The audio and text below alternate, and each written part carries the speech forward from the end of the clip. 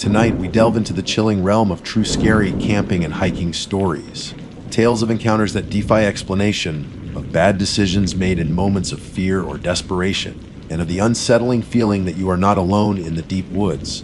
Get ready to have your perception of the great outdoors forever altered, because what awaits you in this next clip is a stark reminder that sometimes the most terrifying stories are the ones that are true. My name is Brittany, and I've always considered myself an adventurous person. I love the outdoors, the feeling of the sun on my skin, and the quiet solitude that nature offers. Lately, life had been a lot. Work was stressful, my relationship had recently ended, and I just felt this overwhelming need to escape the city and reconnect with something real. That's why, on a crisp Saturday morning, I found myself driving towards the Chattahoochee National Forest in Georgia, my trusty hiking boots and a well-worn backpack my only companions. My destination for the day was Anaruby Falls, a stunning twin waterfall formed by the Curtis and York Creeks. I had seen pictures online, and the sheer beauty of the place had called to me. The drive up was scenic, the winding mountain roads offering glimpses of breathtaking vistas. The air grew cooler and cleaner as I ascended, the scent of pine and damp earth filling my car. I rolled down the windows, letting the sounds of nature wash over me, the chirping of unseen birds, the rustling of leaves in the gentle breeze. It was exactly what I needed. A chance to breathe, to clear my head, and to remind myself that there was still beauty and peace in the world, even if my personal life felt a bit chaotic at the moment. I arrived at the trailhead around mid-morning. The parking lot was moderately full, mostly families and couples looking to enjoy a day in nature. I laced up my boots, doubled, checking the knots, and adjusted the straps of my backpack. Water bottle. Check. Snacks, check. First aid kit, check. Map and compass. Even though the trail to the falls was well marked, I always believed in being prepared. My phone was fully charged, though I knew cell service could be spotty in this area. I took a deep breath, the cool mountain air invigorating my lungs, and started down the path. The trail to Anaruby Falls is relatively short and well maintained, making it accessible to hikers of all levels. It meandered through a lush forest, the sunlight filtering through the canopy in dappled patterns on the forest floor. Wildflowers bloomed in vibrant colors along the sides of the path, and the sound of the nearby creek provided a soothing soundtrack to my hike. I passed a few other hikers along the way, exchanging friendly nods and smiles. There was a shared sense of appreciation for the natural beauty surrounding us. As I walked, my mind began to quiet down. The worries and anxieties that had been plaguing me started to fade into the background, replaced by a sense of calm and presence. I focused on the rhythm of my steps, the feel of the earth beneath my boots, the sights and sounds of the forest. It was almost meditative. I stopped occasionally to admire a particularly beautiful patch of moss or to listen to the calls of the birds. I even spotted a deer grazing peacefully in a clearing, its large brown eyes watching me with mild curiosity before it bounded off into the woods. The sound of rushing water grew louder as I continued along the trail, signaling that I was getting closer to the falls. My anticipation grew with each step. I rounded a bend, and there it was, Anaruby Falls in all its glory. The twin streams of water cascaded down the steep rock face with impressive force, creating a misty spray that hung in the air. The sight was truly breathtaking, even more stunning than the pictures I had seen. There was a viewing platform situated perfectly to allow visitors to take in the full majesty of the falls. A few other people were already there, snapping photos and simply gazing in awe at the natural wonder. I found a spot near the railing and just stood there for a while, letting the beauty of the scene wash over me. The power of the water, the sheer height of the falls, the lush greenery surrounding it, it was all incredibly captivating. After a while, the other visitors began to leave, and I found myself alone on the viewing platform. The tranquility was profound. The only sounds were the roar of the waterfall and the gentle breeze rustling the leaves. I decided to sit down on one of the benches and just soak it all in. I closed my eyes for a moment, letting the coolness kiss my face, and felt a sense of peace I hadn't experienced in months. I must have sat there for a good 20 minutes, lost in my thoughts and the beauty of my surroundings. When I finally opened my eyes, I noticed something glinting in the water at the base of the falls. The water was churning and foamy where it hit the rocks below, but there was a small, relatively still pool near the edge of the viewing platform. It was in this pool that I saw the flash of light, Curiosity piqued, I stood up and made my way to the edge of the platform, peering down into the water. The glint came again, and I could now make out the shape of the object. It looked like a ring, an old-fashioned wedding band made of what appeared to be tarnished gold. It was partially submerged, catching the sunlight that filtered through the trees. There was something about the ring that drew me in. Perhaps it was the way it shimmered in the water, or maybe it was the thought of the story behind it. Who had lost it here? How long had it been there? Was it a symbol of love, now lost and forgotten? I felt an inexplicable urge to retrieve it. The pool wasn't too far down, maybe a couple of feet below the level of the viewing platform. There were some rocks jutting out that looked like they could provide a precarious foothold. I hesitated for a moment, thinking about whether it was worth the risk. The rocks looked a bit slippery from the constant spray of the falls, but the allure of the ring was too strong to resist. Carefully, I climbed onto the railing of the viewing platform, testing my balance. Then I reached down, placing my foot on the first rock. It felt relatively stable. I slowly lowered myself, using the railing for support until I could reach the water. The water was surprisingly cold even on this warm day. I reached into the pool, my fingers brushing against the smooth, cold metal of the ring. I picked it up. It was heavier than I expected, and the gold was indeed tarnished, with intricate carvings around the band. As my fingers closed around it, a sudden intense chill ran down my spine. It wasn't just the coldness of the water, this was something else, something deeper and more unsettling. At the exact same moment, I had the distinct and undeniable feeling of someone standing right behind me. I could feel their presence, a heavy, almost suffocating weight in the air. And then I heard it, a sound that made the hairs on the back of my neck stand on end. Heavy breathing, slow, ragged breaths, as if someone had been running for a long time. My heart leaped into my throat. I froze, clutching the ring tightly in my hand, every muscle in my body tensed. My breath hitched. I wanted to turn around to see who or what was behind me, but I was paralyzed by a primal fear. The feeling was so real, so visceral, that I couldn't bring myself to move. The heavy breathing continued for what felt like an eternity, though it was probably only a few seconds. It was right behind me, so close I could almost feel the warm, stale air on my neck. My mind raced, trying to make sense of it. There was no one else on the viewing platform. I had been completely alone just moments before. Slowly, cautiously, I began to turn my head. My eyes darted around, scanning the area behind me. The viewing platform was empty. There was no one there, just the railing, the trees, and the cascading water. I turned my entire body, my gaze sweeping across the platform and the surrounding woods. Nothing. Absolutely nothing. The heavy breathing had stopped as abruptly as it had started, leaving behind only the sound of the waterfall and the frantic pounding of my own heart. A wave of confusion and unease washed over me. What had just happened? Had I imagined it? But it had felt so real, so tangible. The chill, the presence, the breathing, it had all been incredibly vivid. I looked down at the ring in my hand. Could it be connected to this strange experience? I quickly climbed back onto the viewing platform, my hands shaking slightly.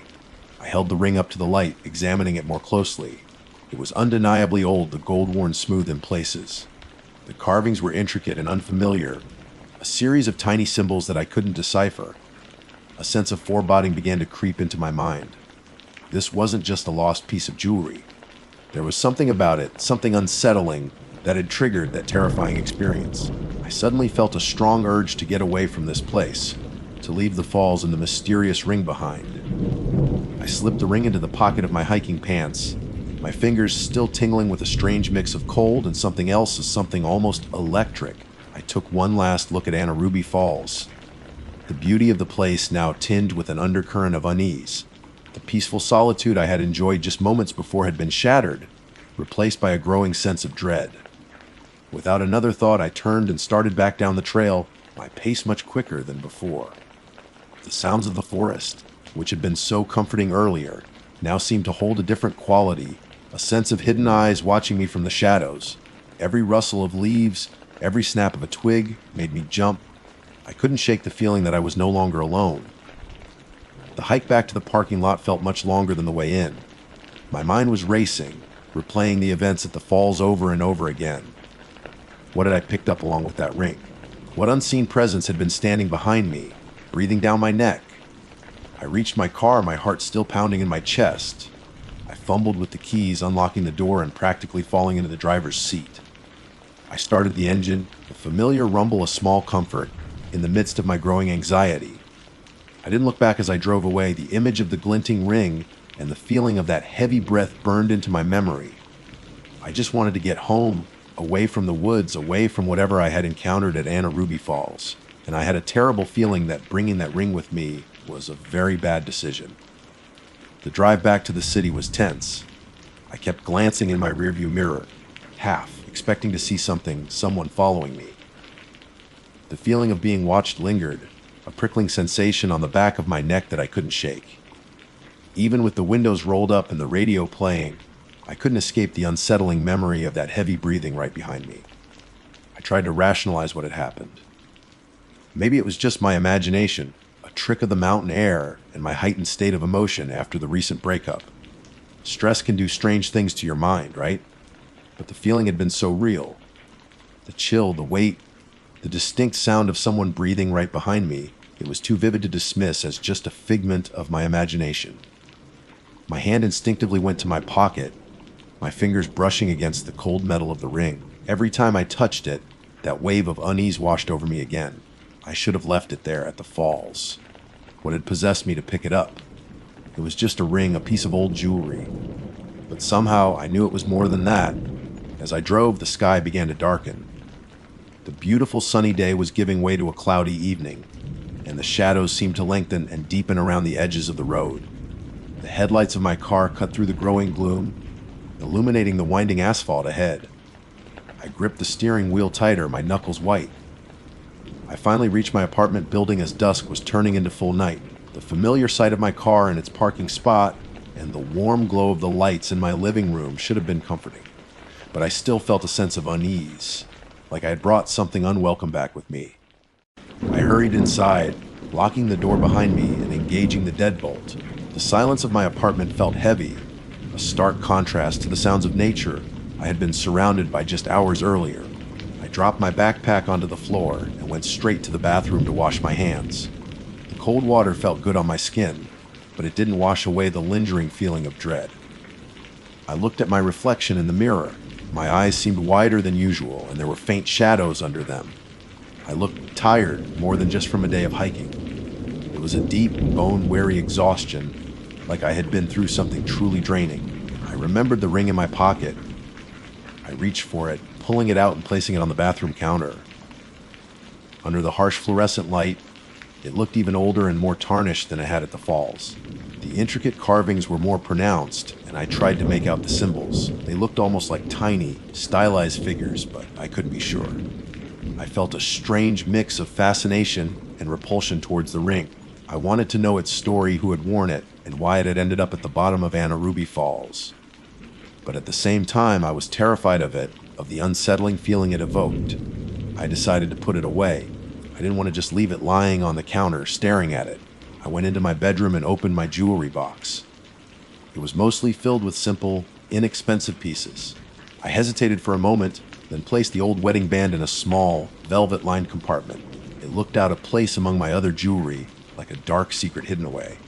I tried to distract myself. I turned on the TV, hoping to lose myself in a mindless sitcom. But my thoughts kept drifting back to the falls, to the ring, to that chilling sensation of someone being right behind me. I couldn't shake the feeling that I had brought something back with me, something unseen and malevolent. Later that evening, I decided to make some dinner. As I was chopping vegetables in the kitchen, I heard a faint scratching sound coming from the living room. I froze, my knife hovering over the cutting board. My heart started to pound again. I strained my ears, listening intently. The scratching sound came again, a soft, rhythmic scraping, like something was dragging across the floor.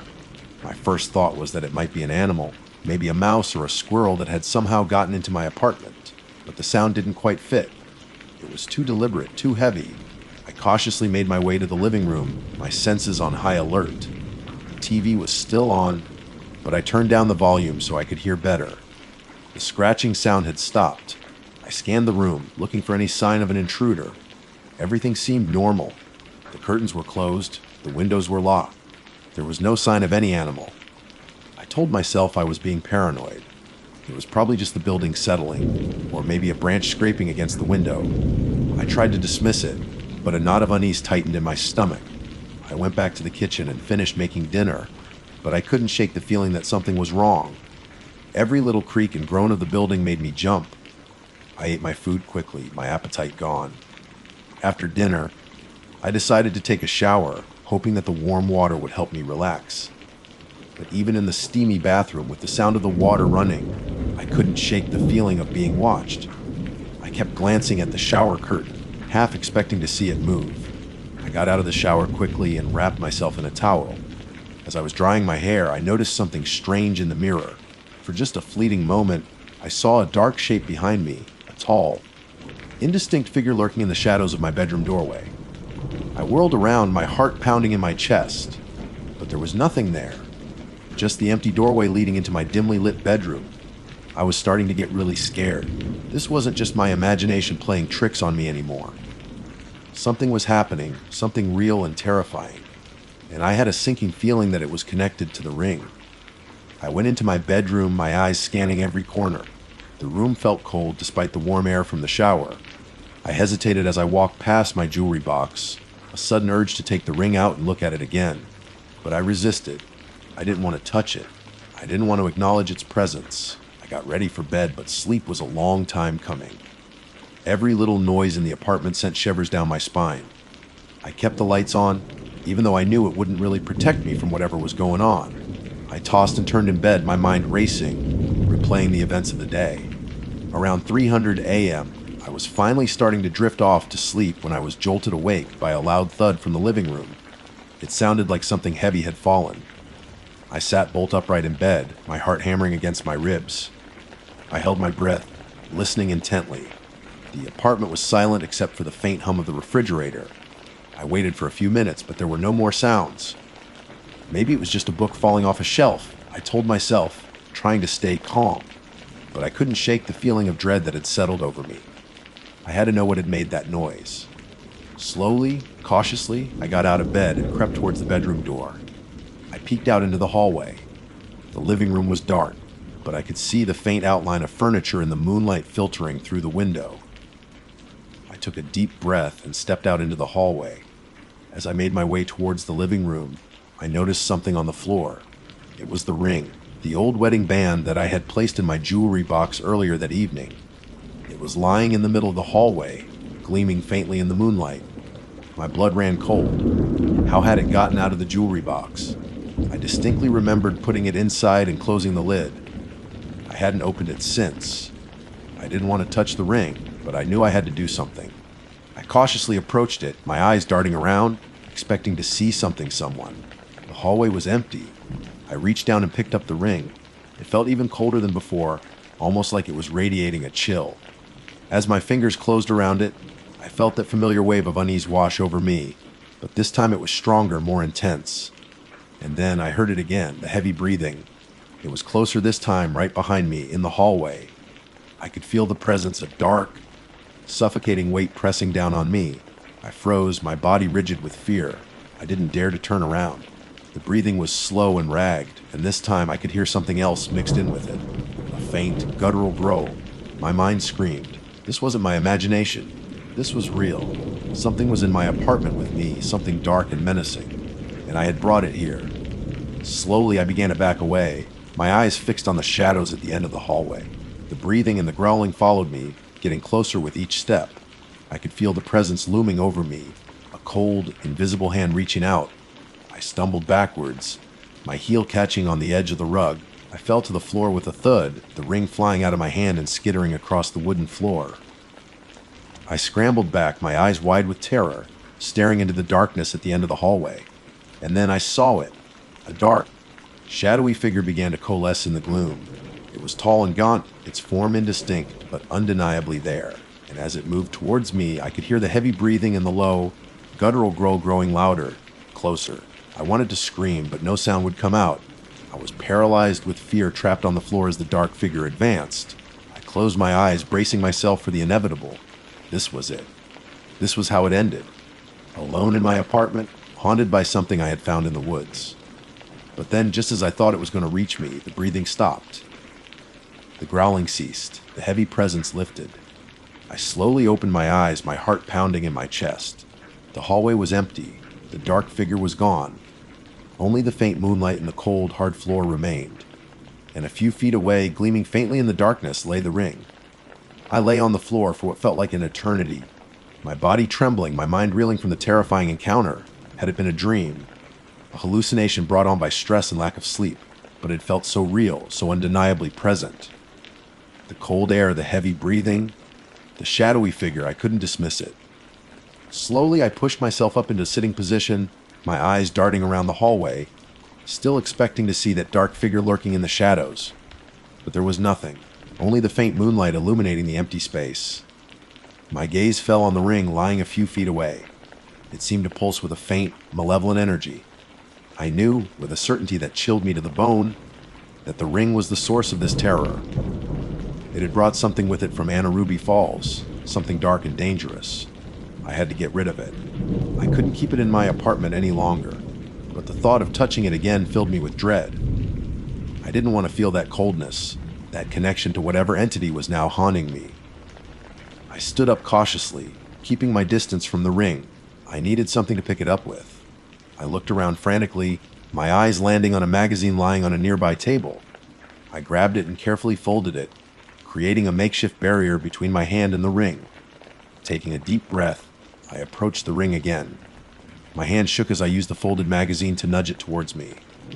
Once it was within reach, I quickly scooped it up, the magazine providing a thin layer of insulation against its coldness. My heart was still pounding in my chest. I needed to get out of here, away from the ring and whatever it had unleashed. But where could I go? Who could I turn to? I didn't want to tell anyone what had happened. They would think I was crazy. My eyes fell on my backpack, still lying in the corner of the living room from my hike. An idea began to form in my mind. I had to take the ring back. Back to Ruby Falls. Back to where I had found it. Maybe that would appease whatever spirit or entity was now attached to it. It was a long shot, and the thought of going back to that place filled me with trepidation. But I couldn't think of any other way to get rid of this thing. I had to try. I grabbed my keys and my phone, my hands still trembling. I didn't bother changing out of my pajamas. Time was of the essence. I had to get out of my apartment before whatever I had seen in the hallway returned. I crept out of my apartment, locking the door behind me. The hallway in my building seemed darker and more ominous than usual. Every shadow seemed to hold a potential threat. I hurried down the stairs and out in the cool night air. The city was quiet at this hour, the streets mostly deserted. I got into my car, fumbling with the keys in my haste. I started the engine and pulled away from the curb, my headlights cutting through the darkness. The drive back to the Chattahoochee National Forest was filled with a sense of mounting dread. Every rustle of leaves, every flicker of shadow in my peripheral vision made me jump. I kept glancing in my rearview mirror, half expecting to see headlights following me, or worse, something else. The closer I got to Ruby Falls, the more oppressive the atmosphere became. The air felt heavy and still, and an unnatural silence seemed to have fallen over the landscape. Even the crickets and other nocturnal creatures seemed to have gone quiet. I arrived at the trailhead parking lot in the pre-dawn hours. The sky was just beginning to lighten in the east, casting long, eerie shadows across the empty lot. The air was cold and damp, and a thick mist hung in the trees. I parked my car and got out, clutching the magazine, wrapped ring tightly in my hand. The silence of the forest was unnerving, broken only by the distant sound of rushing water. The beauty of the place that had captivated me just yesterday now felt menacing and foreboding. I started down the trail towards the falls, my pace quick and determined. I didn't want to linger here any longer than necessary. The feeling of being watched was back, stronger than ever. I could sense eyes on me from the shadows of the trees. As I approached the viewing platform, the mist grew thicker, swirling around my feet like ghostly tendrils. The sound of the waterfall was deafening, almost drowning out my own ragged breathing. The viewing platform was deserted, shrouded in mist. It looked even more isolated and eerie than it had the day before. I walked to the edge, peering down at the churning water below. This was it. I had to put the ring back where I had found it. But the thought of reaching down into that cold water again filled me with a sense of primal fear. Taking a deep breath, I unwrapped the ring from the magazine. The cold metal felt instantly clammy against my skin, sending a shiver down my spine. I held it over the edge of the platform, my hand trembling. I hesitated for a moment, a part of me wondering if this would even work. What if the entity was now attached to me, not just the ring? But I had to try. With a surge of determination, I dropped the ring into the pool below. It disappeared beneath the murky surface with a soft splash. I held my breath, waiting for something to happen. The mist swirled around me, the waterfall roared, but nothing else changed. For a few moments, I felt a flicker of hope. Maybe it was over. Maybe I had done it. But then the air grew colder, the mist thickening even more. A heavy silence fell over the falls, the roar of the water seeming to die down to a mere whisper. And then I heard it again, the heavy breathing. It was closer this time, right behind me, just like in my apartment. I could feel the presence, a cold, suffocating weight pressing down on me. I didn't dare to turn around. The breathing was slow and ragged, and then I heard the faint, guttural growl. It was right behind my ear, sending a wave of pure terror through me. A cold, invisible hand touched the back of my neck. I gasped, my body freezing in place. I could feel the presence looming over me, a dark, malevolent energy surrounding me. I closed my eyes, bracing myself for the worst. This was it. I hadn't escaped. I had only brought it back to its domain. The cold hand tightened its grip on my neck. I couldn't breathe. Panic surged through me. I tried to scream, but no sound would come out. And then I felt a sharp, searing pain in my neck, like I was being squeezed by something incredibly strong and cold. The last thing I heard before everything went black was the heavy, ragged breathing right behind me. I never made it back from Anna Ruby Falls that morning. My car was found in the parking lot later that day, still running, the driver's side door slightly ajar. A search party was organized, but they never found any trace of me. Some people say I got lost in the woods. Others whisper darker theories. They talk about strange occurrences at the falls, about unexplained disappearances over the years. Sometimes, hikers report feeling a sudden chill near the viewing platform, or the distinct sensation of someone standing right behind them, breathing heavily. And occasionally, they say, if you look closely enough in the small pool at the base of the falls, you can still see a faint glint of gold in the murky water. But they never pick it up. They know better. They know that some things are best left lost, and that some beauty hides a terrible, unseen price. My name is Tyler, and if there's one thing you need to know about me, it's that I'm a sucker for a good story, especially the kind that makes the hairs on the back of your neck stand up. I've always been drawn to the creepy, the unexplained, the things that go bump in the night. That's probably why I spend so much time scouring Reddit's No Sleep and other online forums for first-hand accounts of the bizarre and terrifying. So, when I first heard the local whispers about Fort Mountain State Park, specifically the legend of the ancient stone wall and the strange occurrences surrounding it, my interest was immediately piqued. Fort Mountain isn't exactly a hidden gem. It's a popular spot for hiking, camping, and enjoying the scenic views of the Blue Ridge Mountains in Georgia. But it's the history, the air of mystery clinging to its summit, that truly sets it apart. The centerpiece, of course, is the enigmatic stone wall. No one knows for sure who built it or why. Theories range from ancient indigenous peoples to early European settlers, with some even suggesting more unconventional origins. Whatever the truth, the wall stands as a silent testament to a forgotten past, snaking across the mountaintop like the spine of some colossal, slumbering beast. I'd visited the park a few times during the day, walked along sections of the wall, and tried to imagine the hands that had placed each stone. There's a palpable sense of history there, a feeling that you're treading on ground that has witnessed things long since lost to time. But the stories I'd read online, the ones shared in hushed tones by locals at the gas station and diner, painted a far more unsettling picture of the mountain, especially after dark. Tales of strange lights, disembodied whispers, and a persistent feeling of being watched were common. And then there were the more disturbing accounts, the ones that spoke of rituals, of things moving in the shadows, and of people who ventured too far off the beaten path and never returned the same. Naturally, this only fueled my desire to experience the mountain's darker side for myself. I wasn't looking for trouble, exactly. More like an authentic thrill, a chance to test my nerves and maybe, just maybe, catch a glimpse of something truly out of the ordinary. So, when a full moon was predicted for a clear Saturday night, I knew it was the perfect opportunity for a solo night hike. My girlfriend, Sarah, tried to talk me out of it, citing all the usual concerns about safety and the inherent foolishness of wandering around in the woods alone at night. But I'm not easily dissuaded, especially when my curiosity is piqued. I assured her I'd stick to the main trails, wouldn't take any unnecessary risks, and would check in with her regularly. Deep down, though, I knew I was probably going to push those boundaries. That's just the kind of person I am. I arrived at the park around dusk, the air already carrying a cool, crisp bite. The parking lot was mostly empty, with only a handful of cars belonging to overnight campers. As the last sliver of sun dipped below the horizon, painting the sky in hues of orange and purple, I laced up my hiking boots, adjusted my backpack, and started towards the Stonewall Trail. The full moon was already beginning its ascent, a massive, luminous orb hanging in the inky sky, casting long, dancing shadows that played tricks on my eyes. The initial part of the hike was peaceful, almost serene. The forest was quiet, save for the occasional rustle of leaves in the gentle breeze and the distant hoot of an owl.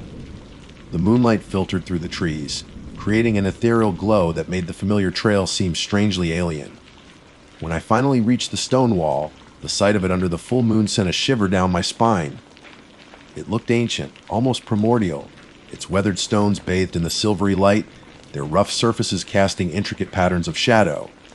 I started walking along the wall, my headlamp off, letting the moonlight guide my way. The air felt different here, heavier, almost charged. There was a stillness, a silence that felt deeper than the natural quiet of the woods.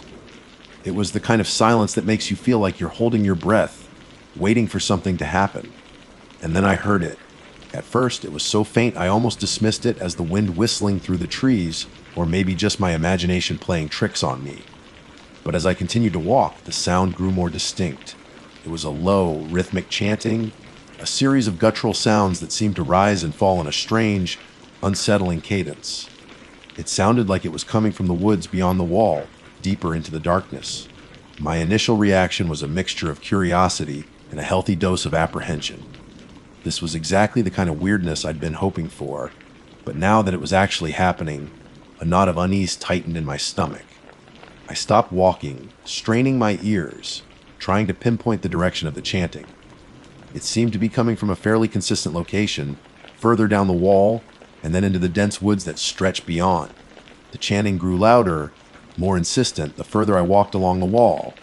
It was no longer a faint whisper, it was a clear, resonant sound, though I still couldn't make out any discernible words. It was the tone, the rhythm, that was so unsettling. It sounded ancient, primal, almost like something you'd hear in a movie about a long-lost tribe or some forgotten ritual. My mind started racing, conjuring up all sorts of possibilities, most of them firmly rooted in the creepy stories I'd read. Was this some kind of reenactment? Some weird group of locals holding a ceremony in the woods? Or was it something else? Something less easily explained? Despite the growing sense of unease, the pull of curiosity was strong. I found myself wanting to know more, to understand the source of this strange sound. I told myself it was probably nothing, just some harmless weirdos. But a nagging voice in the back of my head whispered that there was something decidedly wrong about the whole situation. The isolation, the late hour, the eerie atmosphere of the moonlit woods, and that persistent, unsettling chant, it all combined to create a feeling of profound wrongness.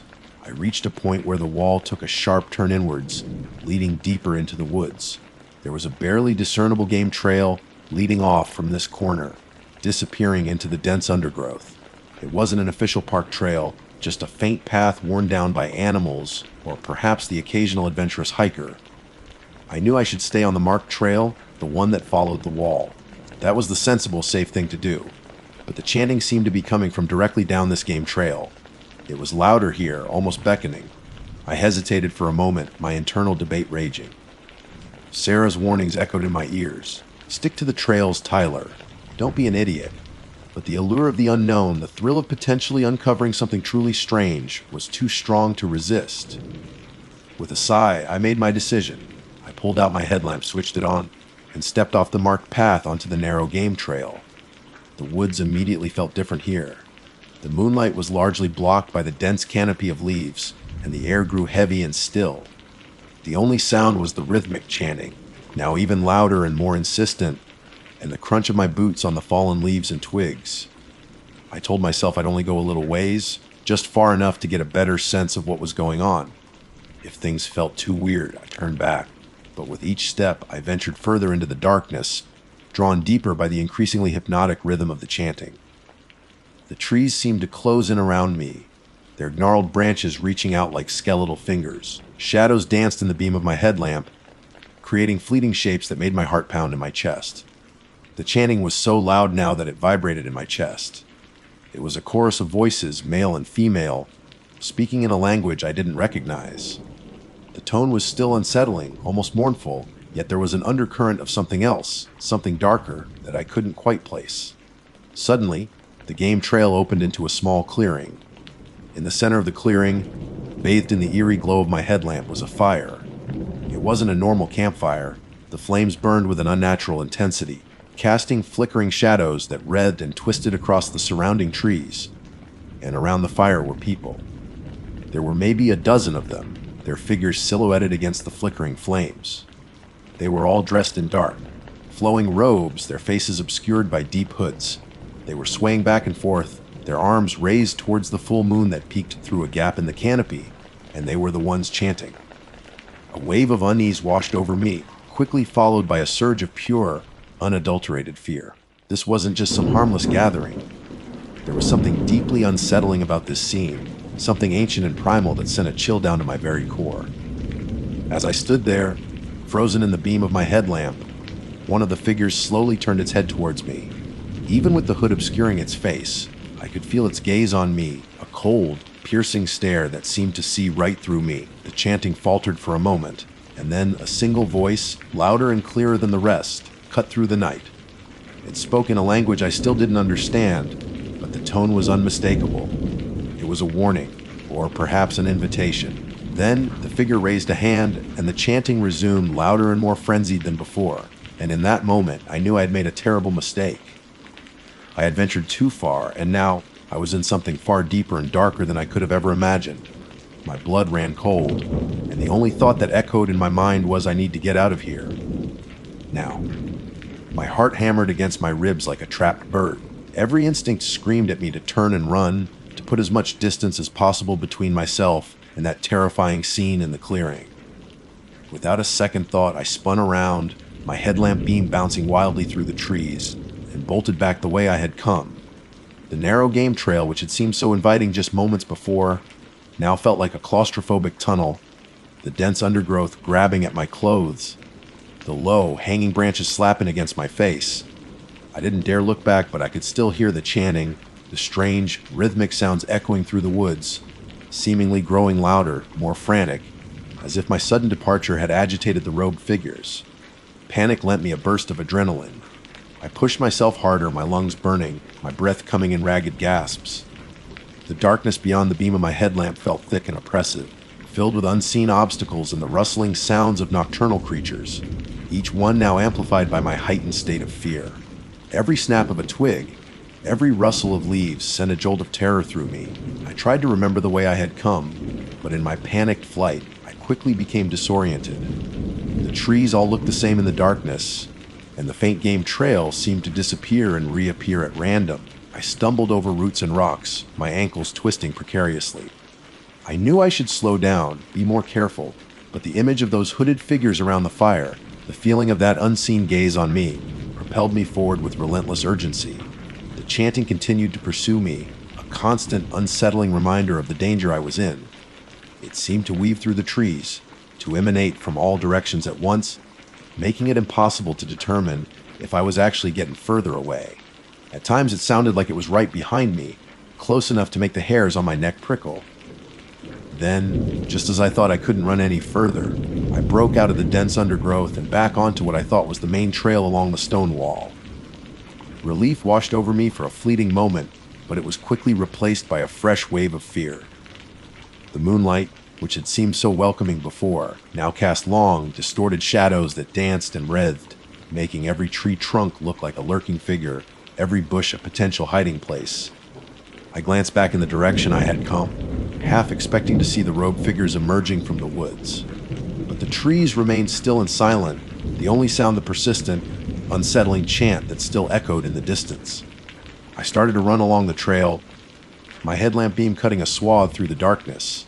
I had no idea where I was going, only that I needed to keep moving, to put as much distance as possible between myself and that clearing. I told myself that if I could just make it back to the parking lot, back to my car, I would be safe. But the woods seemed to have other plans. As I ran, I started to hear other sounds besides the chanting. There were rustling noises in the undergrowth beside the trail, sounds that were too heavy to be squirrels or rabbits. I could hear the snapping of twigs, the crunching of leaves, as if something was moving parallel to me, keeping pace in the darkness just beyond the reach of my headlamp. My breath hitched in my throat. I wasn't alone out here. I risked a quick glance to the side, my heart leaping into my throat. For a split second, I thought I saw a dark shape moving through the trees, a fleeting glimpse of something tall and slender, but it was gone before I could focus. My mind conjured up images of the robed figures, their hoods obscuring their faces, their movements silent and swift. Panic threatened to overwhelm me again. I stumbled, nearly falling, but managed to regain my balance. I had to keep moving. I couldn't let them catch me. Then the chanting changed. It was still rhythmic, still unsettling, but it was closer now, much closer. And there was a new element to it, a high-pitched, almost screeching sound that sent a shiver of pure terror down my spine. It sounded like laughter. Cold dread washed over me. They knew I was running. They were toying with me. I pushed myself to run faster, my legs pumping like pistons. But the trail seemed to go on forever, winding through the trees, leading me deeper and deeper into the darkness. I started to doubt if I was even on the right path anymore. Everything looked the same, a confusing maze of trees and shadows under the cold, indifferent gaze of the full moon. In my desperation, I made another bad decision. I spotted what looked like a shortcut, a steep, rocky path leading downhill, away from the main trail. It looked treacherous, but the thought of getting away, of putting some distance between myself and that terrifying chanting, was too tempting to resist. Without thinking it through, I veered off the main trail and onto the rocky path. The descent was even more difficult than I had anticipated. The path was uneven and covered in loose stones, and I stumbled several times, my hands and knees getting scraped. The trees here were even denser, blocking out most of the moonlight, and the beam of my headlamp seemed to get swallowed by the oppressive darkness. The chanting was still there, but it sounded different now, muffled, as if the figures were further away. For a moment, I felt a flicker of hope. Maybe I had lost them. Maybe this risky shortcut had actually worked. But then, I heard a new sound. It was a rustling in the leaves directly ahead of me, followed by a low, guttural growl. My blood ran cold. This wasn't one of the robed figures. This was something else. Something animalistic. I froze, my headlamp beam fixed on the darkness ahead. Two glowing eyes stared back at me, reflecting the light like burning coals. They were low to the ground, and I couldn't make out the creature's shape in the darkness, but the low growl that rumbled through the air sent a primal fear coursing through my veins. I didn't know what it was. Bear, a wild dog, something else entirely, but I knew I didn't want to find out. I slowly started to back away, my heart pounding in my chest. But then I heard movement behind me, the rustling of leaves, the snapping of twigs. I was trapped. The growling in front of me intensified, and I could hear the creature shifting its weight, preparing to pounce. Behind me, I could hear the faint but unmistakable sound of footsteps on the rocky path. They were getting closer. I spun around, my headlamp beam sweeping across the darkness, and there it was. Standing at the top of the path, silhouetted against the faint moonlight that filtered through the trees, was one of the robed figures. It was tall and gaunt, its hood obscuring its face, but I could feel its eyes on me, cold and malevolent. It raised a hand, and the chanting, which had faded into the background, suddenly surged forward, louder and more intense than ever before. The high, pitched screeching laughter echoed through the woods, and the creature in front of me let out a deafening roar. I was caught between them, trapped in the darkness, with nowhere to run. The robed figure started to descend the path towards me, its movements slow and deliberate, and the creature in front of me began to advance, its glowing eyes fixed on mine. My mind raced, desperately searching for a way out, but there was none. I was surrounded. Just as the robed figure reached the bottom of the path, its hand outstretched towards me, and the creature lunged forward, teeth bared. I heard a sound from the woods to my left. It was a sharp, cracking sound like a branch breaking. Both the figure and the creature froze, their attention momentarily diverted. For a split second, I saw my chance. Without thinking, I lunged to my right, scrambling off the rocky path and into the dense undergrowth. Thorns tore at my clothes, branches whipped across my face, but I didn't stop. I plunged deeper into the woods, putting as much distance as possible between myself and the path. I could hear the creature snarling behind me, the robed figure shouting in that strange language, and the chanting echoing through the trees. But I kept running, my only thought to escape, to survive this nightmare. I ran until my lungs burned and my legs ached, until I could no longer hear the creature or the figure behind me. I finally collapsed against a tree, gasping for breath, my body trembling with exhaustion and fear. I was lost, disoriented, and alone in the dark woods. But for the moment, at least, I was alive. As I sat there, trying to catch my breath, I heard a new sound, a faint rustling in the leaves nearby. I tensed, my heart pounding again. Had they followed me? Then, a small, furry creature emerged from the undergrowth. It was a raccoon, its eyes reflecting my headlamp beam. It looked at me for a moment, then scurried away into the darkness. Relief washed over me, quickly followed by a fresh wave of despair. I was still lost, still deep in the woods, and I had no idea how to get back to the trail, let alone my car. And somewhere out there, in the darkness, were those robed figures and that thing. As I sat there, alone and terrified, I started to hear the chanting again. It was faint at first, but it grew steadily louder, closer. They were still out there. They were still looking for me. And this time, I had a feeling they wouldn't let me get away. Huddled at the base of the tree, I felt a bone, deep chill that had nothing to do with the night air. The chanting was definitely closer now, a chorus of voices weaving through the darkness, sounding like a mournful hymn carried on the wind. I fumbled for my phone in my pocket, my hands shaking so badly I almost dropped it. The screen lit up, displaying the dreaded words, "No service." Of course, deep in the woods, miles from civilization, with something unholy hunting me, my lifeline to the outside world was useless. Despair washed over me, but I knew I couldn't give up. I had to try to find my way back. I stood up, my muscles protesting with every movement, and tried to get my bearings. The moon was still high in the sky, casting an eerie glow that barely penetrated the dense canopy above. I had no idea which direction I had come from, and the woods looked the same in every direction, a tangled mess of trees, undergrowth, and shadows. I decided to start walking in what I thought was the opposite direction of the chanting. Every rustle of leaves, every snap of a twig, made me jump. I kept expecting to see those glowing eyes or the dark, robed figure emerge from the darkness. The chanting seemed to ebb and flow, sometimes fading into the distance, only to surge back, closer and more insistent, a constant reminder that I was being pursued. After what felt like an eternity, I stumbled upon a faint path. It was barely visible in the dim light, but it was better than nothing. I followed it, hoping it would lead me back to the main trail, or at least to some familiar landmark. The path wound through the trees, sometimes going uphill, sometimes down, and I had no idea where it was taking me. Then I saw it. Through the trees, bathed in the pale moonlight, was the ancient stone wall. Relief flooded through me. I recognized this section, a part of the wall I had walked along earlier in the evening. If I could just reach the wall, I knew I could follow it back to the main trail and hopefully to the parking lot. I quickened my pace, my hope giving me a renewed burst of energy.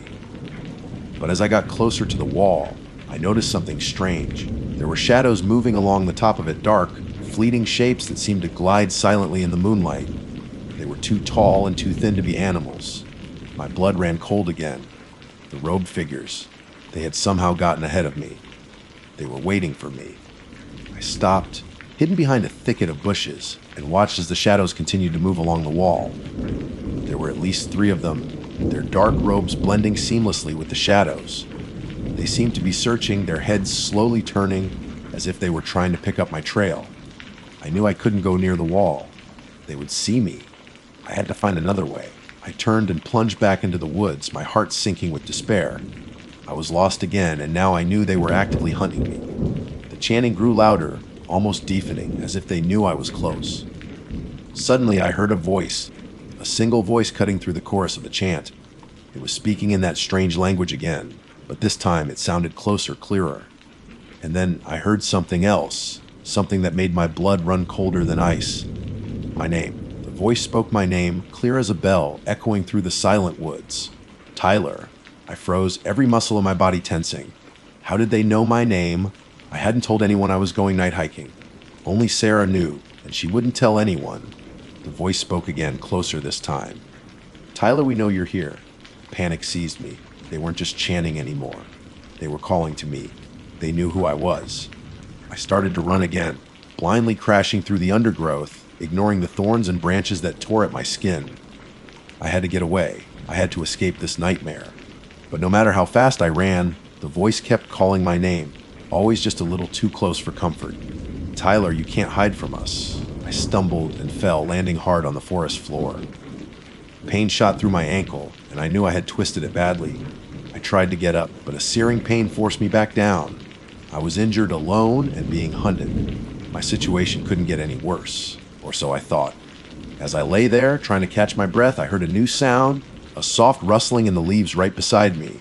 I turned my head slowly, my heart pounding in my chest. Standing just a few feet away, its glowing eyes fixed on mine, was the creature from the rocky path. It was larger than I had thought, its form now visible in the moonlight, a hulking, shadowy figure with long, sharp claws and rows of jagged teeth. It let out a low growl, its hot breath washing over my face. I was trapped.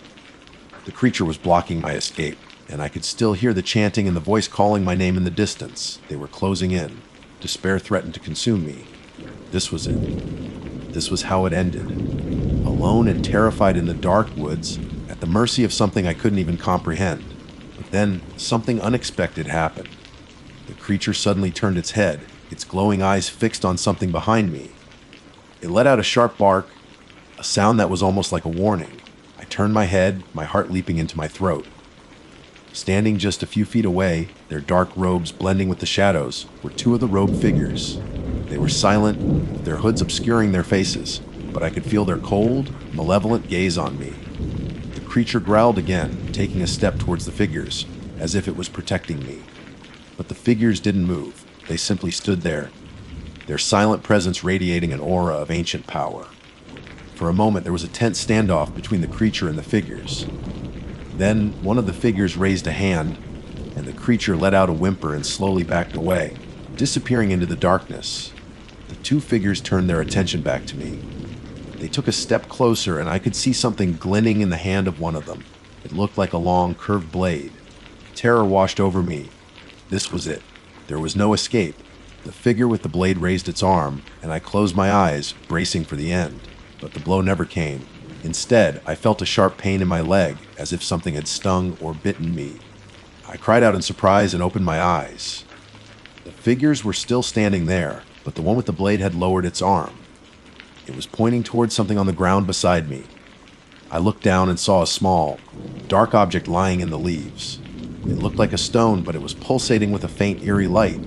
The figure spoke, its voice a low, raspy whisper that seemed to come from the depths of its hood. "Leave this place, Tyler. Never return." Then, the two figures turned and walked away, disappearing silently into the darkness. The chanting faded into the distance, and the woods were silent once more. I lay there for a long time, my heart still pounding, trying to make sense of what had just happened. Why had they let me go? What was that stone? Slowly, I managed to sit up and examine my leg. There was a small puncture wound, surrounded by a patch of red, swollen skin. It stung, but it didn't seem too serious. I picked up the stone.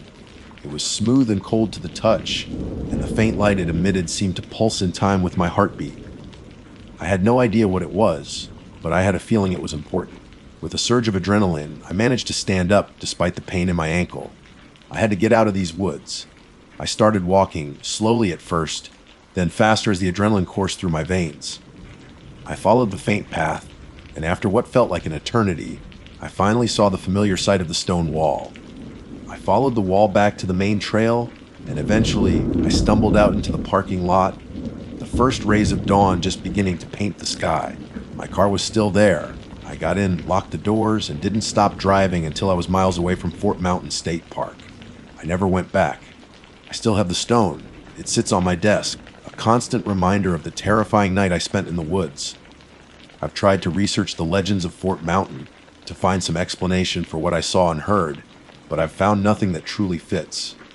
Sometimes, late at night, when the wind howls outside my window, I can still hear the faint echo of the chanting, and I remember the cold, piercing gaze of those hooded figures. And I know with a certainty that chills me to the bone that there are things in this world that we are not meant to understand, things that lurk in the darkness, watching and waiting. My advice: if you ever find yourself near Fort Mountain State Park, especially after dark, stick to the marked trails. Don't go wandering off into the woods, no matter how curious you might be. Some doors are better left unopened. Some whispers are better left unheard. And some ancient secrets are best left undisturbed in the deep, dark woods. Trust me on this. You really don't want to know what lies beyond the wall. My name is Megan, and I've always considered myself a pretty rational person. I like facts, logic, and things that can be explained. That's why what happened on our family camping trip last fall still chills me to the bone. It defies everything I thought I knew about the world, about what's possible. We live in Atlanta, and every year, my parents try to plan a weekend getaway somewhere outdoors. This time, my younger brother, Liam, who's 12 and obsessed with dinosaurs, had been begging to go to Providence Canyon State Park in Georgia. He called it Georgia's Little Grand Canyon. And after looking at some pictures online, even I had to admit it looked pretty spectacular. My older sister, Sarah, who's 16 and perpetually glued to her phone, wasn't thrilled about the idea of being in the middle of nowhere with limited cell service, but she eventually agreed to come. So, the second weekend of October, we packed up our camping gear and made the 3-hour drive southwest. The weather was perfect, crisp autumn air, sunny skies, and the leaves were just starting to turn those beautiful shades of red, orange, and gold. The drive itself was scenic, winding through small towns and past fields of cotton that looked like fluffy white clouds against the brown earth. We arrived at the campsite in the late afternoon. It was nestled in a clearing surrounded by tall pine trees, and we could hear the faint sounds of birds chirping and leaves rustling in the breeze. Dad, ever the efficient one, immediately started setting up the tents with Liam eagerly, helping, by handing him the wrong poles most of the time. Mom started unpacking the food and setting up the picnic table, while Sarah begrudgingly helped me gather firewood. As the sun began to dip below the horizon, painting the sky in hues of pink and purple, we had a simple but delicious dinner of hot dogs and beans. Afterwards, as the darkness deepened and the stars began to pepper the inky sky, Dad built a roaring campfire. The crackling flames cast dancing shadows on the surrounding trees, and the air filled with the comforting smell of burning wood. This is always my favorite part of camping, sitting around the campfire, sharing stories and just enjoying each other's company without the distractions of everyday life. Tonight was no different. We started with silly jokes and anecdotes from our week, but as the fire burned lower and the night grew darker, the conversation naturally turned to ghost stories. Liam, of course, was the first to start. He recounted a tale he'd heard at school about a haunted hiking trail where people would disappear without a trace. Sarah followed with a classic urban legend about a hitchhiker who turned out to be a ghost. Even Mom chimed in with a story her grandmother used to tell about a creepy old house in their hometown. Then it was my turn. I'm not usually one for scary stories, but I remembered something I'd read online about strange occurrences in the woods surrounding Providence Canyon. It was a vague account, something about hikers feeling like they were being watched and hearing unsettling noises they couldn't identify. I embellished it a little, adding details about shadowy figures and eerie whispers, trying to make it sound spooky enough for the occasion. We all chuckled nervously when I finished. The darkness around our little circle of firelight suddenly felt a little more present.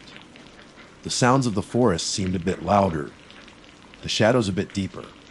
That's when Liam pointed. His small finger, illuminated by the flickering firelight, was directed towards the edge of the woods, where the trees formed a thick, impenetrable wall of blackness. "What's that?" he whispered, his voice barely audible above the crackling of the fire. We all turned to look in the direction he was pointing. At first, we didn't see anything, just the inky blackness beyond the reach of our campfire's glow. Then, as our eyes adjusted, we saw them, a pair of glowing red eyes. They were positioned low to the ground, maybe a couple of feet up, and they were staring directly back at us. The distance was hard to judge in the darkness, but they seemed to be just at the edge of the tree line, maybe 20 or 30 feet away. My first thought was that it was an animal, a raccoon maybe, or an opossum. We'd seen plenty of wildlife on our previous camping trips, but as I stared at those eyes, a cold knot of dread began to form in my stomach. These weren't the eyes of a normal animal. They were too intense, too focused, and the color, that deep, malevolent red. It wasn't the reflection of the firelight. It seemed to emanate from within the eyes themselves, like two burning embers in the darkness. "What is it?" Sarah asked, her voice trembling slightly. Even she, the perpetually unimpressed teenager, seemed unnerved. Dad, who had been quiet until now, stood up slowly. He squinted into the darkness, trying to get a better look. "I don't know," he said, his voice low and cautious. It could be a deer. Sometimes their eyes reflect red in the light. But we all knew that wasn't a deer. Deer eyes reflect light. They don't glow with an inner fire. And there was something about the way these eyes were fixed on us unblinking that felt profoundly wrong. Liam started to whimper, burying his face in Mom's side. She put her arm around him, her own face pale in the firelight. We stood there for what felt like an eternity, just staring at those red eyes, and they stared back. There was a strange sense of intelligence in their gaze, as if whatever was out there was studying us, observing our reactions. It was unsettling, deeply disturbing. Then, just as suddenly as they had appeared, the eyes vanished. There was no sound, no movement in the underbrush, just gone. The darkness at the edge of the woods seemed even blacker now, the silence even more profound. A wave of unease washed over us. The cozy, familiar atmosphere of our campfire had been shattered, replaced by a palpable sense of dread. We all looked at each other, our faces reflecting the fear we were all feeling. Maybe it was just my imagination. Liam whispered, his voice still shaky. But we had all seen them. There was no mistaking it. Two glowing red eyes staring at us from the darkness. Dad tried to sound reassuring. It was probably just an animal, he said again, but his voice lacked conviction. Maybe a fox. They can have reddish eyes. We all wanted to believe him, but the image of those intense, intelligent red eyes was burned into our minds. It felt like we had glimpsed something that wasn't meant to be seen, something ancient and malevolent lurking in the deep woods. The rest of the night was tense and sleepless. Every rustle of leaves, every snap of a twig sent shivers down our spines. We kept the campfire burning as brightly as we could, hoping to ward off whatever was out there. Dad even grabbed the heavy-duty flashlight from the tent and periodically scanned the perimeter of our campsite, but we didn't see anything else. Sleep didn't come easily. I lay in my sleeping bag, listening to the unfamiliar sounds of the forest, my mind racing. What had we seen? What kind of creature had eyes like that? And why did it feel like it had been watching us, not just reacting to our presence? By the time the first rays of dawn peeked through the trees, we were all exhausted and on edge. The magic of the camping trip had evaporated, replaced by a lingering sense of unease. We ate a quick breakfast of granola bars and lukewarm coffee, eager to pack up and leave. As we were taking down the tents, Liam suddenly pointed to the ground near the edge of the woods where we had seen the eyes. "Look," he exclaimed. We all rushed over to where he was pointing. There, in the soft earth, were a set of tracks. They were large, much larger than any animal we would expect to see in this area. And they weren't quite like any paw print had ever seen before. They were vaguely canine in shape, with 4 distinct toes, but they were elongated and the claws looked wrong. Too sharp, too pronounced. Dad knelt down for a closer look. He ran his finger along the edge of one of the tracks. "I don't know what made these," he said, his brow furrowed in concern. "They're bigger than a dog or a coyote." Sarah, who had been unusually quiet all morning, finally spoke up. Maybe it was a bear. But these tracks didn't look like bear tracks either. They were too narrow, the toes too defined. A shiver ran down my spine. Could these tracks belong to whatever had been watching us last night? The thought was deeply unsettling. We finished packing up in record time, our movements hurried and anxious. We didn't even bother to linger and enjoy the scenery of Providence Canyon.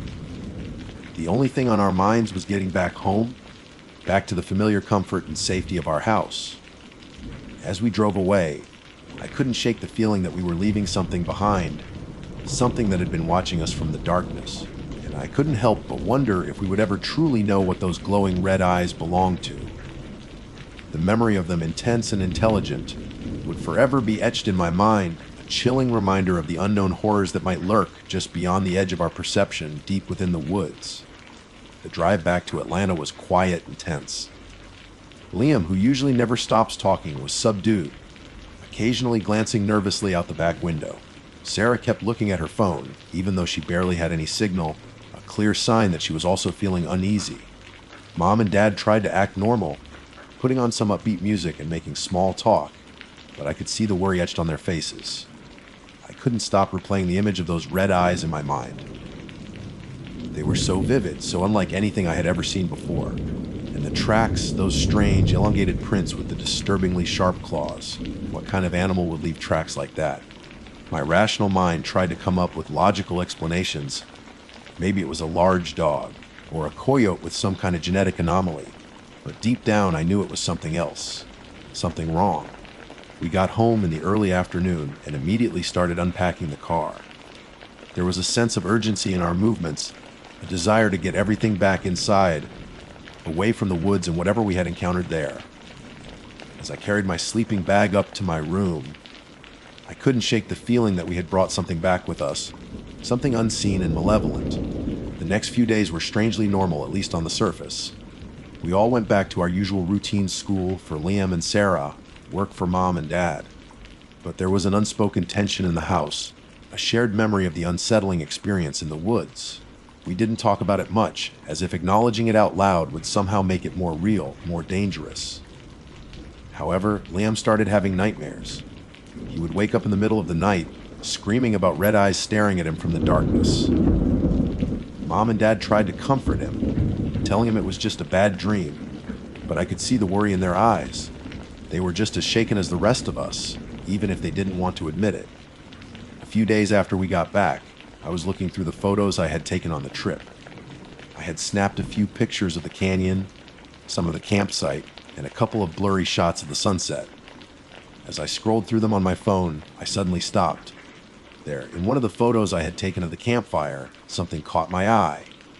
It was a shot of Liam telling a ghost story, his face illuminated by the flickering flames.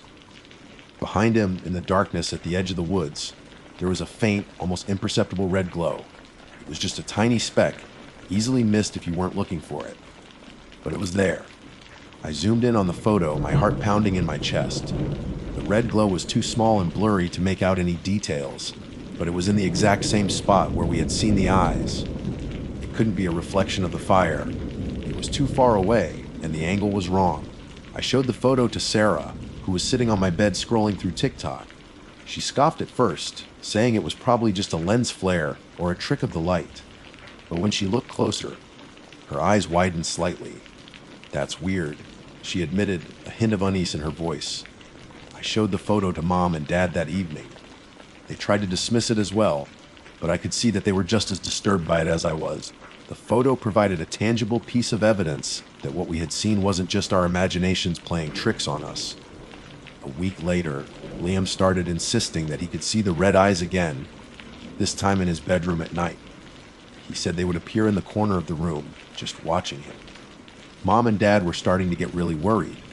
They took him to the doctor, who said it was probably just anxiety and recommended some relaxation techniques. But Liam's fear was palpable, and I couldn't shake the feeling that there was something more to it. Then I started having strange experiences myself.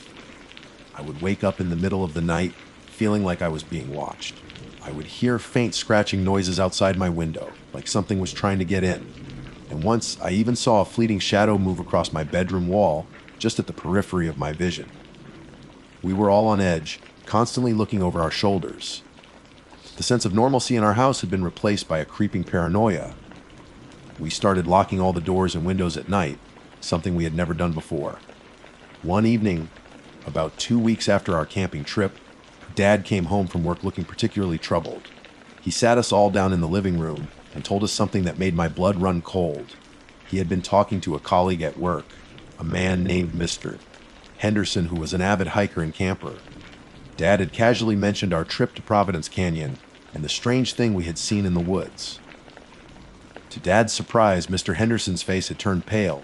Henderson told Dad that he had heard stories about strange occurrences in the area around Providence Canyon for years.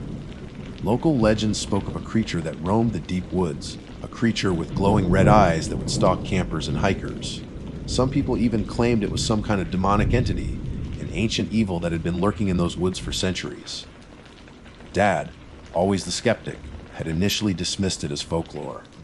But Mr. Henderson had insisted that he knew someone who had a similar encounter years ago, a terrifying experience that had left them deeply traumatized. He warned Dad to be careful if we ever went back to that area. Hearing this story sent a shiver of fear down my spine. It confirmed my deepest fears that what we had seen wasn't just an animal, but something far more sinister. That night I had trouble sleeping. Every creak of the house, every rustle of leaves outside my window made me jump. I kept imagining those red eyes staring at me from the darkness. Around 300 AM, I woke up to a strange sound. It was a soft tapping at my window, like someone was gently knocking. I held my breath, listening intently. The tapping came again, a little louder this time. My heart started pounding in my chest. I was terrified. Who would be knocking on my window in the middle of the night? I slowly got out of bed and crept towards the window. I peered through the curtains, my eyes scanning the darkness outside. At first, I didn't see anything, just the familiar silhouette of the trees in our backyard. Then I saw them, two glowing red eyes just outside my window, staring directly at me. They were closer now, much closer than they had been at the campsite. I could see them clearly, burning like embers in the darkness. And this time I could see more. I could make out a shadowy figure behind the eyes, a tall, gaunt form that seemed to blend into the darkness. I gasped and stumbled back from the window, my blood running cold. I wanted to scream, but my throat was constricted with fear. I backed away slowly, never taking my eyes off the window. The red eyes remained fixed on me, unblinking, filled with an unnerving intelligence. Then, the tapping came again, louder this time, more insistent. It sounded like long, sharp fingernails scratching against the glass. I couldn't take it anymore. I turned and ran out of my room, down the hallway to my parents' bedroom. I burst through the door, my breath coming in ragged gasps. Mom, Dad! It's here, I cried, my voice shaking with terror. The eyes, they're outside my window! My parents woke up with a start, their faces etched with confusion and alarm. What are you talking about, honey? Mom asked, her voice groggy with sleep. The red eyes! I sobbed. They're outside my window! I saw them. Dad immediately got out of bed and rushed to my room, with Mom close behind. I followed them, my heart still pounding. Dad cautiously approached my window and peered through the curtains. He stood there for a moment, his face pale in the dim light from the hallway. I don't see anything, Megan, he said, his voice strained.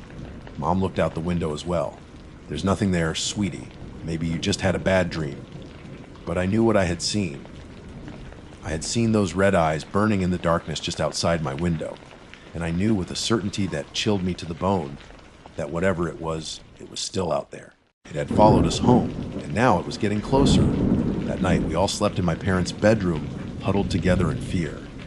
Every sound from outside sent shivers down our spines. We kept the lights on all night, hoping to ward off whatever was lurking in the darkness. The next morning, Dad called in sick to work. He was clearly shaken by my story, even if he didn't fully believe it.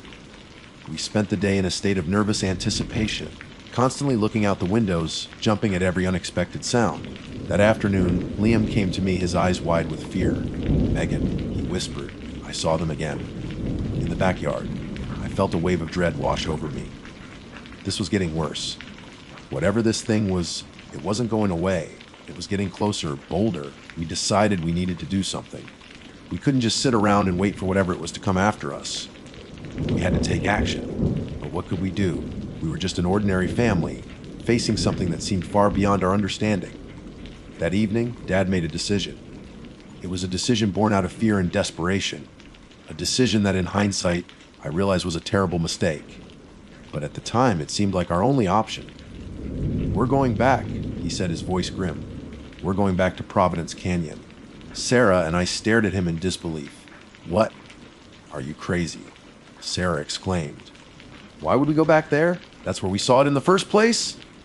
We need to find out what it is, Dad said, his voice firm. We need to understand what we're dealing with. Maybe if we go back to where we saw it, we can find some answers. Mom looked hesitant, but she eventually nodded in agreement. Maybe your dad's right, she said. Maybe we need to face this thing, whatever it is. Liam started to cry. I don't want to go back there. I'm scared. I didn't want to go back either. The thought of returning to those woods filled me with dread. But Dad was insistent. He said we couldn't just live in fear, constantly looking over our shoulders. We needed to take control of the situation. So the next morning we packed up the car again. This time, the atmosphere was completely different. There was no excitement, no anticipation of a fun family getaway. Just a heavy sense of dread and foreboding. We were driving back into the heart of the unknown, and I had a terrible feeling that we were making a huge mistake. A bad decision that could have terrifying consequences. The drive back to Providence Canyon felt much longer this time. The familiar scenery seemed menacing under the weight of our fear. Even Liam was quiet, his usual chatter replaced by a nervous silence. Sarah kept her headphones on, but I could tell she wasn't really listening to anything. Mom and Dad tried to project an air of confidence, but I could see the apprehension in their eyes. We arrived at the state park in the late morning. The parking lot was mostly empty, which only added to the sense of unease. The crisp autumn air felt colder than I remembered, and the sunlight seemed weaker, filtered through a layer of thin, gray clouds. Dad insisted that we go back to the same campsite. He said it was the logical place to start if we wanted to find any clues or understand what we had encountered. I argued that it was a terrible idea, that we should stay in a more populated area, but he wouldn't listen. His determination to confront this thing had become his focus, overriding any sense of caution. The campsite looked different in the daylight. The cheerful clearing now seemed exposed and vulnerable. The trees that had provided shade and a sense of enclosure now looked like silent, watchful sentinels. Even the spot where we had built our campfire seemed tainted, a reminder of the terror we had experienced there. Dad started looking around for the tracks we had seen before, but the ground had been disturbed by other campers, and the leaves had shifted. There was no sign of them. He spent a long time examining the area where we had seen the red eyes, but he found nothing out of the ordinary. As the day wore on, a sense of frustration began to set in. We were here, back in the place that had terrified us, and we had found nothing to explain what we had seen. Maybe it had just been our imaginations after all. A trick of the light, a strange animal we couldn't identify. But the memory of those intense red eyes and the feeling of being watched at home was too real to dismiss. Around late afternoon, Dad decided we should take a hike on one of the trails near our campsite. He said maybe we would see something that would give us a clue. Mom was hesitant, but Dad insisted it was important. Liam and Sarah reluctantly agreed. I had a bad feeling about it, but I didn't want to be left alone at the campsite. We chose a trail that looped through a heavily wooded area, promising scenic views of the canyon. The trail was narrow and winding, the trees thick and dense on either side. The air was still and silent, except for the occasional rustle of leaves under our feet. As we walked deeper into the woods, I couldn't shake the feeling that we were being watched. Every shadow seemed to hold a hidden presence. Every snap of a twig made me jump. Liam kept close to Mom, his hand tightly gripping hers. Even Sarah seemed more subdued than usual, her phone tucked away in her pocket. After about an hour of hiking, we reached a particularly dense section of the trail. The trees were so thick here that very little sunlight penetrated through the canopy, casting long, eerie shadows on the forest floor. The air felt heavy and oppressive, and an unsettling silence hung in the air. Suddenly, Liam stopped dead in his tracks. "Did you hear that?" He whispered, his eyes wide with fear. We all stopped and listened. At first, there was only the sound of our own breathing. Then, we heard it. A faint scratching sound coming from the woods to our right. It sounded like long nails scraping against bark. The sound sent a shiver of dread down my spine. It was the same scratching sound I had heard outside my window at home. Dad grabbed a large stick that was lying on the ground. "Stay close," he said, his voice tense. He started to move slowly towards the edge of the trail, peering into the dense undergrowth. "Dad, be careful," Sarah warned. The scratching sound stopped. We stood there for a moment, holding our breath, listening. The silence that followed was even more unnerving than the sound itself. Then we heard it again. This time it was closer, and it was accompanied by another sound, a soft, guttural growl that seemed to vibrate through the air. Whatever was out there was big, and it was getting closer. Dad took a step back towards us, his face pale. "We need to get out of here," he said urgently. "Now." We turned and started to walk quickly back down the trail, our hearts pounding in our chests. The woods around us seemed to come alive with rustling sounds and snapping twigs. We could feel eyes on us, watching us from the shadows. We picked up our pace, our walk turning into a jog. Liam was struggling to keep up, and Mom had to pull him along. I kept looking over my shoulder, half expecting to see something emerge from the trees. Then we heard it. The sound of something large moving through the underbrush and crashing through the leaves and branches. It was definitely following us. We started to run, our feet pounding on the dirt path. The trees blurred around us as we raced through the woods, the sounds of pursuit getting closer and closer. Suddenly, Liam tripped and fell, scraping his knee. He cried out in pain. Mom stopped to help him up, but Dad urged us to keep moving. "We can't stop!" he yelled. "It's right behind us." Sarah and I hesitated, not wanting to leave Mom and Liam behind. But the terrifying sounds coming from the woods spurred us forward. We kept running, hoping Mom and Liam would catch up. We reached a fork in the trail. One path led back towards the parking lot. The other continued deeper into the woods. We didn't know which way to go. "This way," Dad shouted, pointing to the path leading towards the parking lot. We followed him, our lungs burning, our legs aching. We could still hear the sounds of pursuit behind us, but they seemed to be getting fainter. Just as we thought we might be out of the woods, we heard a blood-curdling scream. It was Mom. We all stopped and turned around, our hearts sinking. Mom and Lamb were nowhere in sight. The path behind us was empty. Mom. Lime screamed, his voice filled with terror. Dad hesitated for a moment, his face a mask of fear and indecision. Then he made a choice. A terrible, desperate choice. "Sarah, Megan, you two keep going," he yelled. "Get back to the car! I'll go back for them." "No, Dad, don't," I cried, but he had already turned and was running back down the trail towards the place where we had heard Mom scream. Sarah and I stood there for a moment, frozen with fear and disbelief. We wanted to go back with him, but we were terrified of what might be waiting in the woods. "We have to go," Sarah said, her voice trembling. "Dad wants us to get help." Reluctantly, we turned and continued running towards the parking lot. Every step felt like a betrayal, leaving our parents and brother behind. But we knew it was what Dad wanted us to do. We finally burst out of the woods and into the parking lot, gasping for breath. Our car was still there, looking small and vulnerable in the empty lot. We scrambled into the car, locking the doors behind us. We sat there for a moment, our hearts pounding, listening for any sounds from the woods. Then we heard it, a series of guttural roars echoing through the trees. They sounded angry, ferocious. We waited for what felt like an eternity, but Dad, Mom, and Liam didn't come back. The roars eventually faded away, replaced by an eerie silence. Sarah started to cry, her body shaking with sobs. I felt numb, unable to comprehend what had just happened. We had gone back to the woods, and now our family was gone.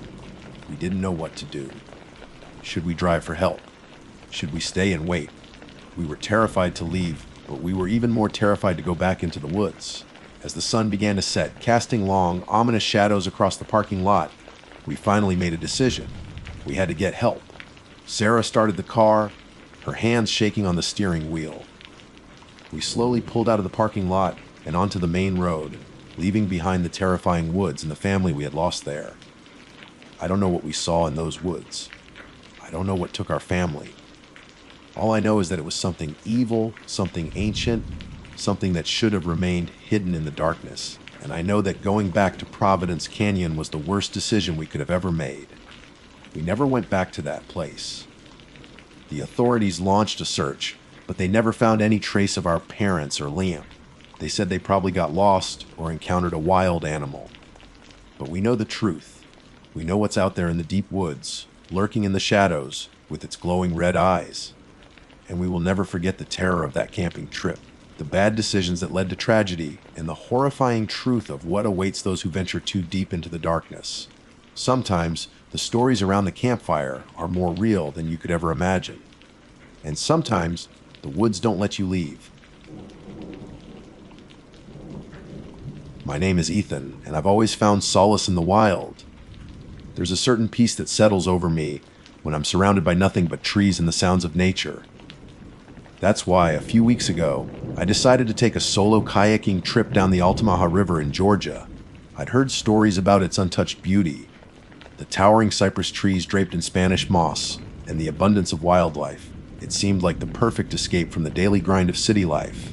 I packed my gear meticulously, a sturdy kayak, plenty of water and food, a first aid kit, and my trusty fishing rod. I also brought my phone, though I knew cell service would be spotty at best once I ventured deeper into the wilderness. My plan was simple: paddle downstream for a few days, find secluded spots to camp along the riverbank, and maybe even catch a few fish for dinner. I wasn't looking for anything extraordinary, just a quiet communion with nature. The first day of my trip was exactly as I'd hoped. The Altamaha was calm and inviting, reflecting the clear blue sky above. The scenery was breathtaking. Ancient trees lined the banks, their gnarled roots reaching into the dark water. Birds chirped their cheerful melodies, and the occasional splash told me that fish were active beneath the surface. I paddled at a leisurely pace, soaking in the tranquility and feeling the stress of my everyday life slowly melt away. As the day wore on, the river began to meander, taking me deeper into the heart of the forest. The sunlight filtered through the thick canopy, casting dappled shadows on the water. The air grew heavy with the scent of damp earth and decaying leaves. It was beautiful in a wild and untamed way. I passed a few fishermen early in the day, but as I went further, I saw fewer and fewer signs of human presence. It was exactly the solitude I was craving. Around mid-afternoon, as I rounded a wide bend in the river, I saw something floating in the water ahead of me. At first glance, it looked like a piece of driftwood, a small log bobbing gently in the current. I didn't pay it much mind, continuing to paddle steadily towards it. But as I got closer, something about its shape and color caught my eye. It wasn't the brown, weathered texture of wood. It was paler. My heart skipped a beat as I realized what I was looking at. It was a hand, a human hand. It was pale, almost translucent, and bloated from being in the water. The fingers were slightly curled, as if reaching out for something. The skin was wrinkled and waterlogged, and I could see the faint blue lines of veins beneath the surface. It drifted silently downstream, the current carrying it along with an eerie grace. I froze, my paddle suspended in mid-air. My mind struggled to process what I was seeing. A severed hand. In the middle of the Altamaha River. Where was the rest of the body? A wave of nausea washed over me. I felt a knot of dread tighten in my stomach. This wasn't some peaceful nature retreat anymore. Something was terribly wrong. I slowly paddled closer, my eyes fixed on the horrifying object. I scanned the surrounding water, looking for any other sign of a body, but there was nothing. Just the hand floating alone, a macabre offering from the river. My first instinct was to get out of there, to turn my kayak around and paddle back to civilization as fast as I could. But a morbid curiosity, a dark and unsettling urge to understand what I had just seen, kept me rooted to the spot. I tried to recall if I had seen any other boats or people on the river that day. Aside from the fishermen in the morning, I hadn't encountered anyone. The river felt vast and empty, and I was suddenly acutely aware of my isolation. The hand drifted closer to my kayak. I could see the details more clearly now. The fingernails were short and neatly trimmed. There were no rings or bracelets. It looked like the hand of a man, but it was hard to tell for sure due to the water damage. A shiver ran down my spine despite the warm afternoon air. The sight was deeply disturbing, violating the peaceful atmosphere of the river. I couldn't shake the image from my mind. Who did this hand belong to? What had happened to them? And why was it just the hand? I reached out with my paddle, gently nudging the hand. It bobbed slightly, then continued its silent journey downstream. I didn't dare touch it directly. The thought sent a wave of revulsion through me. For a long moment, I just stared at it, my mind racing with possibilities, none of them good. Had there been an accident, a boating mishap, or something far more sinister? The idea of something sinister sent a fresh wave of fear through me. This was the deep woods, far from any real help. What if whatever had done this was still out here? What if they were watching me right now? I looked around nervously, scanning the dense foliage on the riverbanks. Every shadow seemed to hold a potential threat. The sounds of the forest, which had seemed so peaceful just moments ago, now sounded ominous and foreboding. I knew I couldn't just leave it there. I felt a responsibility to report what I had found. But the nearest town was miles away, and I had no idea how to even begin to explain this to anyone. Taking a deep breath, I finally made a decision. I needed to get to a place where I could get a cell signal. I needed to call the authorities. I turned my kayak around, my earlier sense of peace completely shattered. The beauty of the river now seemed tainted, overshadowed by the gruesome discovery I had made. Every ripple in the water, every rustle of leaves made me jump. As I paddled upstream against the gentle current, I couldn't shake the feeling that I was being watched. I kept glancing over my shoulder, half expecting to see something or someone following me. The image of the pale, bloated hand kept flashing in my mind, a silent and disturbing reminder of the darkness that could lurk beneath the surface of even the most serene settings. My relaxing kayaking trip had taken a terrifying turn, and I knew deep down that this was only the beginning of something truly horrifying. The peace of the Altamaha had been broken, and I had a sinking feeling that I was now caught in its sinister current. Paddling back upstream felt like a monumental effort compared to the ease of drifting with the current. Every stroke of my paddle was fueled by a growing sense of urgency and a gnawing fear that something was wrong, terribly wrong, in these woods. The sun, which had been my cheerful companion earlier, now seemed to cast long, distorted shadows that danced and writhed on the riverbanks, playing tricks on my eyes. Every rustle of leaves sounded like footsteps. Every snap of a twig like someone breaking through the undergrowth. The image of the hand refused to leave my mind. I kept replaying the scene in my head, trying to make sense of it. Was it a boating accident? Had someone fallen into the river and been swept away? But why only the hand? It didn't make any logical sense. My imagination, fueled by countless horror stories, started conjuring up far more disturbing possibilities. Could it have been an animal attack? A large alligator, perhaps. The Altamaha was known to have them. But even that didn't quite fit. Wouldn't there be more remains? And the hand looked clean cut, somehow. The thought sent a fresh wave of chills down my spine. Clean cut, like it had been deliberately severed. I tried to push the thought away, telling myself I was being ridiculous, letting my imagination run wild. But the seed of doubt had been planted, and it was growing rapidly. As I continued to paddle, the river seemed to grow darker, even though the sun was still relatively high in the sky. The trees on either side seemed to lean in closer, their branches intertwining overhead, creating a dense, claustrophobic canopy. The air grew heavy and still, and the cheerful sounds of birdsong had been replaced by an unnerving silence. It felt like the forest itself was holding its breath, waiting. I kept my eyes peeled, scanning the banks for any sign of human activity, any indication that I wasn't completely alone out here. But there was nothing. Just the endless stretch of trees and the murky water of the river. My phone remained stubbornly without signal. I had tried a few times, holding it up high, hoping to catch a stray bar, but it was no use. I was truly off the grid. As the afternoon wore on, my muscles began to ache, and my stomach rumbled in protest. I had been so focused on the hand that I had barely touched my snacks.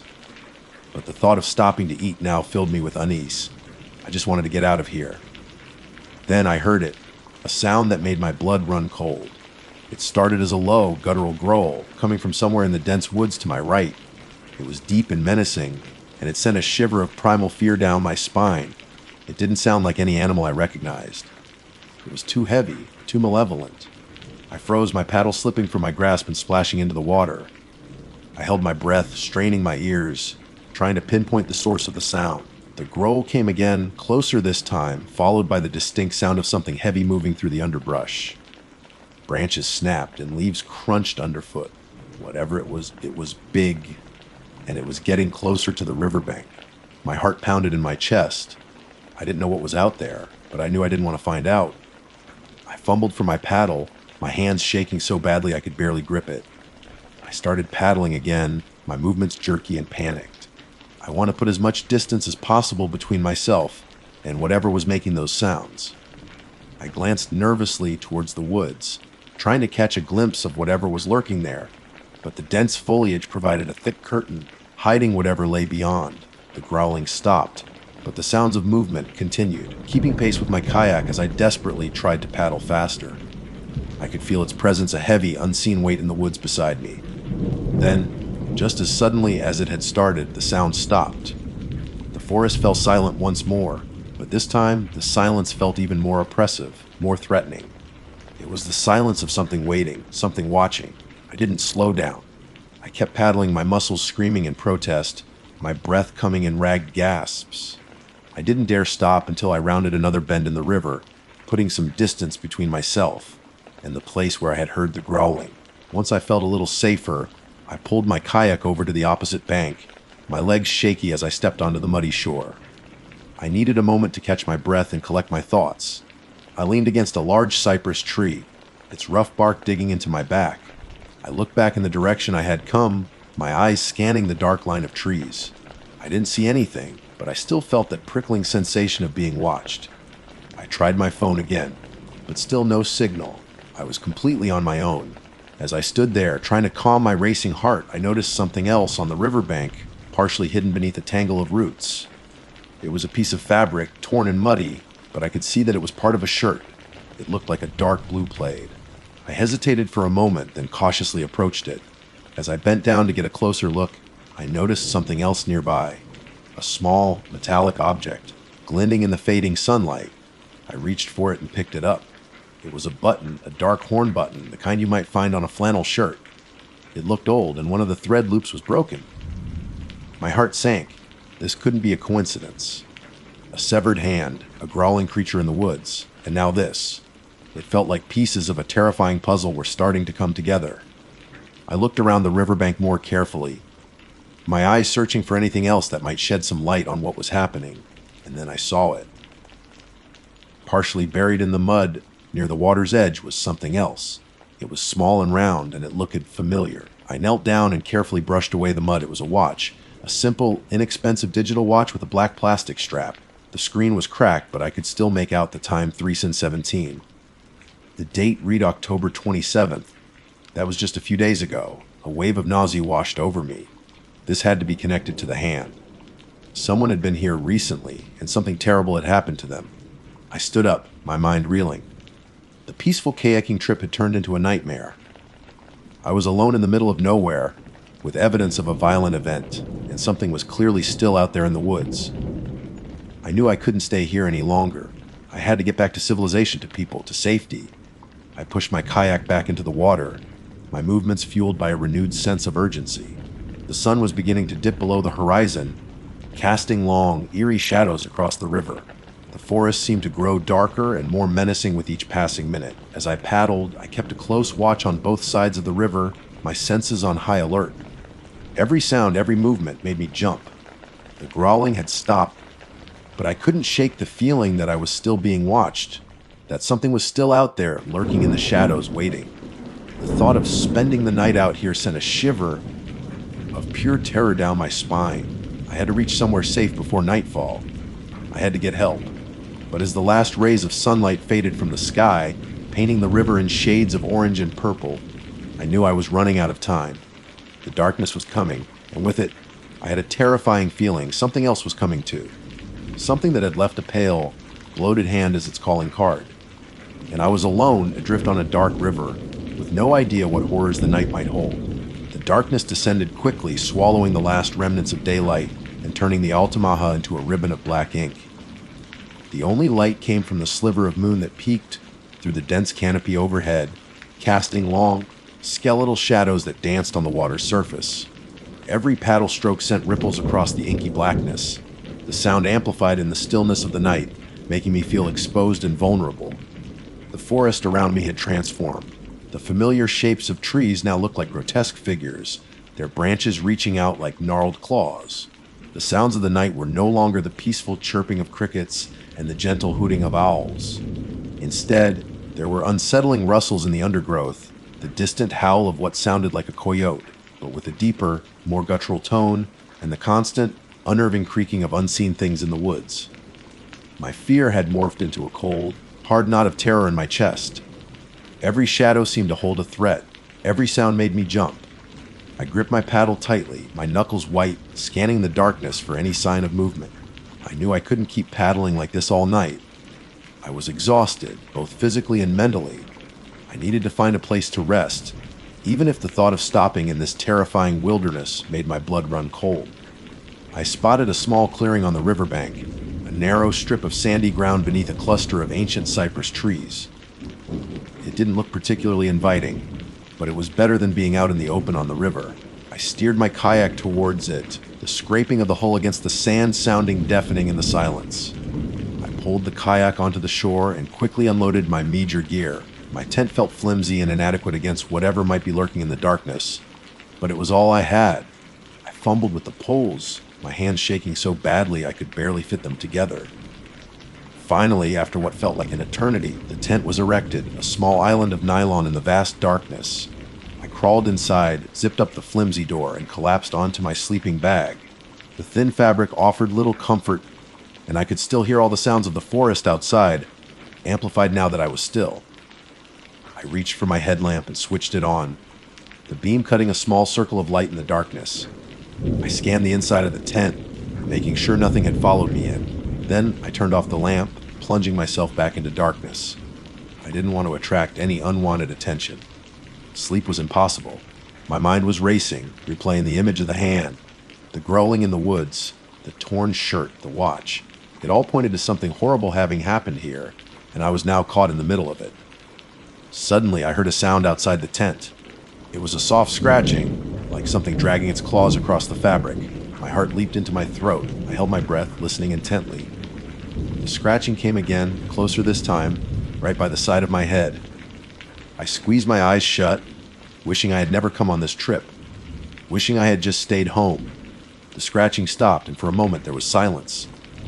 Then I heard a low sniffing sound right outside the tent. It sounded like an animal, but it was too close, too deliberate. I reached for the small knife I kept in my pocket, my hand trembling. It was a pathetic weapon against whatever was out there, but it was all I had. The sniffing continued, moving around the perimeter of the tent. I could feel its presence just inches away, a dark, unseen entity circling my fragile shelter.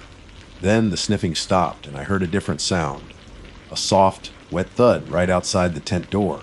It sounded like something heavy had been dropped. I lay there frozen with fear, not daring to move, not daring to breathe. What was it? What had it left outside my tent? After what felt like an eternity, the silence returned. The sniffing was gone, the scratching had stopped, and the heavy thud was the only reminder of the presence outside. Slowly, cautiously, I reached for my headlamp and switched it on. I pointed it towards the tent door, my hand shaking so badly the beam danced wildly. Through the thin nylon, I could see a dark shape just outside. It was round and lumpy. My stomach churned. I had to know. I had to see what it was. Taking a deep breath, I slowly unzipped the tent door, just enough to peek outside. What I saw made me gasp in horror. Lying just outside my tent was the severed hand, the same pale, bloated hand I had seen floating in the river earlier. It hadn't been washed downstream. It had been brought here, to me. My mind reeled. How would I carried it all this way? And why? As I stared at the horrifying object, I heard a sound from the woods behind my tent. It was the same guttural growl I had heard earlier, but this time it was much closer. The sound was followed by the snapping of branches and the heavy thud of footsteps moving through the undergrowth. Whatever it was coming for me. I scrambled back inside the tent, my heart pounding in my chest. I zipped up the door, my hands shaking uncontrollably. The growling grew louder, closer. I could hear something large moving through the woods, its heavy footsteps shaking the ground. Then it reached the edge of the clearing. I could hear it just outside my tent, its heavy breathing ragged and menacing. The fabric of the tent bulged as something large pressed against it. I screamed, a raw, primal sound of pure terror. The growling intensified right outside my head. I could smell it now, a foul, earthy odor that made my stomach churn. Then there was a tearing sound as something ripped through the side of the tent. I saw a flash of something dark and hairy, a glimpse of sharp claws. I screamed again, scrambling to the back of the tent, trying to get away. But there was nowhere to go. The tearing continued, and the opening in the tent grew larger. I could see a pair of glowing red eyes staring at me from the darkness. I closed my eyes, bracing for the inevitable. This was it. This was how it ended. Alone and terrified in the deep woods, at the mercy of whatever monstrous creature was outside my tent. Then just as suddenly as it had begun, the attack stopped. The growling ceased, the tearing stopped, the heavy breathing faded away. I lay there trembling, my eyes still tightly closed, waiting for the next attack, but it never came. After a long, agonizing silence, I slowly opened my eyes. The glowing red eyes were gone. The tearing in the tent was still there, a gaping hole in the fabric, but the creature was gone.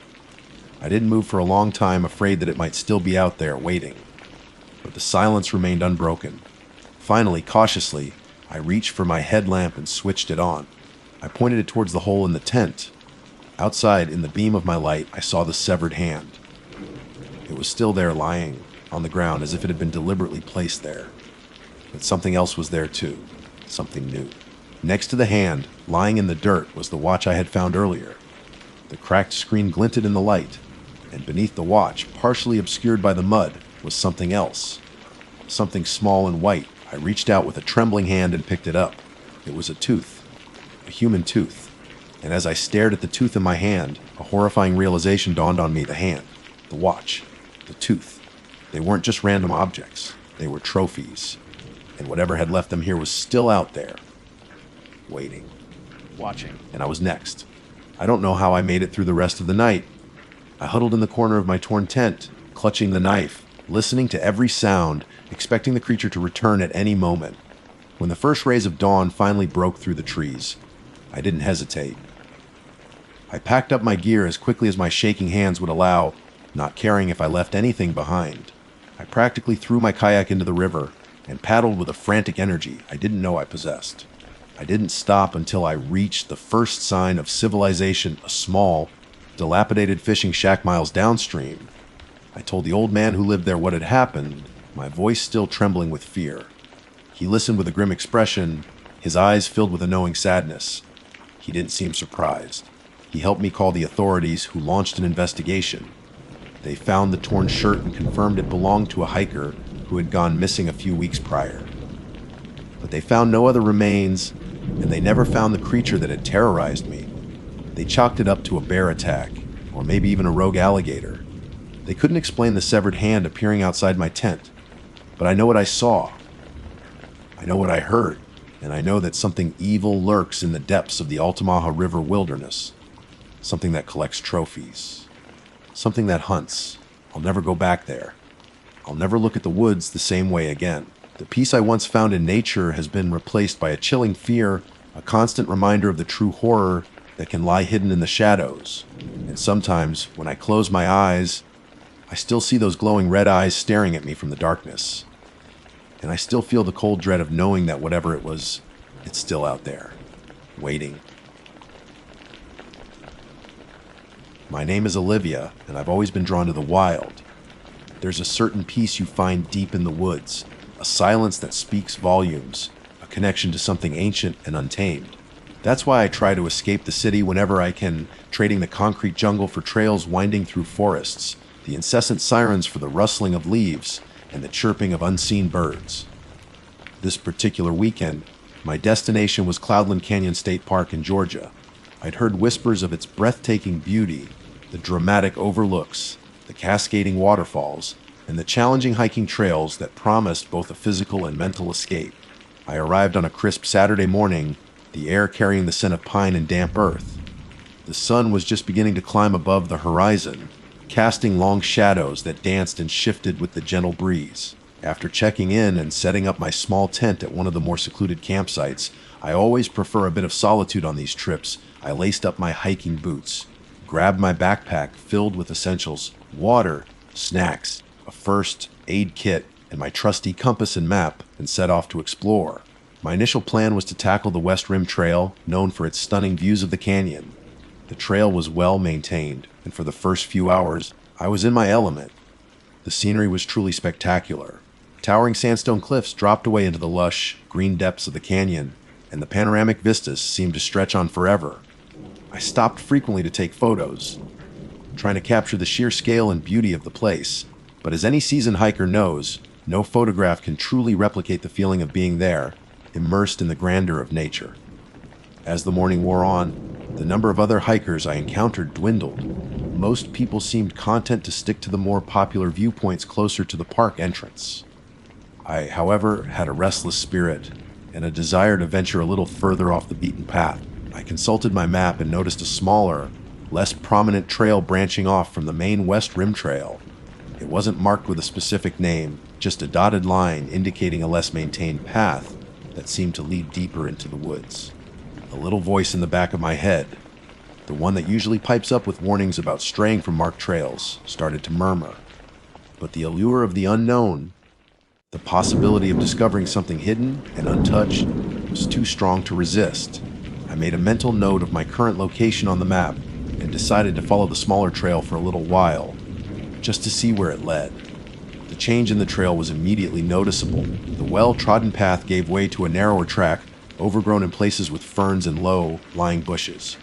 The forest canopy here was thicker, filtering the sunlight and casting the woods in a dim, almost ethereal light. The sounds of other hikers faded away, replaced by the more subtle sounds of the forest, the chirping of unseen insects, the distant drumming of a woodpecker, and the gentle sigh of the wind through the trees. I continued along the unmarked trail for what felt like a good hour, maybe a little more. The path wound its way through the dense undergrowth, sometimes climbing gently uphill, sometimes dipping down into small, shaded hollows. I had to be careful where I stepped as roots and loose rocks littered the ground. I kept a close eye on my surroundings, enjoying the feeling of being completely alone in the heart of the woods. Then, through a break in the trees, I saw it. A small, dilapidated cabin nestled in a clearing. It looked ancient, like it had been there for decades, slowly being reclaimed by the surrounding forest.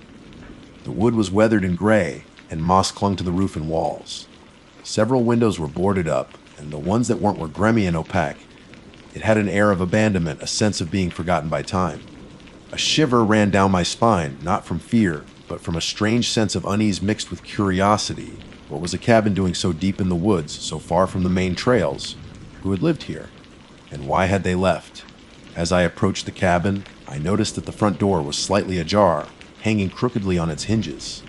A sliver of darkness peeked out from the opening, beckoning me closer, and then I heard it. A faint, almost imperceptible humming sound coming from inside. It was a low, steady hum like the buzzing of a distant electrical transformer, but somehow different.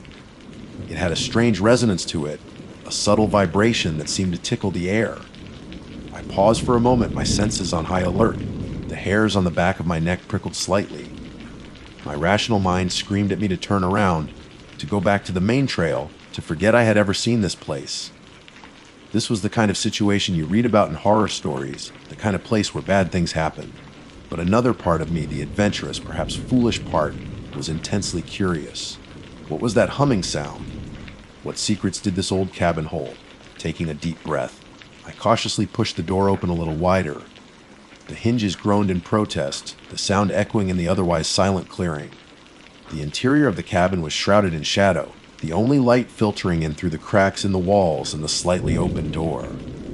The air inside was thick with the smell of damp wood, dust, and something else, something faintly metallic and unsettling. My eyes slowly adjusted to the dim light. The cabin was a single room, sparsely furnished. A rickety wooden table lay overturned in one corner, surrounded by scattered debris. A rusty wood burning stove stood against one wall, its chimney choked with leaves and twigs. And then I saw it.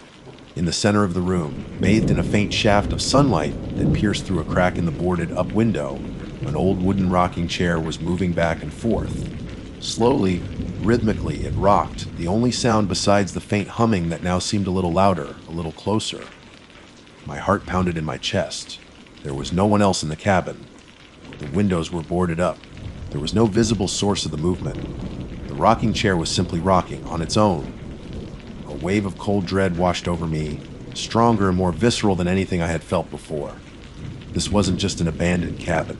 This was something else. Something wrong. I stood frozen in the doorway, my hand still on the door, my mind struggling to comprehend what I was seeing. The humming continued, a low, persistent drone that seemed to vibrate my very bones. The rocking chair creaked softly with each sway, a ghostly rhythm in the silent room. My instincts screamed at me to run, to get as far away from this place as possible. But my feet felt rooted to the spot, my eyes fixated on the eerie spectacle unfolding before me. The air in the cabin felt heavy, charged with an unseen energy. I could feel my breath catching in my throat, a knot of fear tightening in my stomach. What was happening here? What was causing that humming sound? And why was that rocking chair moving on its own? I knew with a certainty that chilled me to the core that I didn't want to find out. This was more than just a bad decision to wander off the trail. This felt like stepping into someone else's nightmare. And I had a terrible feeling that my escape might not be so easy. The whispers of Cloudland Canyon suddenly felt less like the gentle murmur of nature and more like a sinister warning. Despite the icy grip of fear that had seized me, a morbid curiosity kept me rooted to the spot. The rocking chair continued its silent dance, back and forth, as if an invisible occupant was enjoying a leisurely rest. The humming, while still faint, now seemed to have a subtle rhythm, almost like a heartbeat.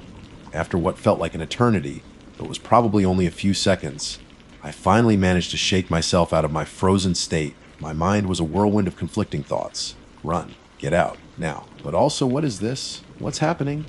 The need to understand. To find a rational explanation for the inexplicable warred with the primal urge to flee. Taking another shaky breath, I pushed the door open a little wider and stepped inside the cabin. The darkness seemed to press in on me, the air thick and heavy. The smell of dust and decay was stronger here, mingled with that strange metallic scent I had noticed earlier. It reminded me vaguely of old blood, but I quickly dismissed the thought as my imagination running wild. As my eyes adjusted further to the gloom, I started to make out more details of the interior. The single room was small, no more than 15 by 20 feet. The walls were made of rough, hewn logs chinked with what looked like dried mud. Cobwebs hung like macabre decorations in every corner, and dust lay thick on every surface. The overturned table in the corner was made of heavy planks, one of its legs snapped off. Scattered around it were fragments of what looked like old pottery and some rusted metal utensils. It looked like the cabin had been abandoned in a hurry, or perhaps ransacked long ago. The wood-burning stove was a hulking mass of rust, its door hanging open. Peering inside, I saw nothing but soot and a few charred pieces of wood. The chimney looked completely blocked. It was hard to imagine anyone had used it in years. My gaze drifted back to the rocking chair. It was made of dark, polished wood, the kind that looked like it could have been passed down through generations. The seat was worn smooth, and the back had an intricate carving of what looked like intertwined vines. It was an ordinary enough object, yet in this setting, moving on its own, it felt deeply unsettling. I took a tentative step further into the room, my boots crunching on something brittle on the floor. I glanced down and saw it was a scattering of dried leaves and small twigs that had likely blown in through the cracks in the walls or under the door.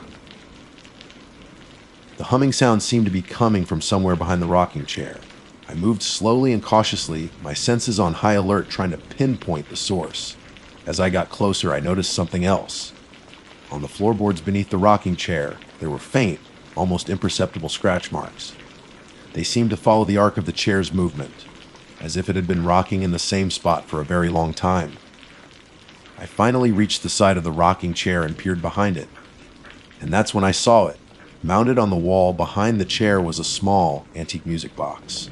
It was made of dark wood, intricately carved with scenes of what looked like a forest and small, dancing figures. The lid of the music box was slightly ajar, and I could see a small, tarnished metal cylinder inside, studded with tiny pins. The humming sound was coming from the music box. It was a low, almost mournful tune played at a glacial pace. The cylinder inside was slowly rotating, its pins plucking at a series of tiny metal teeth. It was a melody I didn't recognize, something old and haunting that seemed to vibrate in the very air around me. Relief washed over me, quickly followed by a fresh wave of unease. There was a logical explanation for the humming, at least, but that only deepened the mystery of the rocking chair. Why was it moving on its own if the music box was behind it? There was no mechanism connecting the two that I could see. I reached out a hand, hesitating for a moment before gently touching the back of the rocking chair. It felt cold and smooth under my fingers. I gave it a slight nudge, and it continued its slow, rhythmic motion. There was no resistance, no sign of any hidden motor or mechanism. My mind raced, trying to come up with a rational explanation. Could there be a draft? But the air in the cabin was still and heavy. Was the floor uneven? I looked closely, but the floorboards under the chair seemed level. The only logical conclusion, the one that sent a shiver of genuine terror down my spine, was that something else was at play here. Something I couldn't see, something I couldn't explain. Suddenly, the humming from the music box seemed to falter, the melody becoming slightly distorted, as if the mechanism was struggling. The rocking chair also seemed to slow down, its gentle sway becoming more erratic. I felt a surge of panic. Whatever was happening here, it felt like it was changing, intensifying. I needed to get out. Now I took a step back, intending to turn and flee, but as I did, my foot bumped against something on the floor. I glanced down and saw it was a small, leather-bound book, lying half, hidden beneath a pile of debris. Curiosity, that relentless and often dangerous companion, got the better of me once again. I bent down and picked up the book. It was old. The leather cracked and worn, the pages yellowed and brittle. There was no title on the cover, just a faint impression of some kind of symbol that had long since faded. My fingers trembled slightly as I opened the book. The pages were filled with handwritten script, the ink faded and spidery. It looked like a journal.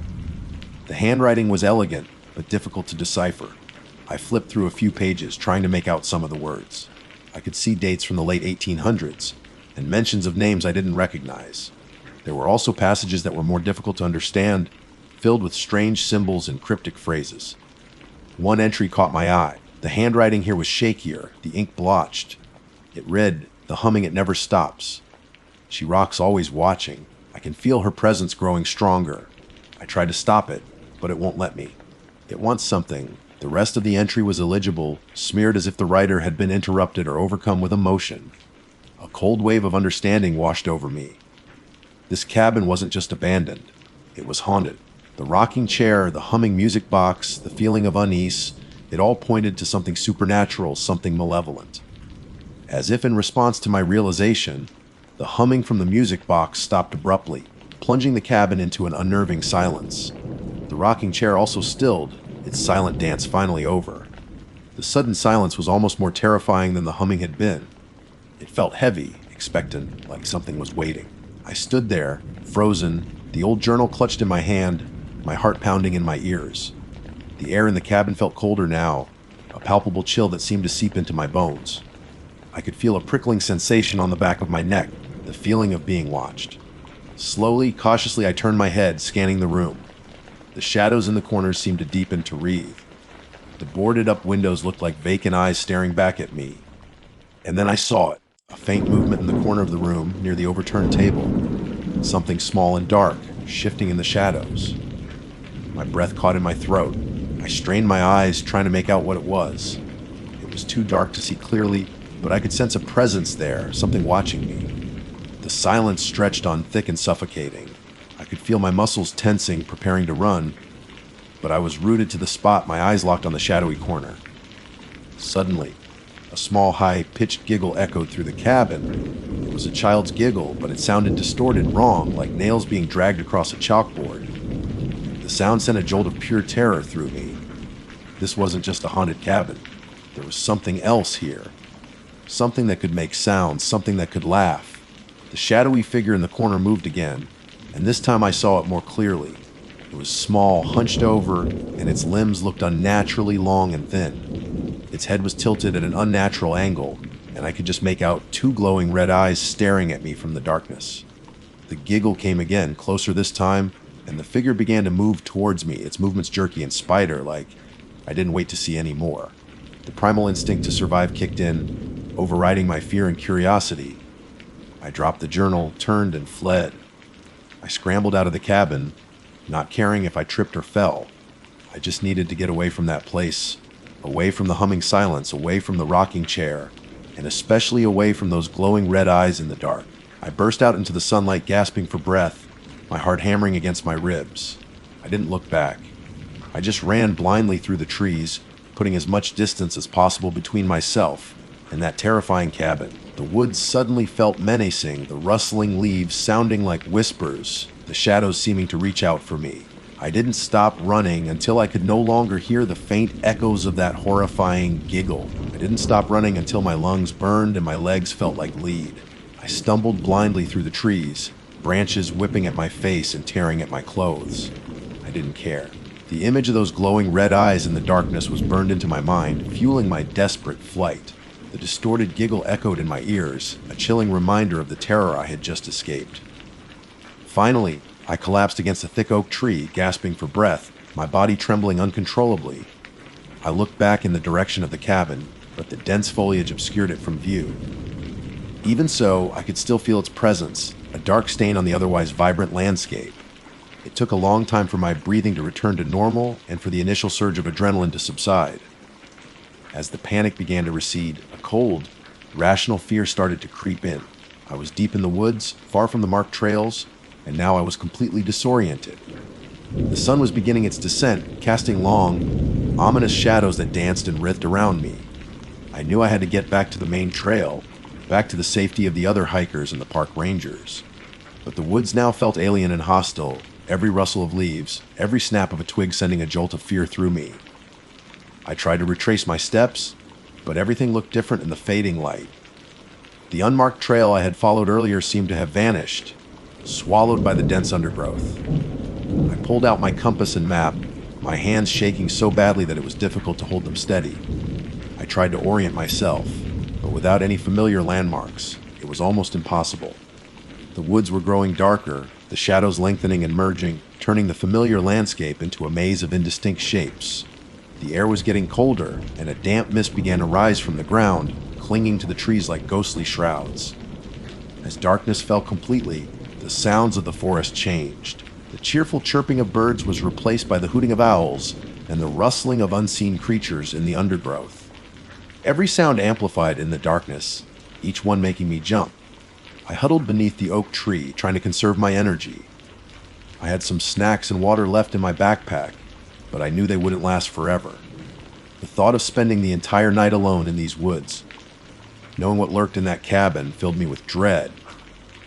I tried to tell myself it was just an old cabin, that the rocking chair had probably been moved by some natural force, that the humming was just the wind whistling through the cracks. But the memory of those glowing red eyes, the distorted giggle, and the unsettling entry in the journal shattered any attempt at rationalization. Something truly malevolent resided in that cabin, and I had stumbled upon its domain. As the night wore on, the forest seemed to come alive with strange sounds. I heard faint whispers carried on the wind, too indistinct to make out any words, but their tone was chilling.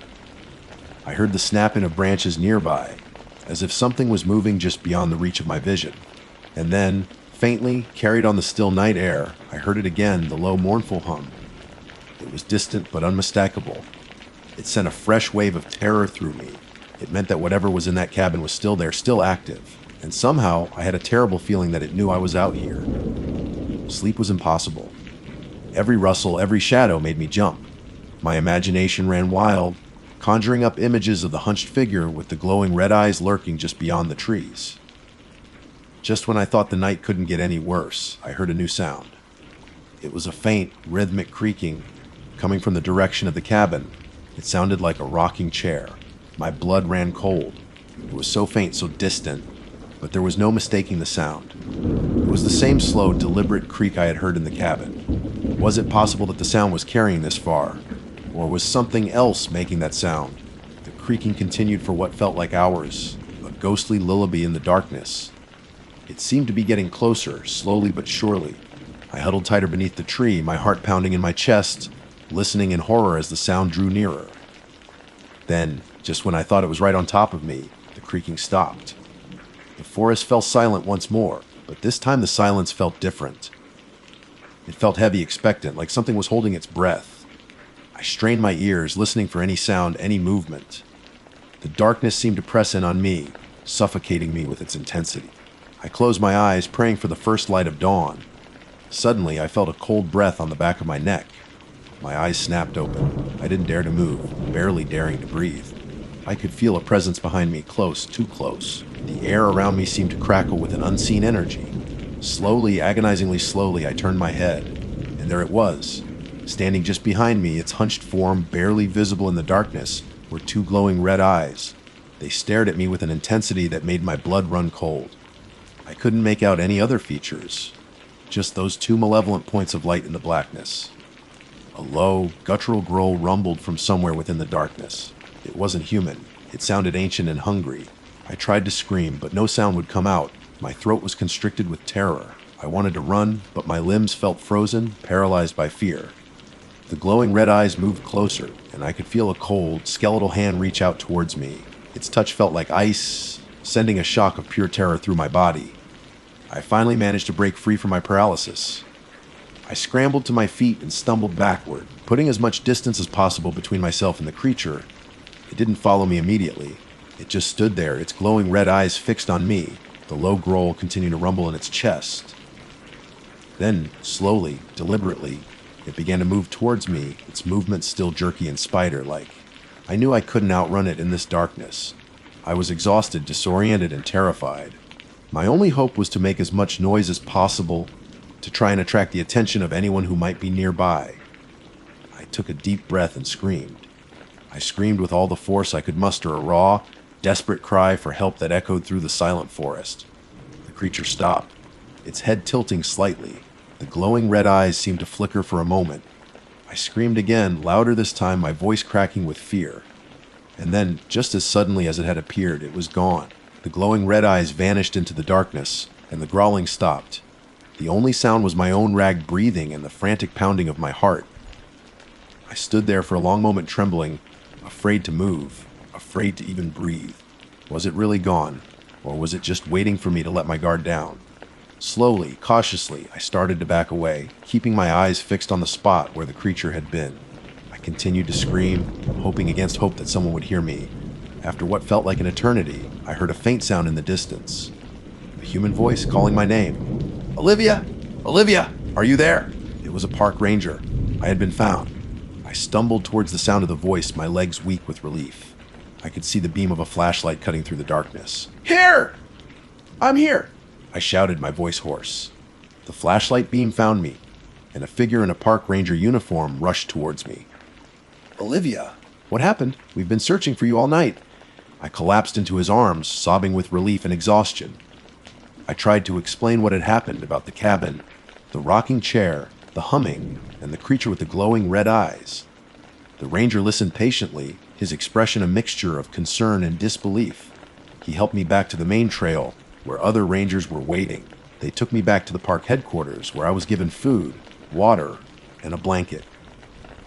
I told them everything that had happened, but I could see the skepticism in their eyes. They suggested I had probably gotten lost and disoriented, that what I thought I saw was just my imagination playing tricks on me in the dark. But I knew what I had seen, I knew what I had felt, and I knew I would never forget the terror of that abandoned cabin in Cloudland Canyon. I never went back to that part of the park. And even now, years later, whenever I hear a faint humming sound or the gentle creaking of a rocking chair, a shiver runs down my spine, and I can still see those two glowing red eyes staring at me from the darkness. The deep woods hold secrets, ancient and terrifying, and sometimes it's better to leave them undisturbed. My bad decision to wander off the trail that day in Cloudland Canyon is a mistake I will carry with me forever. A chilling reminder of the unseen presence that lurks in the shadows, waiting for the unwary. My name is Caleb, and I've always been drawn to the wild. There's something about the smell of pine needles underfoot, the crackling symphony of a campfire, and the vast, star-dusted canvas of the night sky that just resets my soul. Maybe it's the disconnect from the constant hum of civilization, the feeling of being truly present in a world that operates on a different rhythm. Whatever it is, I try to get out into nature as often as I can.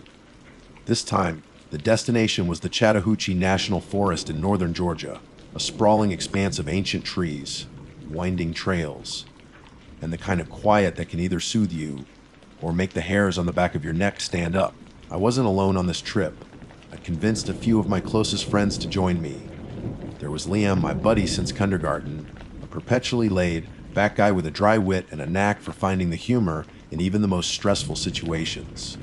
Then there was Sarah, the pragmatic one of the group, always prepared with extra supplies, a first aid kit the size of a small suitcase, and a healthy dose of skepticism for anything that sounded remotely supernatural. And finally, there was Ben, the storyteller. Ben could spin a yarn out of thin air, his voice dipping and rising with dramatic flair, always managing to send a shiver down your spine, even if the story itself was fairly tame. We'd arrived at our chosen campsite late on a Friday afternoon, the last rays of sunlight filtering through the dense canopy. Setting up camp was a well-rehearsed routine for us. Liam wrestled with the tent poles as always, Sarah efficiently organized our food and supplies, Ben gathered firewood with an almost unnerving enthusiasm, and I took on the task of getting the campfire going. Soon, the comforting scent of burning wood filled the air, chasing away the lingering chill of the evening. The first night was exactly what we'd hoped for. We cooked hot dogs and s'mores over the fire, sharing stories and laughing until our stomachs ached. As the darkness deepened, the sounds of the forest began to emerge, the rustling of leaves, the distant hoot of an owl, the chirping chorus of crickets. It was the kind of natural soundtrack that usually lulls me into a peaceful sleep. But as the embers of our fire began to fade, Ben naturally decided it was time for some spooky tales. He leaned forward, his face illuminated by the flickering light, a mischievous glint in his eyes. "All right, guys," he said, his voice dropping to a conspiratorial whisper. "I heard a story about this place, something the locals talk about." Sarah rolled her eyes good-naturedly. "Oh, here we go," she said, but even she leaned in a little closer. Liam, ever the easygoing one, just grinned and poked the dying embers with a stick. Ben began his tale. "They say deep in these woods there's a creature. Not an animal, not exactly, something else. They call it the Voice Stealer."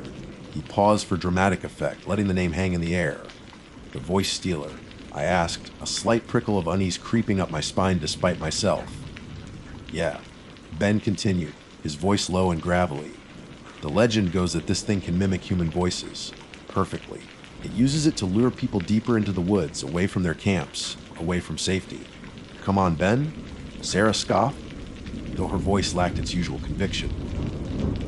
"You can't actually believe that, right? It's probably just an owl or something." "That's what they want you to think," Ben said with a theatrical wink. "But the stories say it's more than that. It can sound exactly like someone you know, someone you trust.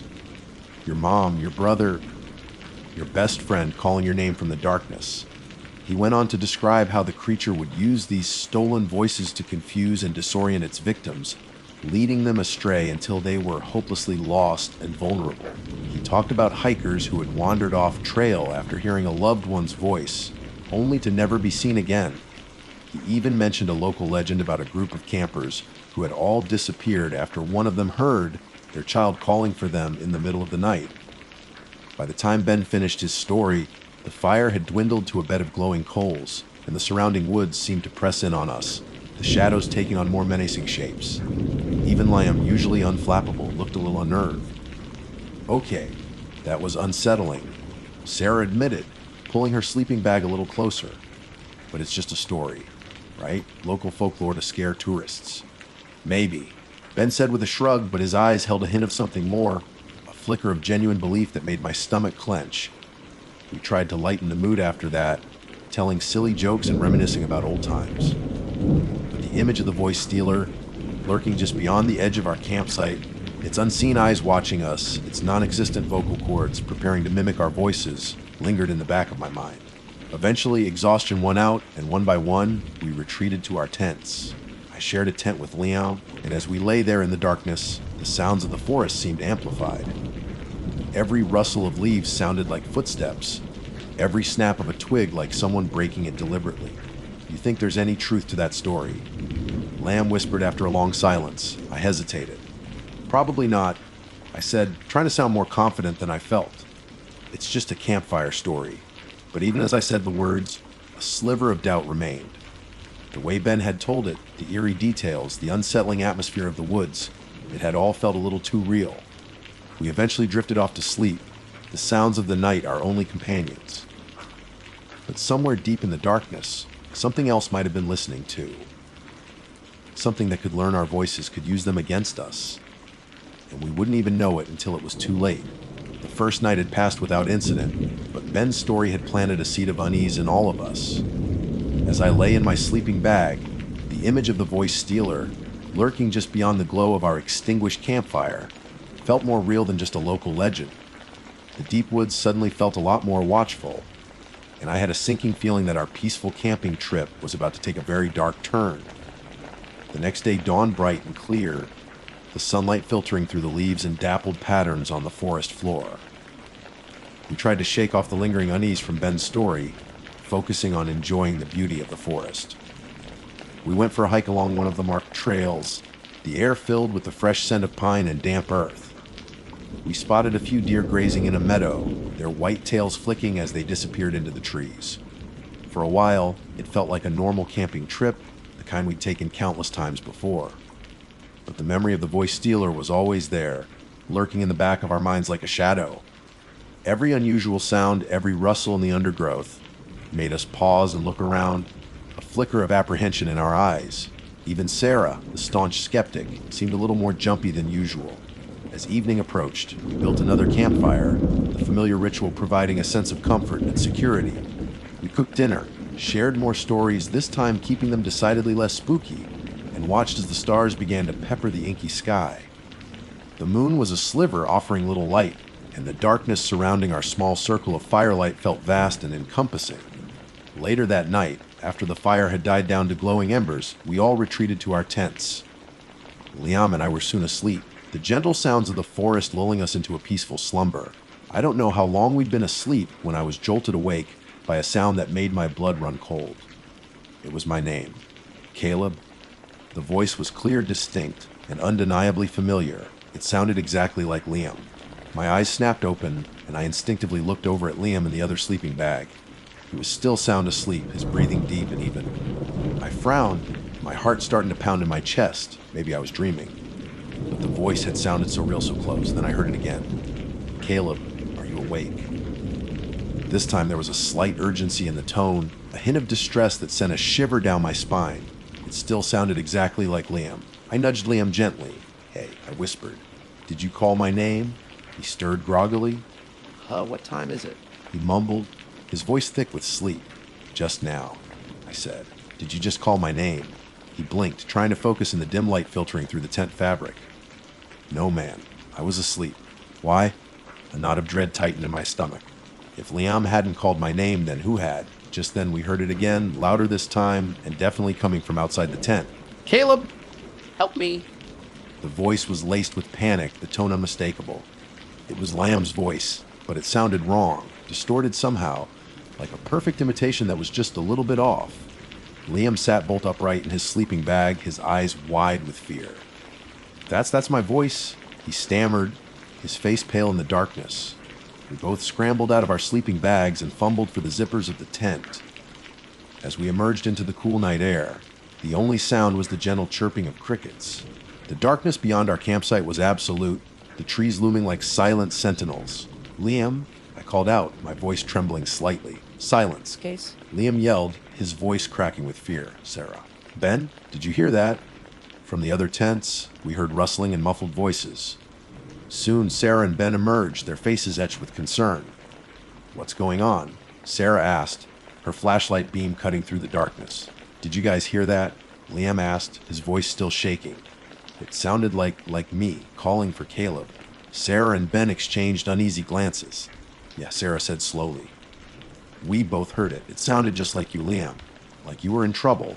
Ben's face was pale, his eyes wide with a dawning realization. Oh God, he whispered. It's the voice stealer. His words hung in the air, heavy with dread. Ben's campfire story from the night before suddenly felt less like folklore and more like a terrifying prophecy. That's impossible, Sarah said, though her voice lacked its usual conviction. It has to be some kind of animal, a bird that can mimic sounds or something. Sarah had called my name. I said, my voice barely above a whisper. And then it called Liam's name, sounding exactly like him. What kind of bird can do that? The silence that followed was heavy and unsettling. The chirping of the crickets seemed to mock us, their innocent sounds now tinged with a sinister undertone. Then we heard it again. This time, it was Sarah's voice. Help me, please, I'm hurt.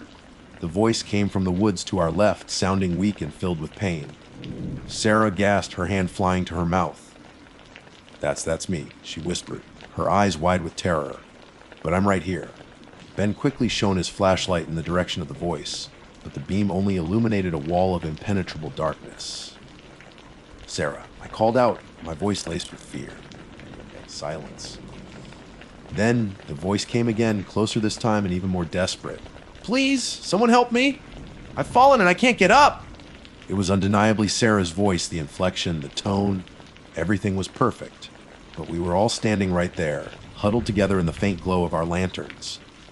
A wave of pure, unadulterated terror washed over me. This wasn't a prank. This wasn't an animal. This was something else, something unnatural, something that Ben had warned us about. Liam grabbed my arm, his grip tight. We need to get out of here, he said, his voice trembling. Now, but where could we go? The darkness surrounded us, the woods stretching for miles in every direction. And the creature, whatever it was, could sound like any one of us. How could we trust anything we heard? Just then, we heard another voice. This time, it was mine. Guys, where are you? I think I'm lost. The voice came from the woods behind us, sounding confused and slightly panicked. It was my voice, my exact tone, the way I would sound if I were separated from the group and disoriented. I froze. My blood turned into ice in my veins. It was me, but it wasn't me. Ben's eyes darted around wildly, his flashlight beam dancing across the trees. It's trying to split us up, he said, his voice hoarse with fear. Don't listen to it! Stay together. But the voices kept coming, a cacophony of our own voices echoing from the darkness, each one calling out for help, each one designed to prey on our deepest fears and instincts. Ben, I'm scared. Come find me. Lim, I twisted my ankle. I can't walk. Sarah, there's something out here. I need you. The voices swirled around us, disorienting and terrifying. It was like our worst nightmares had come to life. Our own voices turned against us, used as weapons to lure us into the darkness. We huddled together, our backs to each other, desperately trying to discern which voices were real and which were the horrifying imitations of the voice stealer. But it was impossible. They all sounded so real, so genuine. The air crackled with tension, the silence between the calls feeling just as menacing as the voices themselves. We were trapped in a terrifying game, played by a creature we couldn't see, a creature that knew our voices better than we knew ourselves. And I had a sickening feeling that this night was far from over. The onslaught of voices continued, each one a perfect replica of our own, each one designed to sow discord and fear. We stood huddled together, a small island of terrified humanity in a sea of whispering darkness. The beams of our flashlights danced nervously across the trees, offering little comfort against the unseen entity that was toying with us. "We have to do something," Sarah said, her voice tight with panic. "We can't just stand here." "But what can we do?" Liam replied, his voice barely a whisper. "We don't know where it is. We don't even know what it is." Ben, his face pale and drawn, shook his head. "We can't trust anything we hear," he said, his voice hoarse. "It wants us to split up. That's how it gets you." Just then, my own voice echoed from the woods to our right, closer than before. Guys, please. "I'm really scared. I think something's following me." The voice was filled with a raw, genuine fear that even I found convincing. Liam flinched, his eyes darting towards the sound. "Caleb," he started to say, but Sarah grabbed his arm. "Don't," she hissed. "It's not him. Remember what Ben said. The internal conflict was agonizing. My own voice, sounding so vulnerable and afraid, was calling out for help. Every instinct screamed at me to go towards it, to offer comfort and reassurance. But the chilling reality of the situation held me rooted to the spot. The chorus of voices intensified, overlapping and intertwining, creating a disorienting and terrifying symphony of our own fears. It was a psychological attack, designed to break our resolve and lure us into separate traps. "Ben, I saw something," Liam's voice cried out from the darkness behind us. It was huge and black. "Hurry." Ben squeezed his eyes shut, his hands clamped over his ears. I can't listen anymore," he muttered, his body trembling. Suddenly, Sarah's voice, laced with a desperate urgency, cut through the chaos. Caleb! "Look out behind you!" I instinctively whirled around, my flashlight beam cutting through the darkness. For a fleeting moment, I thought I saw something, a dark, fleeting shape moving between the trees. But then it was gone. "Did you see it?" Sarah asked, her voice trembling. I think so." I stammered, my heart pounding in my chest. "What was it?" "I don't know," she said, her eyes wide with fear. "But it was big." The voices continued their relentless assault, each one a carefully crafted imitation designed to exploit our deepest bonds and vulnerabilities.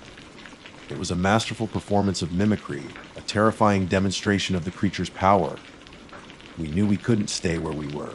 The creature was clearly trying to wear us down, to break our unity and pick us off one by one. We needed a plan, a way to escape this nightmare. "We need to make it back to the cars," I said, my voice shaking but firm. "It's our only chance." The parking area was about a mile away, along the main trail. It was a risky proposition to move in the dark, especially with this creature lurking around, but staying put felt like a death sentence. "Okay," Sarah said, nodding resolutely, "but we stick together. No matter what we hear, no matter what we think we see." We formed a tight group, our flashlights illuminating a small circle around us. Ben took the lead, his familiarity with the trail our best hope of navigating in the darkness.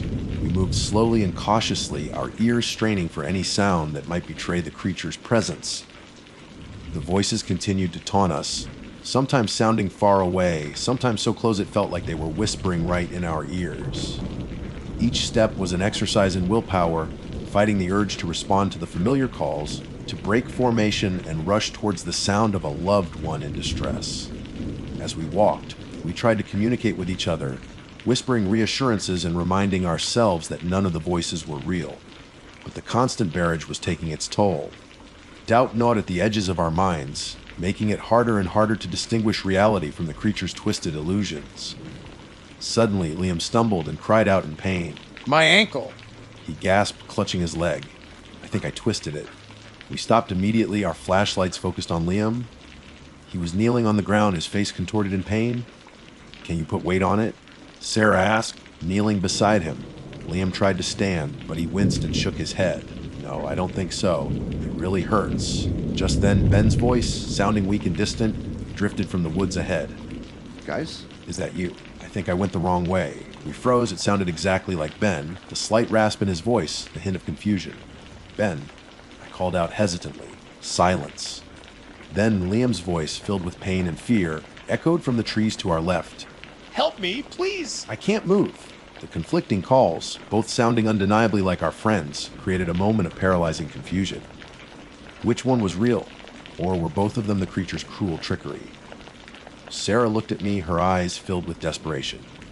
We can't split up, she whispered. We have to stay together. But what if one of them is really hurt? I argued, my heart pounding in my chest. We can't take the chance, Ben said, his voice trembling but firm. If we split up, it wins. It was a brutal decision, but we knew he was right. We couldn't trust anything we heard. We had to stick together, no matter how real the voices sounded. With Sarah's help, Liam managed to hobble along, putting minimal weight on his injured ankle. We continued our slow and agonizing trek through the darkness, the chorus of our own voices still echoing around us. The closer we got to the parking area, the more frantic the voices became. They called our names, pleaded for help, even whispered secrets we'd only shared with each other. It was a relentless assault on our minds, a desperate attempt by the creature to break our unity before we reached safety. Finally, through the trees, we saw the faint glimmer of the parking lot. The sight gave us a surge of adrenaline, and we pushed ourselves forward, ignoring the increasingly desperate calls that surrounded us. We burst out of the woods and into the relative safety of the parking lot, our chests heaving, our bodies trembling. The silence, after the constant barrage of voices, was deafening. We didn't stop running until we reached our cars, fumbling with the keys in our shaking hands. We piled into my SUV, locked the doors, and didn't breathe a sigh of relief until I had the engine roaring and we were speeding down the winding forest road. As we drove away, I glanced back at the dark expanse of the Chattahoochee National Forest, the trees looming like silent witnesses to the terror we had just experienced. The voices were gone, but the memory of them, the chillingly perfect imitations of our own voices, would forever be etched in my mind. We never went back to the Chattahoochee National Forest. We still go camping, but we always choose more populated areas, places where the darkness doesn't feel quite so absolute, where the silence isn't quite so menacing. Sometimes, late at night, when I'm lying in bed, I still hear them faint echoes of our own voices whispering from the darkness. And I know with a chilling certainty that the voice stealer is still out there, lurking in the deep woods, waiting for its next victims to wander into its domain. And I can't help but wonder if, one day, I'll hear my own voice calling out to me again, luring me back into the shadows from which there might be no return. My name is Sophia, and I've always considered myself an outdoorsy person. Not in a Bear Grylls, eat raw grubs kind of way, but more of a weekend warrior, enjoys a challenging hike and a good campfire kind of person. I grew up in the suburbs of Atlanta, and as a kid, my dad would take us camping in the North Georgia mountains every summer. Those trips instilled in me a deep love for the wilderness, the smell of pine needles underfoot, the sound of rustling leaves in the wind, and the breathtaking views from the peaks. This past weekend, I decided to tackle Brasstown Bald. At 4,784 feet, it's the highest point in Georgia, and the panoramic views from the observation tower at the summit are supposed to be incredible. I've been wanting to hike it for ages, and with a free Saturday stretching out before me, I packed my backpack, laced up my hiking boots, and hit the road. The drive up was beautiful, the winding mountain roads offering glimpses of the rolling hills and dense forests that blanket this part of the state.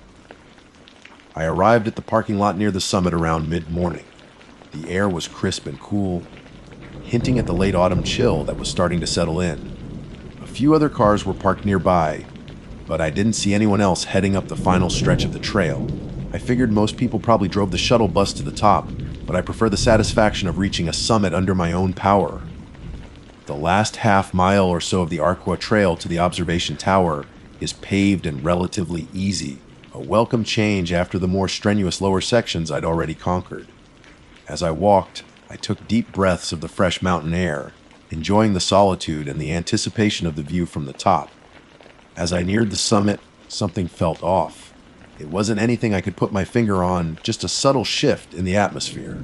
The usual sounds of the forest, the chirping of birds, the rustling of leaves seemed muted, almost absent. An unusual stillness hung in the air. Then I noticed it, a faint, almost imperceptible metallic taste on my tongue. It was strange, like licking a rusty coin, but much fainter. I dismissed it at first, thinking maybe it was just something in the air, perhaps carried on the wind from somewhere down below. I continued walking, and the metallic taste grew slightly stronger. I paused, looking around. The observation tower loomed ahead, a concrete structure that looked a little out of place amidst the natural beauty of the mountaintop. There was no one else in sight. And then I saw them. My breath caught in my throat. Below the observation tower, in a patch of tall, golden grass that sloped away from the summit, were a series of perfectly circular crop marks. They were huge, each circled probably 20 or 30 feet in diameter, and the grass within them was flattened in a precise, swirling pattern. What made it truly unsettling was the way they were arranged. They weren't scattered randomly. Instead, they formed a distinct path, a sort of natural staircase, leading directly up the slope towards the observation tower. The circles were spaced evenly apart, as if someone or something had deliberately created them to mark a route. I stood there frozen, staring at the bizarre sight. Crop circles. Here, in the middle of the Georgia mountains. It seemed impossible. Crop circles were supposed to be a phenomenon associated with rural farmland, not remote mountaintops. My mind raced, trying to come up with a logical explanation. Could it be some kind of prank? But how? There were no tire tracks, no footprints, no signs of anyone having been in that area recently. The grass within the circles was neatly flattened, not torn or trampled. And the sheer size and precision of the formations were baffling. I scanned the surrounding area again. Still no one. The parking lot below was out of sight from this vantage point. The only structure nearby was the observation tower itself, and it looked deserted. A shiver ran down my spine, despite the mild temperature. The metallic taste in my mouth seemed to intensify. I had a sudden, overwhelming feeling of unease, a sense that I had stumbled upon something I wasn't meant to see. Curiosity, however, got the better of me. I had to get a closer look. Carefully, I made my way down the paved path towards the edge of the grassy slope where the crop circles began. The closer I got, the more surreal the scene became. The flattened grass in the circles was a slightly different shade of yellow than the surrounding untouched grass, creating a stark contrast. I reached the first circle and peered down into it. The grass was swirled in a clockwise direction, lying perfectly flat against the ground. I knelt down and ran my hand over it. It felt dry and brittle, almost like straw.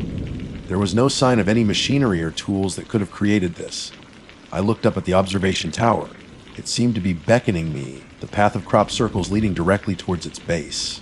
The silence was unnerving, broken only by the gentle whisper of the wind. Hesitantly, I stepped into the first circle. The ground felt strangely soft under my hiking boots. I took another step, and then another, following the swirling pattern of the flattened grass. As I moved from one circle to the next, the metallic taste in the air grew stronger, almost acrid. My heart started to pound in my chest. This was wrong. This felt wrong. I should have turned back then. I should have trusted my gut and retreated to the safety of my car. But the mystery of the crop circles, the sheer impossibility of their presence here, had me completely captivated. I had to know more. I had to reach the observation tower and see if there was any explanation to be found there. So, I continued to follow the strange, silent path, each step taking me further into the unknown. The observation tower loomed larger with every stride, its concrete walls seeming to watch me with an unblinking gaze. The final crop circle was right at the base of the tower. It was the largest of them all, easily 50 feet in diameter. As I stepped into it, the metallic taste in my mouth became almost unbearable, and a strange buzzing sensation filled my ears. I looked up at the observation tower, my eyes scanning its windows. Still no sign of life. The entrance was a heavy metal door, and it was slightly ajar. Hesitantly, I reached out and pushed the door open. It creaked loudly in the unnatural silence. The The interior of the observation tower was dimly lit by a few small windows high up on the walls. The air inside was thick and heavy, and the metallic smell was overpowering. In the center of the room, something glinted in the faint light. I took a tentative step inside, my senses on high alert. What was going on here? What had created those crop circles? And why did I feel this overwhelming sense of dread? As my eyes adjusted to the dim light, I saw it. Lying on the concrete floor in the center of the largest crop circle was a small metallic object. It was roughly spherical, about the size of a baseball, and it had a smooth, polished surface that reflected the faint light. I cautiously approached it, my heart pounding in my chest.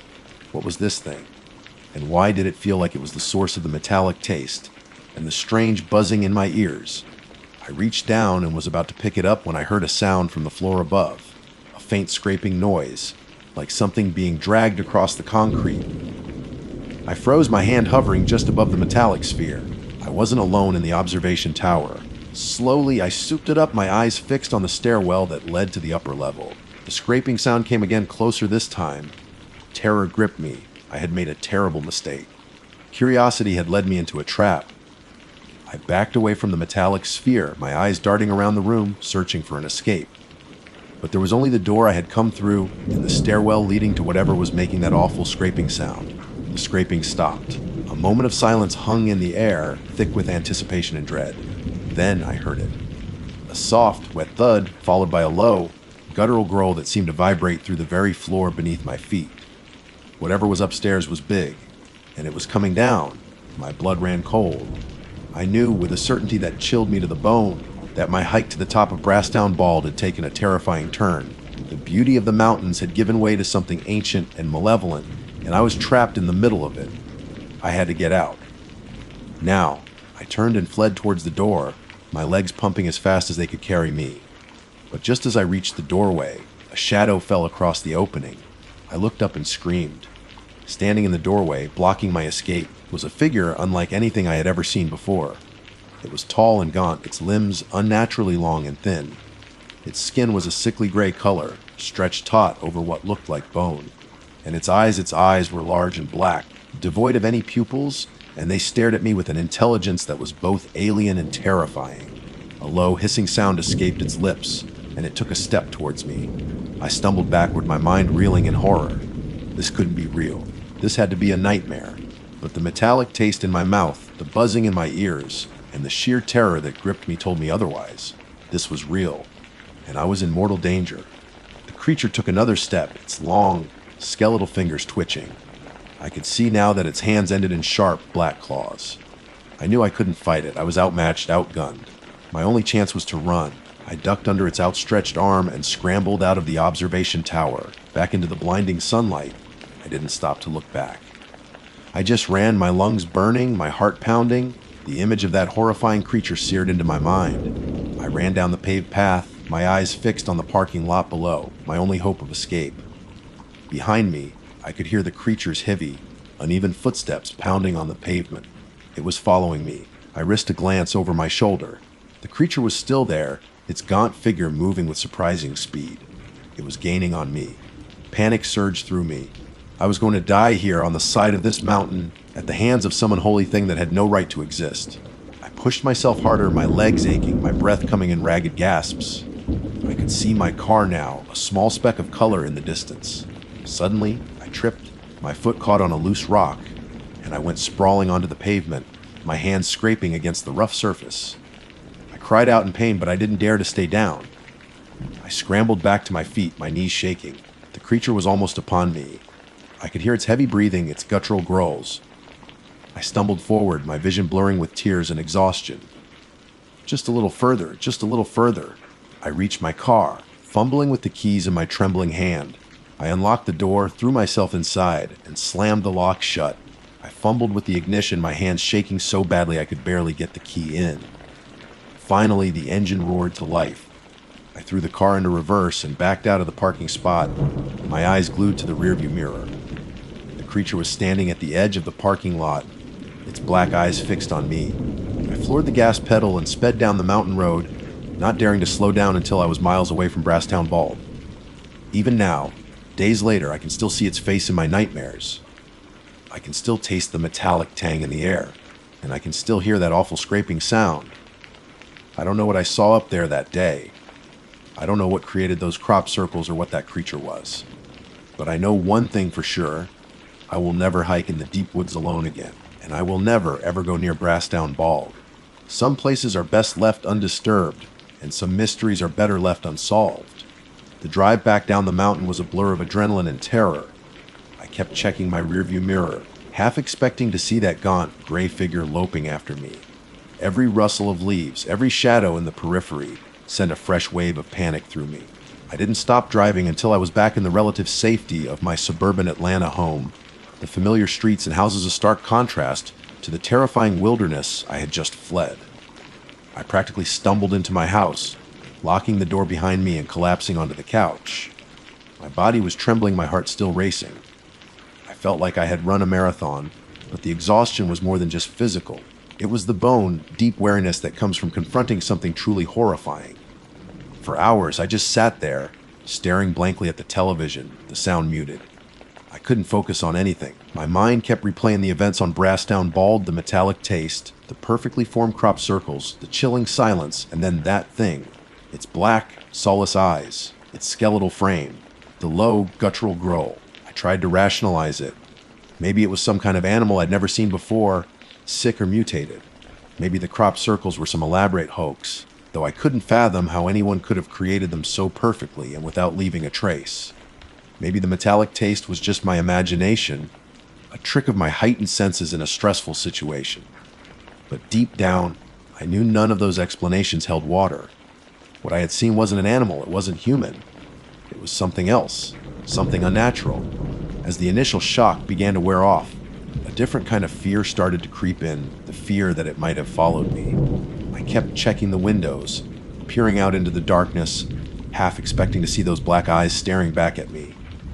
Every creak of the house, every passing car sent my anxiety levels soaring.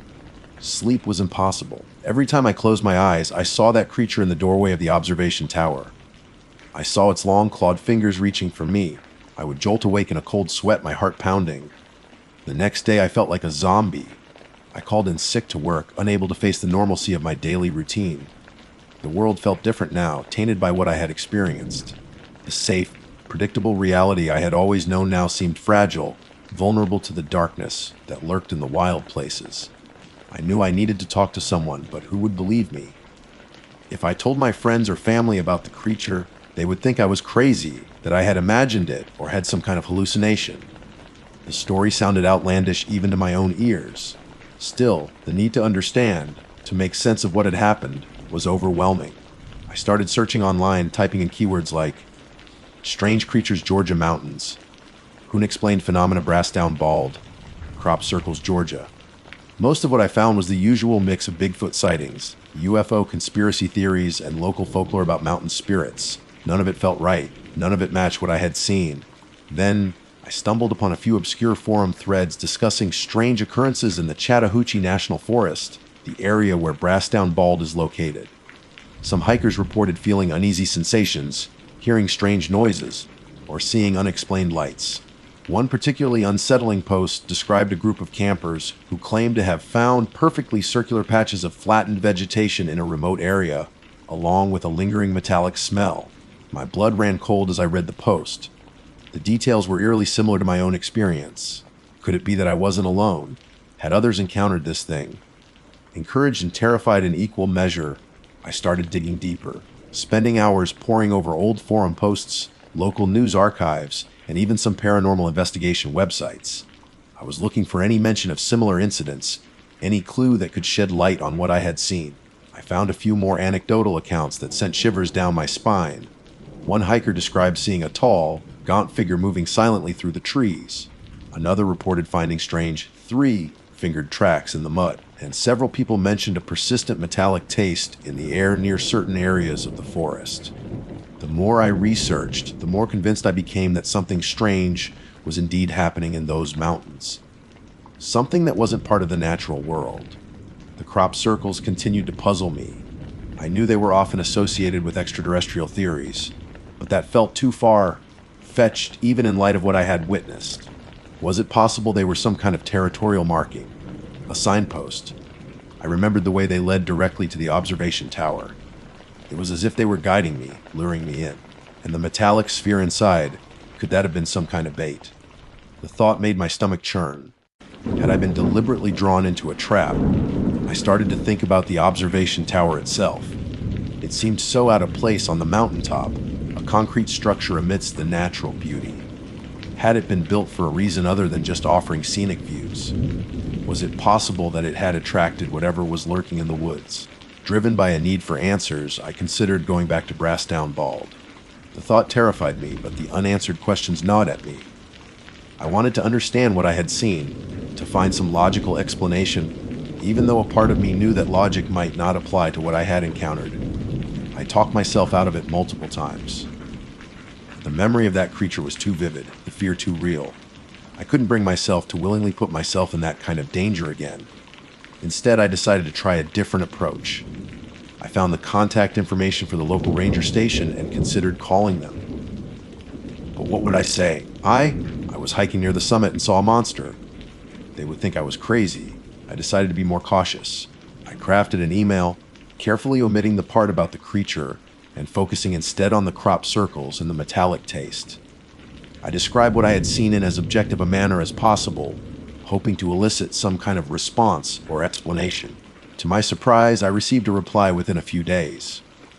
The ranger thanked me for reporting my observations and stated that they were unaware of any crop circles in the area. They suggested that the metallic taste might have been due to mineral deposits in the soil or water. The response was polite but dismissive. It was clear they didn't take my report seriously. I hadn't expected them to, but a part of me had hoped for some validation. Frustrated, I felt like I was hitting a dead end. No one believed me, and I couldn't bring myself to go back to the place that had filled me with such terror. Days turned into weeks. The initial shock faded, replaced by a lingering unease and a constant sense of being watched. I found myself avoiding wooded areas, even the local parks I used to enjoy. The wilderness, which had once been a source of peace and joy, now filled me with dread. One evening, I was scrolling through a different forum, one dedicated to true scary stories. I came across a post that caught my eye. It was titled, "My Terrifying Encounter on the Appalachian Trail." As I read the story, my blood ran cold. The author described a hiking trip in North Carolina where they had encountered a tall, gaunt figure with black eyes and long, clawed fingers. The description was almost identical to the creature I had seen on Brassdown Bald. The author went on to describe a feeling of being hunted, of being stalked by this entity. They mentioned a strange metallic smell in the air and an overwhelming sense of dread. I felt a chill crawl down my spine. This wasn't just me. Someone else had seen this thing. I immediately replied to the post, sharing my own experience on Brassdown Bald. To my surprise, the author responded quickly. They were just as shaken by my story as I was by theirs. We exchanged messages back and forth, comparing details of our encounters. The similarities were uncanny. It was the same creature, or at least something very much like it. The same metallic taste. The same feeling of being watched. The author, who went by the username TrailRunner77, mentioned that they had done some research of their own and had found a few other scattered reports of similar encounters in the Appalachian region, stretching from Georgia all the way up to Maine. These weren't widely known or publicized, often dismissed as hallucinations or misidentifications. But the consistency of the descriptions was disturbing. TrailRunner77 suggested that we weren't alone, that there might be others who had seen this thing and were too afraid or too disbelieved to speak out. They proposed creating a private online group where people could share their experiences and try to piece together what was happening. I hesitated at first. Part of me just wanted to forget the whole thing, to pretend it never happened. But the fear that this creature might still be out there, that it might encounter others, compelled me to agree. We created the group, and slowly, tentatively, others started to join. People who had seen strange things in the woods, who had experienced unexplained phenomena, who had felt that same chilling dread. As more stories emerged, a disturbing pattern began to form. The encounters often happened in remote, wooded areas, frequently near mountain summits or along hiking trails. The creature was consistently described as tall and gaunt with black eyes and long limbs. The metallic taste and the feeling of being watched were common themes. and some people even reported seeing strange circular patterns in the vegetation. It was a terrifying mosaic of shared experiences, hinting at something ancient and malevolent lurking in the shadows of the Appalachian wilderness. And I knew, with a growing sense of dread, that my encounter on Brassdown Bald was just one small piece of a much larger, much more terrifying puzzle. The deep woods held secrets far darker than I had ever imagined, and I had stumbled upon one of them. And now I was forever changed. The innocent joy of hiking had been replaced by a gnawing fear, a constant awareness of the unseen things that might be watching from the trees. The wilderness no longer felt like a sanctuary, it felt like a hunting ground. And I had a terrible feeling that my encounter on Brassdown Bald was not the end of the story. It was just the beginning. The online group we formed became a strange kind of support system, a place where we could share our fears and try to make sense of the unexplainable without the fear of ridicule. We called ourselves the Appalachian Anomalies. There were only about a dozen of us at first, but slowly, more people started to find their way to our little corner of the internet, drawn by the shared thread of terrifying encounters in the woods. As we shared our stories, we started to notice even more unsettling similarities. Several people mentioned a strange humming sound that preceded their encounter, a low, almost imperceptible vibration in the air. Others recalled feeling an intense pressure in their head, like a physical weight pushing down on them. And a few even described fleeting glimpses of other strange symbols or markings in the forest, often near where they had seen the gaunt figure. Trail Runner 77, whose real name was Mark, became our de facto leader. He was a former park ranger who had his own chilling encounter years ago and had been quietly researching similar incidents ever since.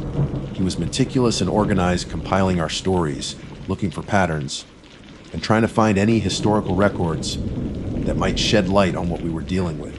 Mark discovered some old local legends and folklore from various parts of the Appalachian region that spoke of shadowy figures inhabiting the deep woods, often associated with misfortune or even death.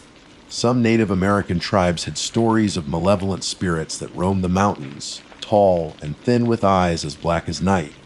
While these were just stories, they resonated with our experiences in a way that was deeply unsettling. The mystery of the crop circles also continued to haunt me. I shared my photos and descriptions with the group, and Mark found a few other instances where similar formations had been reported, though rarely with the same level of precision and direct connection to a sighting of the creature. One old newspaper article from the 1970s described a farmer in rural Pennsylvania finding a series of perfect circles in his cornfield, along with a strange metallic residue. The article dismissed it as likely being caused by unusual weather patterns, but reading it sent a shiver down my spine. We started to speculate about the nature of the creature. Was it some kind of undiscovered animal, a relic from a forgotten time? Was it something supernatural, a being from another dimension, or a manifestation of some ancient evil? Or was there a more terrestrial explanation, something we couldn't even begin to comprehend? The lack of concrete evidence was frustrating and terrifying. We had our stories, our shared experiences, but nothing that could be presented to the outside world as proof. We were just a small group of people on the fringes, whispering about the things that went bump in the night. Despite the fear, there was a strange sense of camaraderie within the group. We understood each other in a way that no one else could. We had all glimpsed something beyond the veil of normal reality, and that shared experience forged a powerful bond. As time went on, the initial terror of my encounter on Brassdown Bald began to subside, replaced by a more persistent anxiety. I found myself constantly scanning my surroundings, even in familiar places. The woods no longer held any allure for me. They were now a place of fear and uncertainty. I tried to move on with my life, to focus on work and my relationships. But the memory of that creature was always lurking in the back of my mind, a dark shadow that refused to be ignored. Then, about 6 months after my hike, I received a message from Mark. He had found something that he thought I needed to see. He sent me a link to an old, out-of-print book on local Georgia folklore. He told me to turn to page 147. I found the book online and nervously navigated to the specified page. There, under a chapter titled, "The Shadow Walkers of the Appalachians," was a woodcut illustration. It depicted a tall, gaunt figure with elongated limbs and large, dark eyes. The resemblance to the creature I had seen was uncanny. Below the illustration was a passage that sent a chill to my very soul. The Cherokee tell tales of beings known as the Nanihi, the immortal people who dwell in the high mountains. While some are said to be benevolent, others are dark and malevolent, known as the Shadow Walkers. These beings are said to roam the forests, their forms gaunt and their eyes like pits of night. They are drawn to places of power and solitude, and they leave strange markings upon the land to guide their way. Those who cross their path often meet with misfortune, and some are said to vanish without a trace, their souls claimed by the Shadow Walkers. I stared at the illustration and the accompanying text, my heart pounding in my chest. The Cherokee legends, the Shadow Walkers, it all seemed to fit. The tall, gaunt figure, the remote mountain location, the strange markings on the land, the cropped circles. Could it be that what I had encountered wasn't some unknown animal or extraterrestrial being, but something far older, something woven into the very fabric of the land's history and folklore? The thought was both terrifying and strangely compelling. It offered a kind of explanation, albeit a supernatural one, for the horrors I had witnessed. Over the next few months, the Appalachian Anomalies group continued to grow. More and more people came forward with their stories, each one adding another piece to the disturbing puzzle. We learned of other strange phenomena associated with the encounters, sudden drops in temperature, electronic devices malfunctioning, and a persistent feeling of being watched long after the encounter had ended.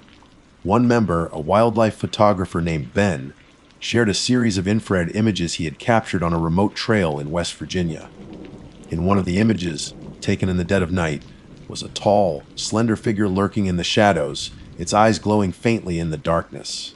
The figure was undeniably the same as the one I had seen on Brasstown Bald. The image sent a wave of fear and validation through our group. We weren't crazy, we had proof. But what could we do with it? Share it with the world and risk being labeled as lunatics? Or keep it to ourselves, a silent testament to the darkness that lurked in the wild places? We decided on a middle ground. We created a private blog where we anonymously shared our stories and evidence, hoping to reach others who might have had similar experiences, and to perhaps one day find a way to understand, and maybe even protect ourselves from whatever these things were. As for me, I never hiked alone in the deep woods again. The joy and peace I once found in nature had been replaced by a constant sense of unease. I still went for walks in local parks, but I always stayed on well-trodden paths and never ventured too far from civilization. Brasstown Bald remained a place of chilling memory. I would sometimes see pictures of it online, the observation tower standing stark against the sky, and a shiver would run down my spine. I knew that something ancient and malevolent resided there, something that had left its mark on me forever. I often think about the metallic sphere I saw in the observation tower. What was it? Was it some kind of artifact, a tool, or perhaps even an egg? I'll probably never know.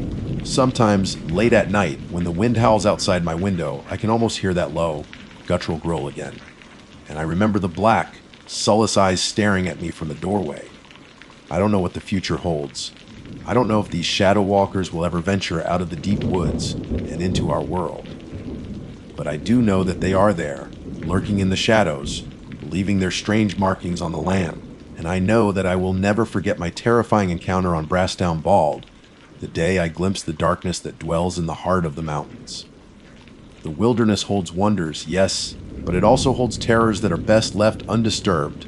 And sometimes, curiosity can lead you down a path from which there is no return. My name is Noah, and I've always been drawn to places that feel a little off.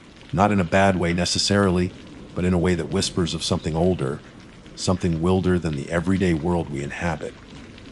That's why, a few weeks ago, I found myself packing my well-worn camping gear into the back of my aging Subaru, my destination set on a spot near the infamous Okefenokee Swamp. For those who haven't had the pleasures, or perhaps the misfortune of encountering it, the Okefenokee is a vast, sprawling wetland straddling the border between Georgia and Florida. It's a place of breathtaking, almost surreal beauty. Cypress trees draped in Spanish moss rise like spectral figures from the dark, still waters. Lily pads dot the surface, creating vibrant green islands in a liquid landscape. The air hangs heavy with humidity, thick with the scent of damp earth and decaying vegetation. During the day, it's a haven for wildlife alligators, basking on sun-drenched logs, colorful birds flitting through the dense foliage, turtles slipping silently beneath the murky surface. But the beauty of the Okefenokee is a deceptive one. Beneath the tranquil facade lies an ancient, untamed heart. It feels like a place where the rules of the modern world don't quite apply, where the echoes of primeval creatures still linger in the air. Locals whisper stories, tales of strange lights in the swamp at night, of unexplained sounds that carry across the water, of people who ventured too deep and were never seen again. Most folks dismiss these as folklore, the product of overactive imaginations fueled by the swamp's inherent mystery. But I've always had a sneaking suspicion that there might be more to these stories than meets the eye. My plan was simple, a solo camping trip. A few days spent immersing myself in the swamp's unique atmosphere. I'd booked a permit for a backcountry campsite accessible only by a short hike from a designated parking area.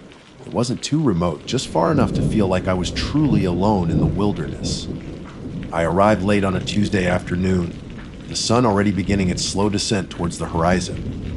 The air was thick and still, the silence broken only by the buzzing of insects and the occasional croaking of a frog.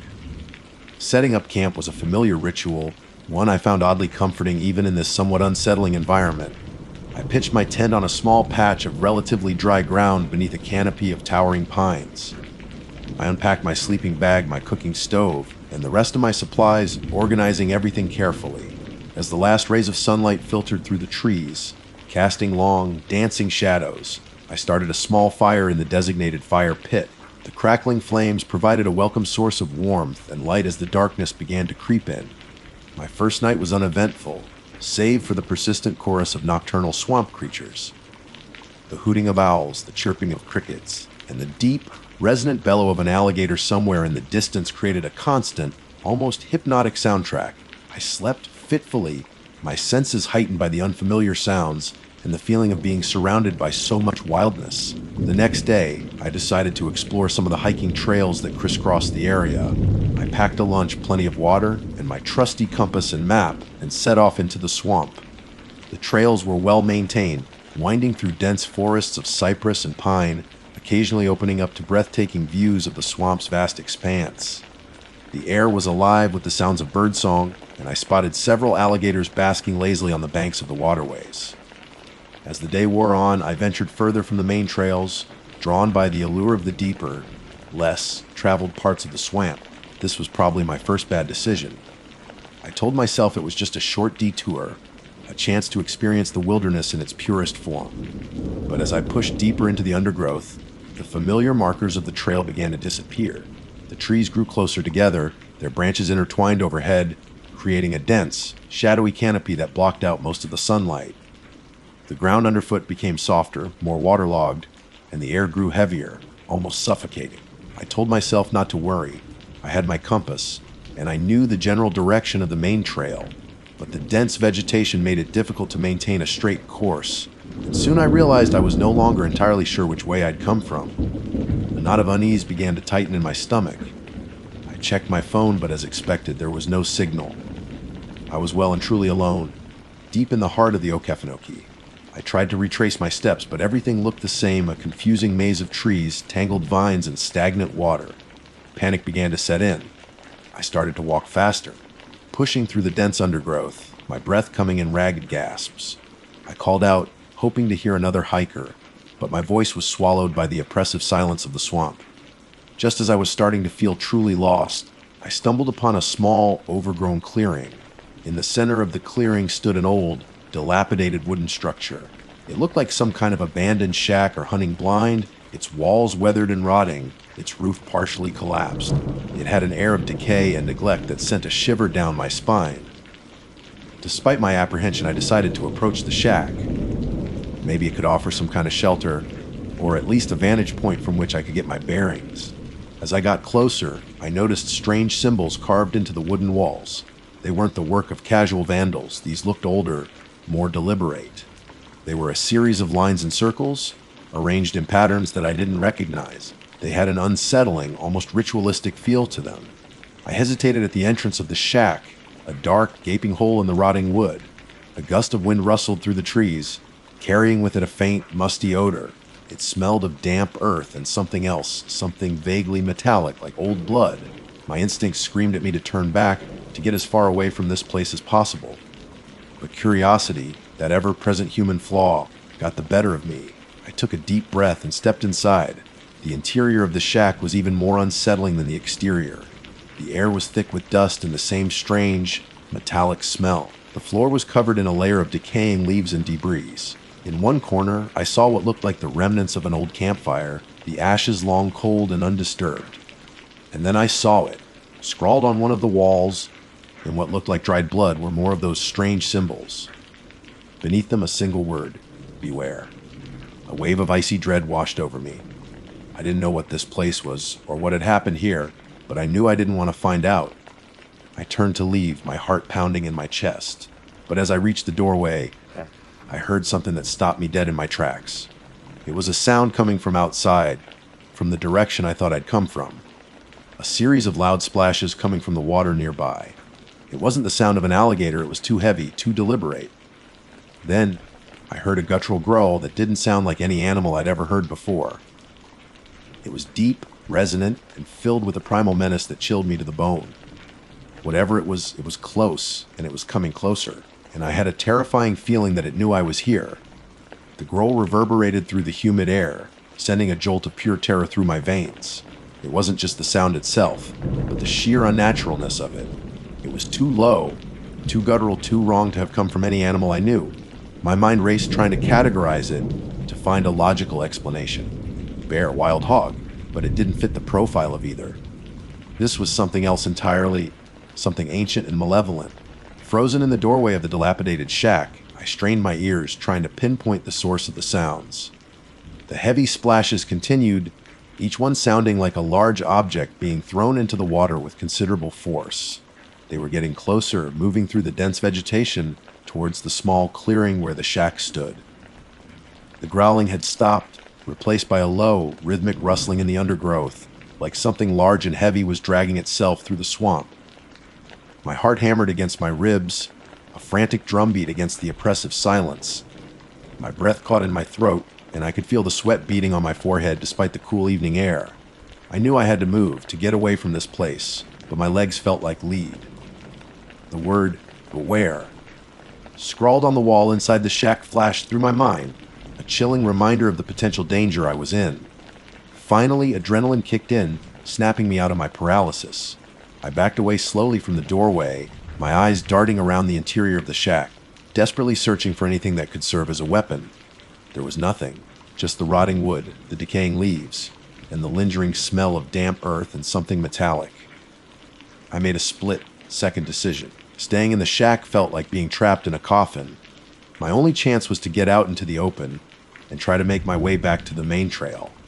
I knew it was a risk, but the thought of whatever was making those sounds finding me cornered in the shack was far more terrifying. I crept back towards the doorway, peering cautiously out into the gathering gloom. The sun had almost completely disappeared below the horizon, and the swamp was rapidly being swallowed by shadows. The rustling in the undergrowth was closer now, and I could hear the snapping of twigs and the crushing of leaves. Whatever it was very near. Taking a deep breath, I darted out of the shack and into the clearing. I kept low to the ground, scanning the surrounding vegetation for any sign of movement. For a moment, there was only silence. Then, I heard it again, the heavy splashing, this time much closer, coming from the murky water just beyond the edge of the clearing. I turned and ran, my feet pounding on the soft, uneven ground. I didn't have a clear direction in mind, just the primal urge to put as much distance as possible between myself and whatever was pursuing me.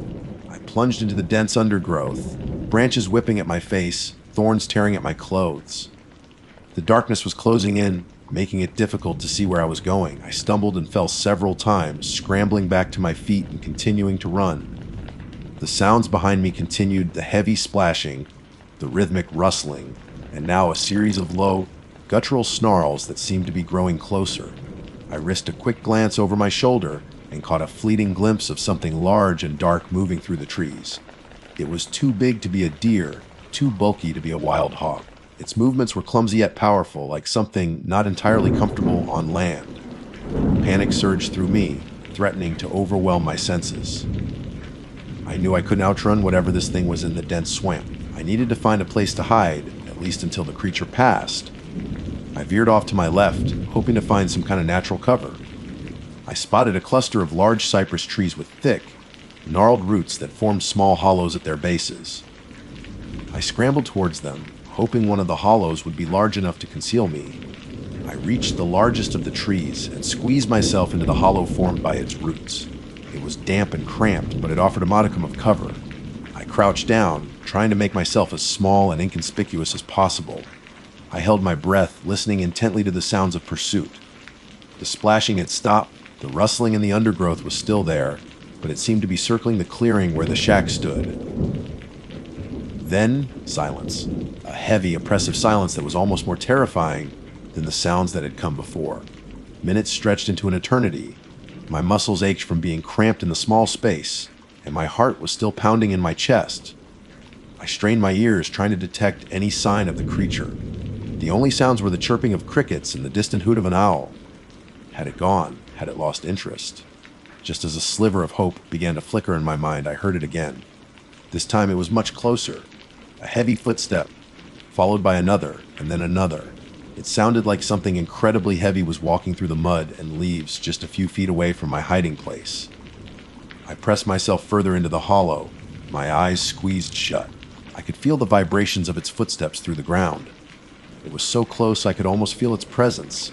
I imagined its dark, unseen eyes scanning the trees, searching for me. Then, the footsteps stopped right outside my hiding place. I held my breath, every muscle in my body tense.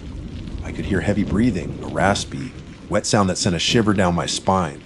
The air around me seemed to grow colder, and I could detect a faint, musky odor, stronger than the usual swamp smells. For what felt like an age, there was no sound, no movement, just the heavy breathing right outside my hiding place. I didn't dare to open my eyes, afraid of what I might see. My mind conjured up horrifying images of grotesque creatures with glowing eyes and razor-sharp teeth. Suddenly, the breathing stopped. For a moment, I thought it was gone. But then I heard a low, rumbling growl, so close it felt like it was vibrating in my very bones.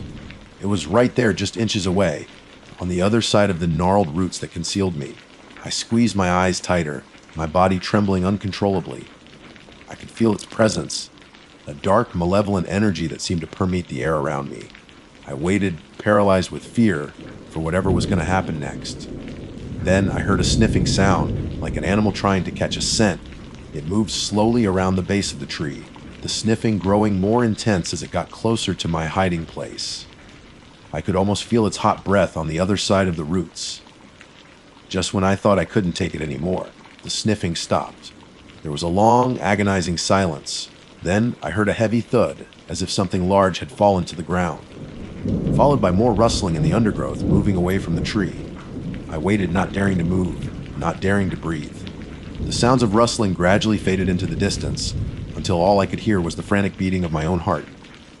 After what felt like an eternity, I slowly opened my eyes. The darkness was almost complete now, the only light filtering through the dense canopy, coming from the faint glow of the moon. I cautiously peeked out from my hiding place. I couldn't see anything in the gloom. I waited a few more minutes, listening intently for any sign of the creature. When I was reasonably sure it was gone, I slowly and carefully crawled out of the hollow. My legs were stiff and cramped, and my body was trembling. I stood up, trying to get my bearings in the darkness.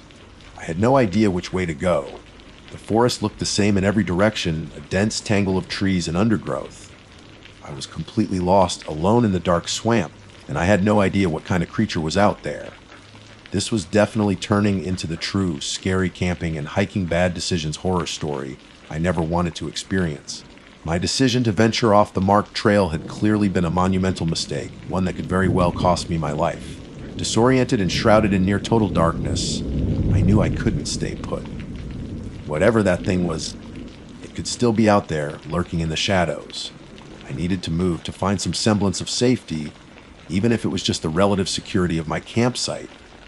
But the thought of navigating the swamp in this state, with an unknown predator possibly tracking me, filled me with dread. This whole trip had devolved into a series of escalating bad decisions, each one leading me further into this nightmare. I fumbled in my pocket for my phone, a futile gesture, but one born of desperation. As expected, the screen remained stubbornly blank, devoid of any signal. My flashlight was in my backpack back at the campsite, another brilliant decision I'd made before venturing off trail. All I had was the faint moonlight filtering through the dense canopy, barely enough to make out the immediate surroundings. Taking a deep breath, I tried to recall the general direction I'd been heading before I got lost. It was hard to tell in the darkness, but I thought my campsite was roughly to the east. I picked a direction and started walking, pushing through the tangled undergrowth, my hands outstretched to avoid tripping over unseen obstacles. Every rustle of leaves, every snap of a twig sent a jolt of fear through me. My senses were on high alert, straining to detect any sign of the creature. The silence of the swamp, once peaceful, now felt menacing, pregnant with unseen dangers.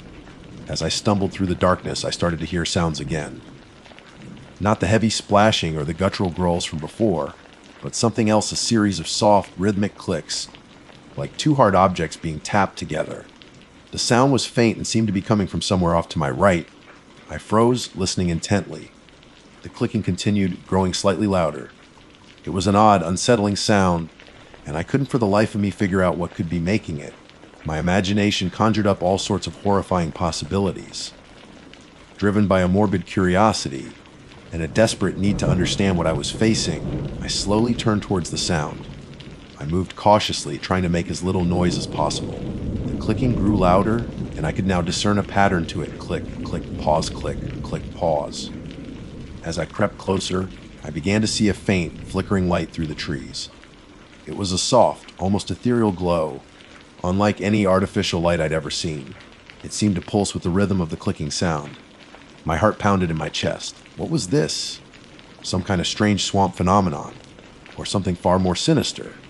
Against my better judgment, I continued to move towards the light.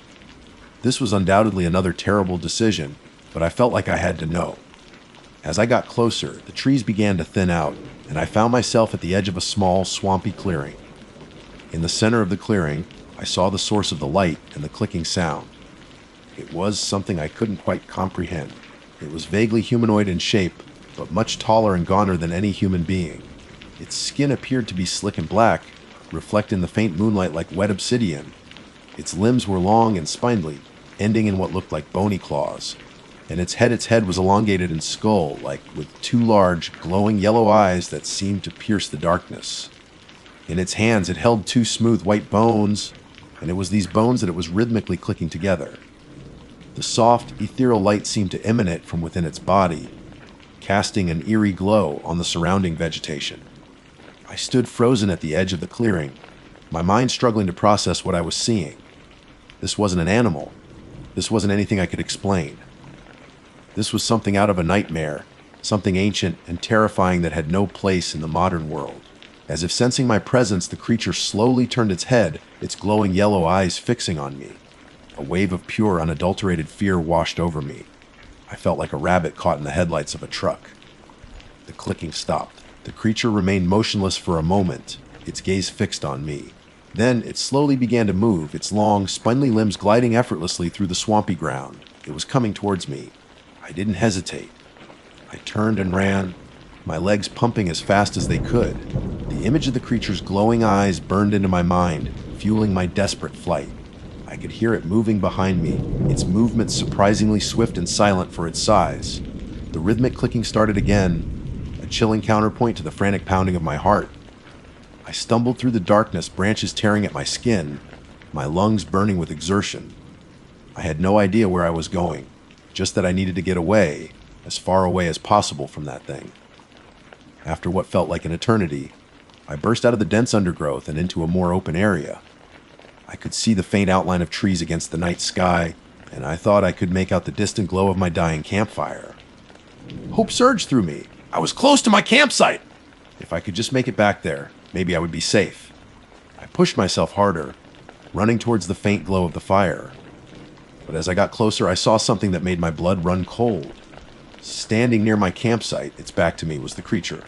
It was even taller and more menacing up close. I could now see the details of its skeletal face, the sharp, pointed teeth that lined its jaw.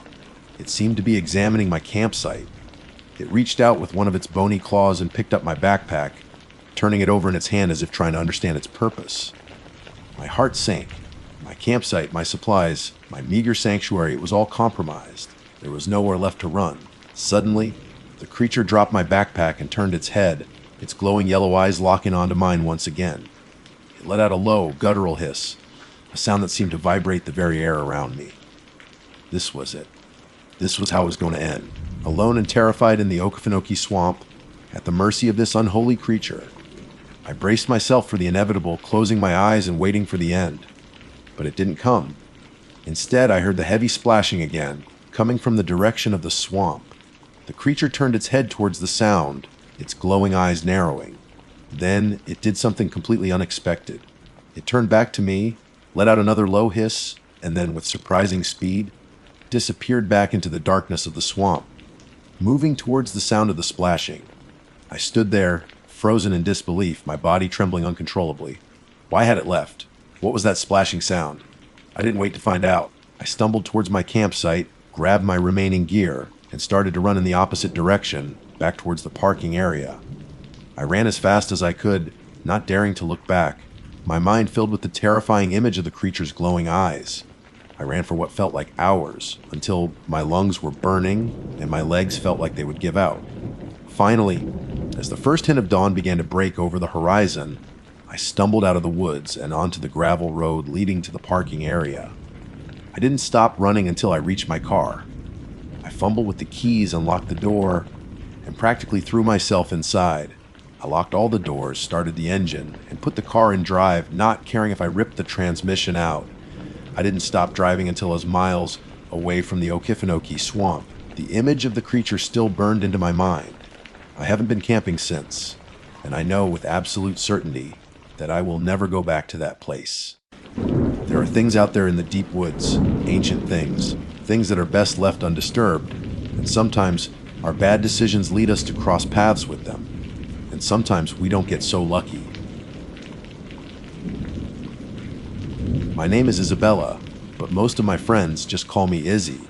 I'm 26 years old, and for the past few years, I've been feeling this growing need to disconnect, to step away from the constant hum of city life and the endless scroll of social media.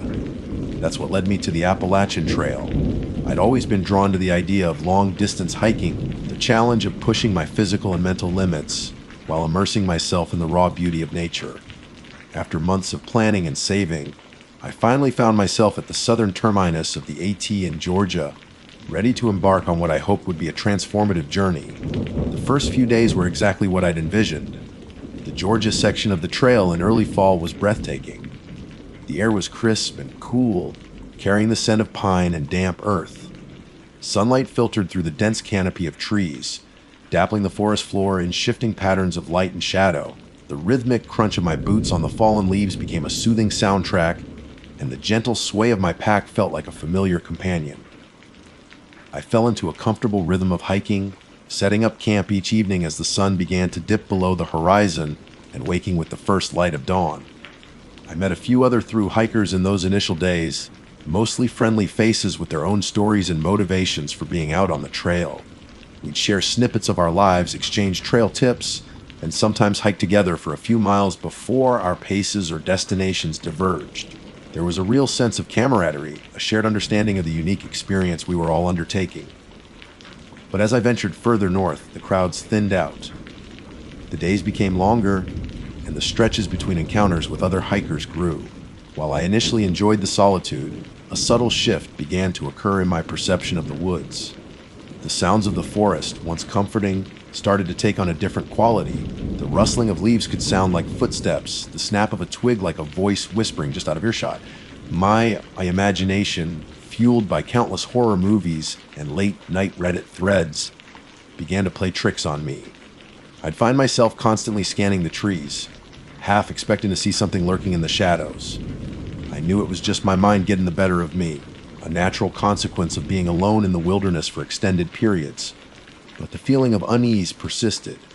It was on my 7th day, somewhere in a particularly remote section of the trail, that I made the discovery.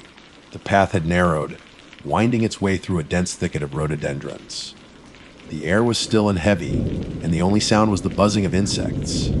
As I stepped around a bend, my eye caught something lying on the ground, partially hidden beneath a pile of fallen leaves. I stopped and bent down, curious. It was a small leather-bound journal, worn and weathered with age.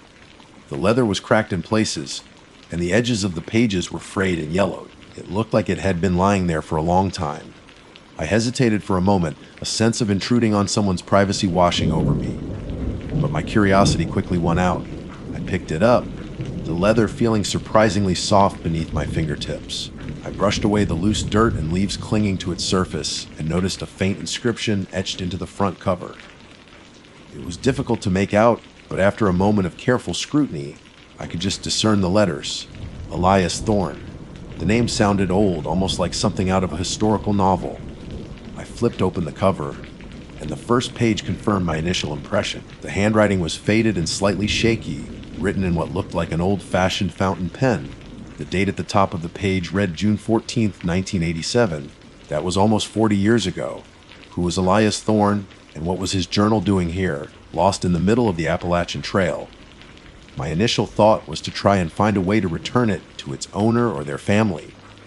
But as I started to read the first entry, a different kind of curiosity took hold.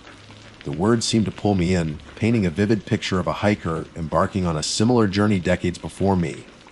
The first few entries were fairly mundane, detailing Elias's excitement about starting his hike, the beauty of the scenery, and his encounters with other hikers. He wrote about the challenges of carrying a heavy pack, the satisfaction of reaching a scenic vista, and the simple pleasure of a hot meal at the end of a long day. His voice was enthusiastic and full of optimism, mirroring my own feelings when I had first started my trek. But as I continued to read, a subtle shift began to occur in Elias's writing. The tone became less cheerful, more introspective. He started to mention feeling a sense of unease, a feeling of being watched even when he was alone. He wrote about strange sounds in the night, sounds that he couldn't quite identify, and the feeling that something was just beyond the periphery of his vision.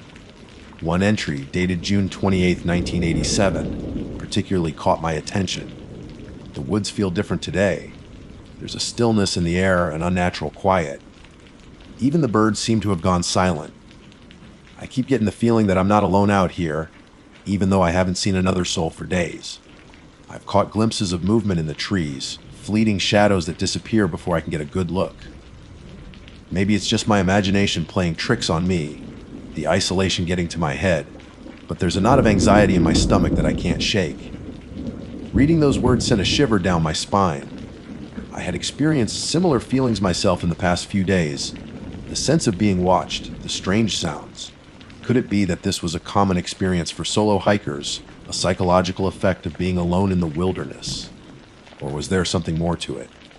I continued reading, my heart beginning to beat a little faster. Elias's entries became increasingly disturbing. He wrote about finding strange symbols carved into trees, symbols that looked ancient and unsettling. He described waking up in the middle of the night to find footprints around his tent, footprints that didn't match the tread of hiking boots. He mentioned hearing whispers on the wind, faint voices that seemed to be calling his name. The entries grew shorter, more fragmented, as if Elias was becoming increasingly agitated and fearful. His handwriting, which had started out neat and legible, became rushed and erratic. There were crossings out and scribbled notes in the margins, adding to the sense of growing panic. One entry, dated July 10th, 1987, was particularly chilling. I saw them again today. In the distance, through the trees, tall, gaunt figures. They moved silently, effortlessly, as if they were part of the woods themselves. I tried to get a closer look, but they vanished before I could. I don't know what they are, but they're not human. I can feel their eyes on me, watching, waiting. I need to get out of here. I need to go back to civilization. This place is evil. My hands were trembling as I read those words. The fear in Elias's writing was palpable, almost contagious. I looked around at the dense woods surrounding me, the shadows deepening as the afternoon wore on. A sudden wave of paranoia washed over me. Was I being watched too? Were there things lurking in these woods that I couldn't see? I told myself it was just a story, a journal written by someone who had perhaps succumbed to the stresses and isolation of long-distance hiking. But the vividness of Elias's descriptions, the raw emotion in his words, felt too real to dismiss entirely. I flipped to the last page of the journal, my breath catching in my throat. There was only one final entry written in large, shaky letters that filled the entire page. It was dated July 15th, 1987. The entry simply read, "They're watching." That was it. The journal ended there, abruptly, leaving me with a knot of dread in the pit of my stomach. I looked around again, the forest suddenly seeming darker, more menacing. The sounds of the woods, the rustling leaves and the chirping of unseen birds now sounded like whispers, like the rustling of something moving just out of sight. I never saw anyone else on that section of the trail. The sun was beginning to set, casting long, eerie shadows across the forest floor.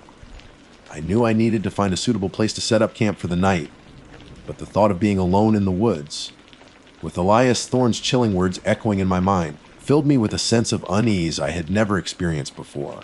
I clutched the journal tightly in my hand, a strange mix of fear and morbid curiosity swirling within me. I knew I should probably leave it where I found it, try to forget what I had read. But something compelled me to hold on to it, to try and understand what had happened to Elias Thorne. As I continued down the trail, the weight of the journal in my hand felt heavier than its physical form. It felt like I was carrying a burden, a secret, a warning. The woods no longer felt like a place of peaceful solitude. They felt alive, watchful, and potentially dangerous. And I couldn't shake the feeling that, just like Elias Thorne all those years ago, I was no longer alone. The remaining daylight seemed to drain away quickly once the thought of nightfall took root in my mind. Every rustle of leaves, every snap of a twig underfoot sent a jolt of adrenaline through me. I kept glancing over my shoulder, half expecting to see those tall, gaunt figures Elias had described lurking amongst the trees. Of course, I saw nothing but shadows and the familiar shapes of the forest, but the feeling of being watched persisted, a cold prickle on the back of my neck. I finally found a relatively flat clearing a little ways off the main trail, nestled between a cluster of large oak trees. It wasn't the most picturesque campsite I'd ever chosen, but it felt somewhat sheltered, offering a small measure of comfort against the growing unease. As I went about the routine of setting up my tent, the rhythmic movements were usually a source of calm, but tonight they felt rushed and clumsy. My hands trembled slightly as I fumbled with the tent poles, and I kept stopping to listen, my ears straining to catch any unusual sounds. Once the tent was pitched, I quickly unpacked my sleeping bag and pad, creating a small sanctuary within the thin nylon walls. The thought of being completely exposed to the darkness outside was unsettling. I rummaged through my pack for my headlamp and switched it on, the beam of light cutting a small circle into the encroaching gloom. The forest beyond the tent seemed to press in, a wall of impenetrable blackness filled with unseen eyes. I heated up some water on my small backpacking stove and prepared a freeze-dried meal. Usually, this was a moment of quiet satisfaction, a chance to refuel and reflect on the day's hike. But tonight my appetite was small, and every sound from outside, the hoot of an owl, the distant howl of what might have been a coyote, amplified my anxiety. I ate quickly, my gaze darting nervously towards the tent flap, half expecting something to appear in the beam of my headlamp. After eating, I sat inside my tent, the journal lying beside me. I knew I should try to sleep, but my mind was racing, replaying Elias Thorne's words over and over again. They're watching. The simplicity and finality of that sentence were deeply disturbing. Who were they? What were they watching for? And why did Elias feel such terror in his final moments? I picked up the journal again, my fingers tracing the faded inscription on the cover. Elias Thorne. I wondered what had become of him. Had he ever made it out of the woods? Had anyone ever found his journal before me? The fact that it had remained hidden for so long, undisturbed by the elements and other hikers, felt significant, almost ominous. Driven by a morbid curiosity, I started to reread some of the earlier entries, the ones where Elias first started to notice strange things. He mentioned finding those symbols carved into trees. I tried to recall if I had seen anything similar on my hike, but nothing specific came to mind. I had noticed some unusual markings on trees here and there, but I had dismissed them as natural occurrences or perhaps the work of other hikers. Now, I wasn't so sure. He also wrote about waking up to find footprints around his tent. That thought sent another shiver down my spine. I hadn't noticed any footprints around my campsite, but it was dark now, and I hadn't paid close attention earlier. I shone my headlamp around the inside of the tent, as if that would somehow reveal what might be lurking outside. The whispers on the wind, that was another detail that resonated with me.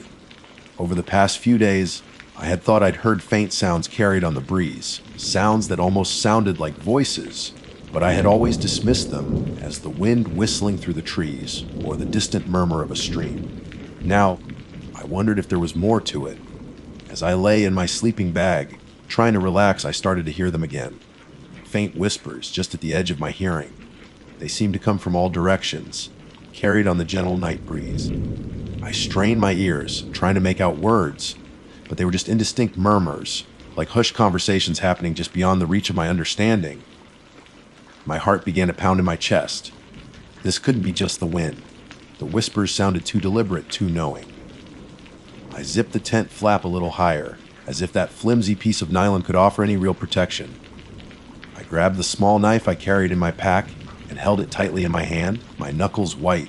The whispering continued, sometimes fading away only to return a few moments later, seemingly closer. I closed my eyes, trying to block out the sound, but it was like they were inside my head, a constant, unsettling hum. Then I heard another sound, a distinct snap of a twig just outside my tent. My eyes flew open. I held my breath, listening intently. There was silence for a moment, and I started to think I had imagined it. But then I heard it again, another snap, closer this time. It sounded like someone or something was walking around my tent. Fear gripped me, cold and paralyzing. I lay frozen in my sleeping bag, my senses on high alert. I could hear the soft crunch of leaves underfoot, the gentle rustling of the tent fabric as something brushed against it. My imagination ran wild, conjuring images of the tall, gaunt figures Elias had described, their eyes glowing in the darkness. I wanted to scream, but my voice seemed trapped in my throat. I wanted to turn on my headlamp, but I was afraid of what I might see. I just lay there listening, my body tense and trembling. The sounds continued for what felt like an eternity. They circled my tent, stopping every now and then, as if whatever was out there was studying me, observing me. I could almost feel their presence, a malevolent energy that permeated the thin walls of my shelter. Eventually, the sounds started to fade, moving further away into the darkness. The whispering also seemed to recede, becoming fainter and more distant, until it finally disappeared altogether. I lay there for a long time, my heart still racing, afraid to move, afraid that whatever it was might return. The silence that followed was almost as unnerving as the sounds themselves, a heavy, oppressive silence that seemed to hold its breath. Sleep was impossible. Every creak of the trees, every rustle of leaves, sent a fresh wave of anxiety through me. I kept my knife clutched in my hand, my headlamp within easy reach. I stayed awake until the first hint of dawn began to filter through the trees, painting the eastern sky in pale hues of gray and pink. As soon as there was enough light, I scrambled out of my tent, my senses still on high alert. I quickly surveyed the area around my campsite. The ground was covered in fallen leaves, making it difficult to discern any clear footprints. But as I looked closer, I noticed something that made my blood run cold. Just a few feet from my tent, there were 3 distinct footprints in a patch of soft earth. They were large, much larger than my own, and they weren't the shape of hiking boots. They were elongated and narrow, with what looked like 3 long toes. I stared at them in disbelief, my mind struggling to comprehend what I was seeing. These weren't human footprints. A wave of nausea washed over me. Elias's words echoed in my mind. They're not human. The fear that had been simmering beneath the surface now boiled over into full-blown panic. I had to get out of here. I had to leave this place. I quickly packed up my campsite, my movements frantic and jerky. I barely ate anything, my stomach churning with anxiety. As I stuffed my tent into its stuff sack, I glanced around the woods, half expecting to see those figures Elias had described. I shouldered my pack, the weight feeling heavier than usual, and started hiking, my pace much faster than it had been before. I didn't care about the scenery anymore. I didn't care about the challenge of the hike. All I wanted to do was put as much distance as possible between myself and this place. I kept looking over my shoulder, scanning the trees, my heart pounding with every shadow that moved. The feeling of being watched was stronger than ever. I could almost feel their eyes on me, following my every move. The journal felt like a lead weight in my pack, a constant reminder of the horror Elias had experienced. I considered throwing it away, burying it in the woods, but something held me back. It was a piece of evidence, a testament to something terrible that had happened here. As I hiked, I couldn't shake the image of those strange footprints from my mind. 3 long toes. What kind of creature would leave tracks like that? And what had Elias seen that had terrified him so much? The woods seemed different now, darker and more menacing. The sounds of the forest no longer felt natural. Every rustle of leaves sounded like a footstep, every snap of a twig like a warning. I hiked for hours, not stopping until my legs ached and my lungs burned. I finally reached a section of the trail that looked more frequently used. I even saw a few other hikers in the distance, their colorful packs a welcome sight. The presence of other people brought a small measure of relief, but the fear lingered, a cold knot in my stomach. I knew I couldn't keep this to myself. I had to tell someone about the journal, about Elias Thorne, about the footprints. But who would believe me? It all sounded so unbelievable, like something out of a nightmare. As I continued hiking, I made a decision. I would get to the next town, find a ranger station, and report what I had found. Maybe they would know something about Elias Thorne.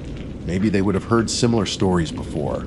But even as I made that decision, a small voice in the back of my mind whispered a chilling doubt. What if they didn't want me to tell anyone? What if they were still watching? I glanced back down the trail, the trees seeming to close in around me. For a fleeting moment, I thought I saw a flash of movement in the shadows, a tall, gaunt figure disappearing behind a thicket of trees. My breath hitched in my throat. The feeling of being watched intensified, and I knew, with a certainty that chilled me to the bone, that I wasn't safe yet. The woods still held its secrets, and I had stumbled upon something I wasn't meant to see. And now, they knew I knew. The sight of other hikers ahead was a beacon of hope, a tangible sign that I was nearing civilization. Their brightly colored backpacks bobbed through the trees, and the sound of their voices carried on the breeze. A stark contrast to the unsettling silence I had endured through the night. I quickened my pace, eager to reach them, to feel the safety of numbers. As I drew closer, I could make out a group of 3 people, 2 men and a woman, all appearing to be around my age. They were laughing and chatting, seemingly oblivious to the sense of dread that still clung to me. I felt a surge of relief wash over me, the tension in my shoulders easing slightly. "Hey," I called out as I approached them. "Mind if I join you for a bit?" They turned to look at me, their expressions friendly and welcoming. "Sure, no problem," one of the men said, smiling. "We're just taking a break." I joined them by the side of the trail, dropping my pack with a sigh of relief. "Thanks," I said. I had a bit of a weird night. The woman who had kind eyes and a warm smile asked, "Oh yeah, what happened?" I hesitated for a moment, unsure of how much to tell them. How could I explain about the journal, about Elias Thorne, about the strange footprints? It all sounded so outlandish. I found an old journal yesterday. I began, deciding to start with the least unbelievable part. It belonged to a hiker from decades ago, and he wrote about some really disturbing experiences in the woods. The other man, who had a thick beard and a mischievous glint in his eyes, chuckled. "Oh, a ghost story, huh? This section of the trail does have some creepy tales." It wasn't just a story. I insisted, my voice trembling slightly. He wrote about seeing things, strange figures. And last night I heard things around my tent. And this morning I found these. I trailed off, unsure how to describe the footprints without sounding completely insane. The woman's smile faded, replaced by an expression of concern. "What kind of things did you hear?" I recounted the whispers, the footsteps around my tent, the feeling of being watched. I didn't mention the footprints yet, wanting to gauge their reaction to the rest of the story first. The bearded man frowned. "That's unsettling. You sure it wasn't just animals?" "I don't think so," I replied. The whispers, they sounded almost like voices, and the footsteps, they were too deliberate. The third hiker, who had been quiet until now, spoke up. He was tall and lean, with a serious expression. "You said this journal was old. How old?" "The last entry was dated 1987, I said. The hiker's name was Elias Thorne. The tall hiker's eyes widened slightly. "Elias Thorne, I've heard that name before. There's a local legend around here, a story about a hiker who went missing on this section of the trail back in the late 80s. They never found his body. A chill ran down my spine. So, Elias Thorne's disappearance wasn't just a story in an old journal. It was a real event, a local legend. He wrote about seeing tall, gaunt figures." I said, my voice barely above a whisper. He said they weren't human. And his last entry just said, "They're watching." The 3 hikers exchanged uneasy glances. The jovial atmosphere from a few minutes ago had completely vanished. "That's creepy." The woman said, her voice hushed. "Did he say anything else about these figures?" The bearded man asked. I thought back to the journal entries, trying to recall every detail. He mentioned seeing them in the distance, moving silently. He said he felt their eyes on him. He also wrote about finding strange symbols carved into trees. The tall hiker nodded slowly. There are stories about that too. Strange markings found deep in the woods. Some people say they're ancient, others say they're something else. My heart pounded in my chest. This was more than just a spooky story. These hikers knew about the legend of Elias Thorne, about strange symbols. Could they also know something about what he had seen? This morning, I continued, my voice trembling, I found footprints near my tent. They weren't like any footprints I've ever seen. They were large and narrow, with 3 long toes. The 3 hikers stared at me in silence, their faces pale. The bearded man swallowed hard. 3 toes. You're sure? I'm sure, I said, my voice firm despite the fear that still gripped me. I saw them clearly. A heavy silence descended upon the group. The sounds of the forest, which had seemed normal just moments before, now took on a more sinister quality. The rustling leaves sounded like whispers, the snap of a twig like a warning. We should stick together, the tall hiker said finally, his voice low and serious. There's safety in numbers. We were planning on hiking another few miles to the next shelter. You're welcome to join us. Thank you, I said, relief washing over me. I would really appreciate that. We packed up our gear and started hiking together, the earlier lightheartedness replaced by a palpable sense of unease. We walked in silence for a while, each of us lost in our own thoughts. I kept glancing around, my eyes scanning the trees, half expecting to see something lurking in the shadows. After about an hour, the woman pointed to a tree beside the trail. Hey, look at that. Carved into the bark of the tree was a symbol unlike anything I had ever seen before. It consisted of 3 interconnected circles with strange lines extending from them. It looked ancient and unsettling, just like Elias had described in his journal. A collective gasp went through our small group. The bearded man reached out and touched the carving, his brow furrowed in concentration. I've seen this before, he said quietly, a few times deeper in the woods. I always thought it was just some weird graffiti. Elias wrote about seeing symbols like this. I said, my voice barely a whisper. He said they felt evil. The atmosphere became even more tense. We continued hiking, our pace quickening, our eyes constantly darting around. The feeling of being watched intensified, as if unseen eyes were following our every move. Suddenly, the woman stopped dead in her tracks, her hand flying to her mouth. Did you hear that? We all froze, listening intently. From somewhere deep in the woods, we could hear a faint sound, a low, guttural growl. It was unlike anything I had ever heard before, animalistic yet somehow wrong. The bearded man's face turned white. What was that? The tall hiker's eyes darted around nervously. I don't know, but I don't like it. The growling sound came again, closer this time. We could feel the vibrations in the air, a primal threat that sent shivers down our spines. Without a word, we all started running, our feet pounding on the forest floor. We didn't know what was chasing us, but the fear that gripped us propelled us forward.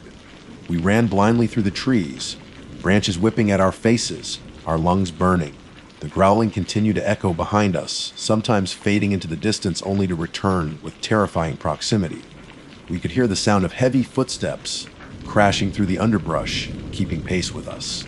I glanced back for a fleeting moment and caught a glimpse of something moving through the trees. It was tall and gaunt, just like Elias had described, its form partially obscured by the dense foliage, but I saw enough to know that it wasn't human. Panic surged through me. Elias's words echoed in my mind. They're not human. We kept running, our hope dwindling with every step. The sounds behind us were getting closer, and I could feel a sense of dread washing over me. This was it. This was what had happened to Elias Thorne. Just as my legs were about to give out, we burst out of the trees and into a small clearing. In the middle of the clearing stood a dilapidated old cabin, its windows boarded up and its roof sagging. Get inside! The tall hiker yelled, pushing me towards the cabin. We scrambled through a broken window, landing hard on the dusty wooden floor inside. The cabin was dark and musty, filled with cobwebs and the smell of decay. We quickly barricaded the window with a heavy wooden beam, just as we heard the sounds of whatever was chasing us reach the edge of the clearing. Low growls and guttural snarls echoed around the cabin, sending shivers down our spines. We huddled together in the darkness, our hearts pounding in our chests, listening to the sounds outside. We could hear them circling the cabin, their heavy footsteps shaking the old wooden structure. Suddenly, There was a loud crash as something slammed against the front door. The door shuddered in its frame, the rusty hinges groaning. "They're trying to get in," the woman whispered, her voice filled with terror. We braced ourselves against the door, our combined weight barely enough to hold it shut against the force from the other side. The crashing continued, each impact more violent than the last. Then, just as suddenly as it had started, the crashing stopped. The growling and snarling also faded away, replaced by an eerie silence. We waited, holding our breath, unsure if they had left or were simply waiting for us to come out. The silence stretched on, heavy and oppressive. Finally, the tall hiker spoke, his voice barely audible. "Do you think they're gone?" We didn't answer. We didn't dare to hope. Then, from outside the cabin, carried on the wind, we heard a faint whisper. It was the same whisper I had heard around my tent the night before, but this time it was clearer, more distinct. It wasn't just the wind. The whisper seemed to come from all directions surrounding the cabin, and this time I could almost make out the words. They were the same words Elias Thorne had written in his journal, his final chilling warning. "They're watching." And then I heard another sound, a soft scratching on the boarded up window beside me. I didn't dare to look. I knew what was on the other side. They were still there. They had been there all along, and now they knew where we were. The scratching continued, a slow, deliberate sound that sent a wave of icy terror through me. I closed my eyes, my mind racing, wondering if this was how it would end, trapped in a dilapidated cabin in the middle of the deep woods, with something inhuman watching and waiting outside. I never saw anyone else on that section of the trail after that, and I never went back into the woods alone again. Some places, some secrets, are best left undisturbed, and some things that watch in the darkness are best left unseen. My name is Jackson, and I've always been drawn to the wild. There's a certain kind of peace you find when you're miles away from civilization, surrounded by nothing but trees and the sounds of nature. It's a feeling that recharges my soul, a way to escape the constant noise and demands of everyday life. That's why every few months I try to carve out some time for a solo camping trip. No phone, no internet, just me and the great outdoors. This time, my destination was Fannin County. I'd heard whispers about its dense forests, its winding trails, and the kind of untouched beauty that makes you feel like the first person to ever set foot there. It's located in North Georgia, nestled up against the Blue Ridge Mountains, and from the pictures I'd seen, it looked like the perfect place to disconnect and reconnect with myself. The drive up was beautiful. The leaves were just starting to turn, painting the landscape in shades of red, orange, and gold. The air was crisp and cool, carrying the scent of pine and damp earth. As I got further away from the main highways and onto the winding country roads, a sense of anticipation began to build. This was exactly what I needed. I'd done my research, of course.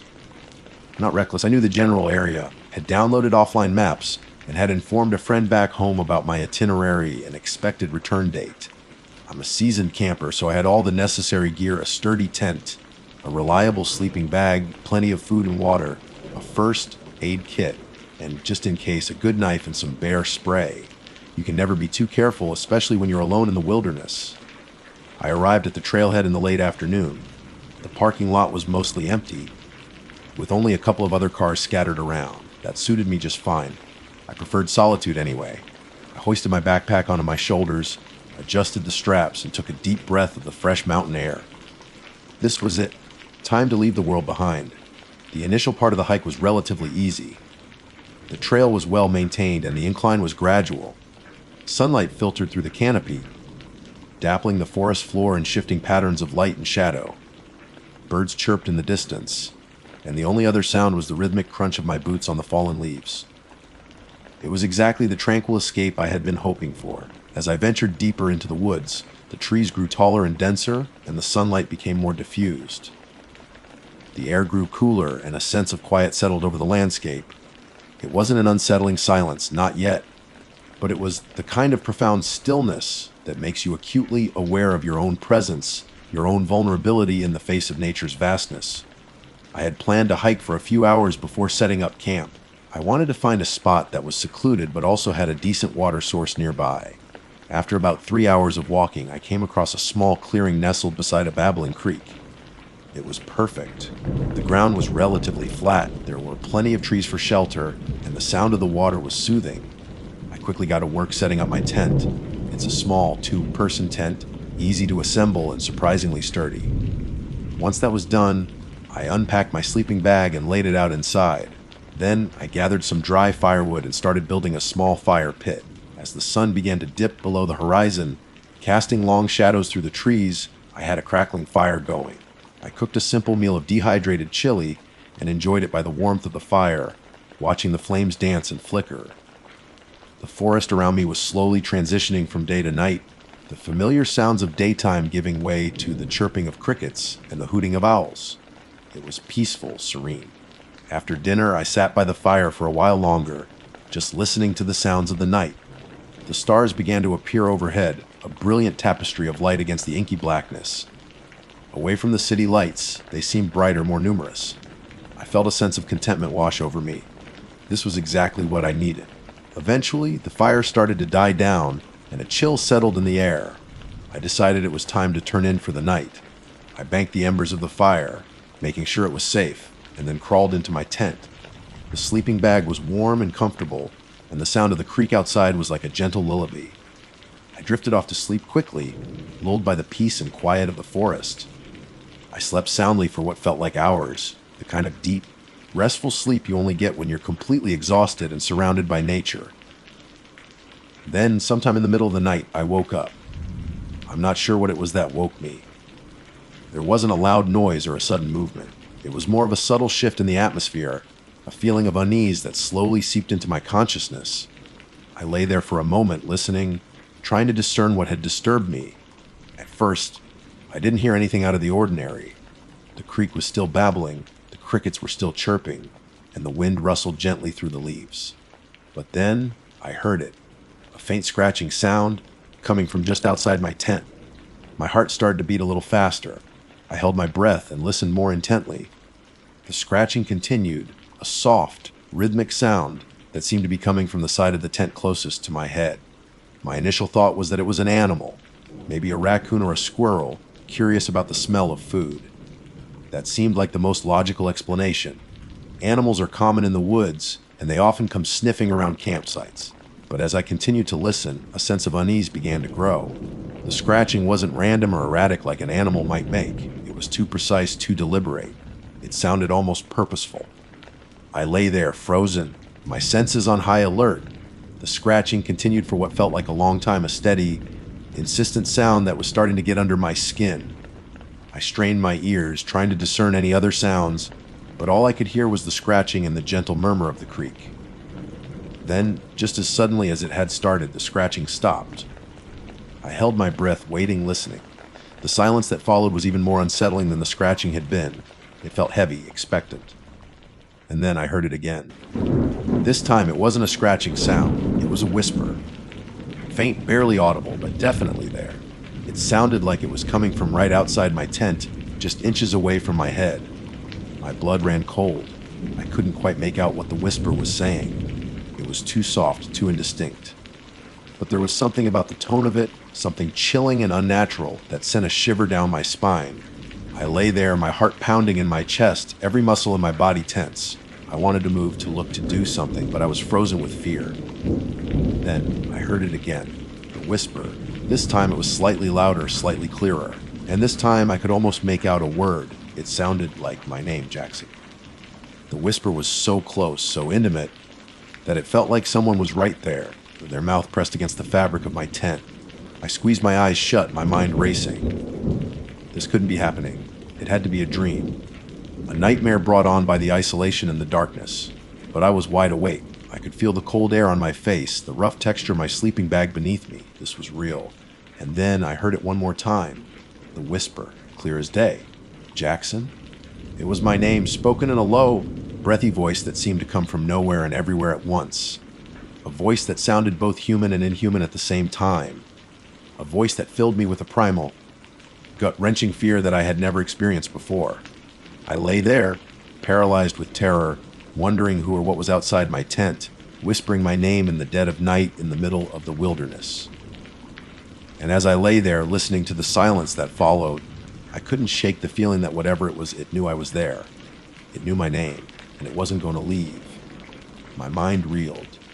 Who could possibly know my name out here? I hadn't told anyone exactly where in Fannin County I'd be camping, just the general area. And even if someone did know, why would they be whispering my name outside my tent in the middle of the night? It made no sense. My first instinct was to grab my knife. I fumbled around in the dark beside my sleeping bag until my fingers closed around the familiar grip. The cold steel felt reassuring in my trembling hand. I held it tightly, my knuckles white. I lay there for what felt like an eternity, listening intently, but all I could hear was the sound of my own ragged breathing and the frantic pounding of my heart. The whispering had stopped. The scratching had stopped. The forest outside my tent was eerily silent. Maybe it had been my imagination. Maybe I was just tired and stressed, and the isolation was getting to me. It was possible, I told myself.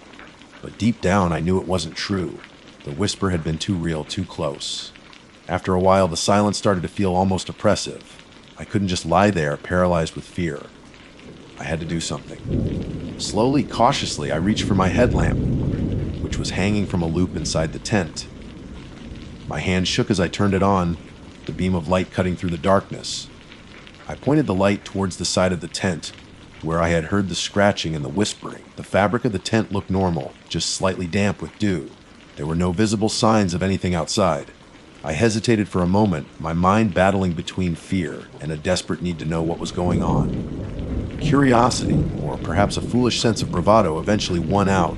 I decided to take a peek outside. Very slowly, I unzipped the tent flap, making as little noise as possible. I peered out into the darkness, my headlamp illuminating a small circle of the forest around my campsite. The trees stood like silent sentinels, their branches reaching up towards the starless sky. The undergrowth was thick and shadowy, full of unseen rustlings and whispers of the wind. The fire had died down to glowing embers, casting a faint, flickering light on the surrounding area. I scanned the area carefully, my eyes darting from tree to tree, searching for any sign of movement, any indication of who or what might have been outside my tent. But I saw nothing. The forest seemed empty, peaceful. Maybe it really was just my imagination, I thought again. But the feeling of unease still lingered, a knot of dread in the pit of my stomach. I decided to unzip the tent flap a little further and stick my head out. I strained my ears, listening for any sound, any hint of a presence nearby. But all I could hear was the gentle murmur of the creek and the distant hoot of an owl. Just as I was about to pull my head back inside, I saw something. It was small, almost hidden in the shadows near the edge of my fire pit. A small pile of stones, arranged in a way that seemed deliberate. I hadn't put those stones there. I was sure of it. When I had built the fire pit earlier, I had just cleared a patch of ground and surrounded it with a few larger rocks. These were smaller stones carefully stacked on top of each other, forming a small cairn-like structure. A shiver ran down my spine. What did it mean? Was someone watching me? Had someone been here while I was sleeping? I quickly pulled my head back inside the tent and zipped up the flap. My heart was pounding again, faster this time. I didn't like this. Not one bit. I sat there for a moment, trying to collect my thoughts. Who would build a small pile of stones near my campsite in the middle of the night? It didn't seem like something an animal would do. It felt intentional. I grabbed my headlamp again and shone it through the tent fabric towards the pile of stones. It was still there, a small, silent marker in the darkness. I decided I couldn't stay in the tent. I felt too exposed, too vulnerable. If someone was out there, watching me, I didn't want to be trapped inside.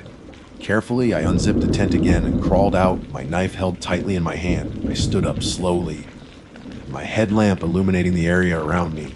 The forest still seemed empty, but the feeling of being watched was stronger than ever. I felt like there were eyes on me, hidden in the shadows, observing my every move. I walked over to the fire pit and examined the pile of stones more closely. There were about 5 or 6 of them, each roughly the size of my fist, stacked in a precarious little tower. It looked almost like a child's game, but there was something about it that felt deeply unsettling. As I stood there staring at the stones, I heard another sound. This time it wasn't a whisper or a scratching. It was a soft crunching sound, like someone stepping on dry leaves. It came from the trees just beyond the edge of my campsite. I froze, my head snapping towards the sound. I held my breath, listening intently. The crunching sound came again, closer this time. Someone was out there. My heart pounded in my chest. I gripped my knife tighter, my senses on high alert. I scanned the darkness, trying to pinpoint the source of the sound. Then I saw it, a pair of eyes reflecting the beam of my headlamp. They were small, glowing eyes, peering out from behind a thick bush. My blood ran cold. It wasn't the eyes of a deer or a raccoon. These eyes were different. They were too close together, too intense. They looked intelligent. I stared back at the eyes, my mind racing. What kind of animal had eyes like that? Suddenly, the eyes moved. They blinked slowly, deliberately, and then they disappeared behind the bush. I stood there for a moment, frozen in place, my mind struggling to process what I had just seen. Was it a person? Some kind of wild animal I had never encountered before. The crunching sound came again, this time from a different direction, closer to the creek. It sounded like more than one person or more than one thing. Fear gripped me, cold and paralyzing. I knew I had to get out of here. I couldn't stay in this place any longer. I turned and ran back to my tent, scrambling inside and zipping it up as quickly as I could. I fumbled for my backpack, my hands shaking so badly I could barely grasp the zipper. I threw everything haphazardly into the bag, my sleeping bag, my clothes, my food. I didn't care if it was organized or not. I just needed to get out of this forest. As I was stuffing my tent into its stuffed sack, I heard the scratching again. This time it was louder, more insistent. It sounded like it was right next to my tent, maybe even on it. I froze, my breath catching in my throat. The scratching continued, a frantic, desperate sound that made the hair on the back of my neck stand on end. Then I heard the whispering again. It was closer this time, right outside the tent, and it sounded like more than one voice. I couldn't make out the words, but the tone was chilling, menacing. I squeezed my eyes shut, my hands covering my ears, trying to block out the sounds, but they were everywhere, surrounding me, closing in. Suddenly, the scratching stopped, and the whispering faded away. An eerie silence descended over the forest once more. I waited for a moment, holding my breath, wondering if it was over, but then I heard a new sound. It was a soft tapping sound, like someone gently knocking on the side of my tent. Tap, tap, tap. It was slow, deliberate, almost playful, but there was nothing playful about it. It was terrifying. I didn't move. I didn't breathe. I just lay there, curled up in a ball, my knife clutched tightly in my hand, praying that whatever was outside would just go away. Tap, tap, tap. The tapping continued for what felt like an eternity. Each tap sent a jolt of fear through my body. I imagined whatever was out there, its face pressed against the fabric of my tent, its eyes staring at me through the thin nylon. Then the tapping stopped. I waited, listening, but there was only silence. Had it gone? Was it finally over? Just as I started to feel a sliver of hope, I heard a new sound. This time, it was a giggle, a soft, high-pitched giggle, like a child's. But it was wrong. It sounded distorted, unnatural, like something was trying to imitate a child's laugh, but didn't quite get it right. The giggle came from right outside my tent, just inches away. It sent a wave of pure terror washing over me. I scrambled to my feet, grabbing my backpack and throwing it over my shoulders. I had to get out of here. Now, I unzipped the tent flap and burst out into the darkness, my headlamp beam cutting through the night. The campsite was empty. The fire had almost completely died down. There was no sign of anyone or anything, but I could still hear the giggling. It seemed to be coming from all around me, echoing through the trees. I didn't stop to think. I just started running blindly through the forest, my headlamp bouncing wildly as I stumbled over roots and rocks. The giggling followed me, getting louder, closer.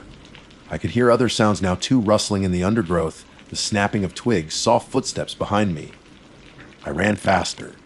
My lungs burning, my legs aching. I didn't know where I was going. I just needed to get away from this place, away from the whispers, the scratching, the tapping, the giggling. I ran until I couldn't run anymore, until my legs felt like they were going to give out. I finally collapsed behind a large fallen log, gasping for breath. The sounds seemed to fade away as I ran, but now, in the silence, I could still feel them, lurking just beyond the edge of my hearing. I lay there for a long time, huddled behind the log, my knife still clutched in my hand, listening to the sounds of the forest.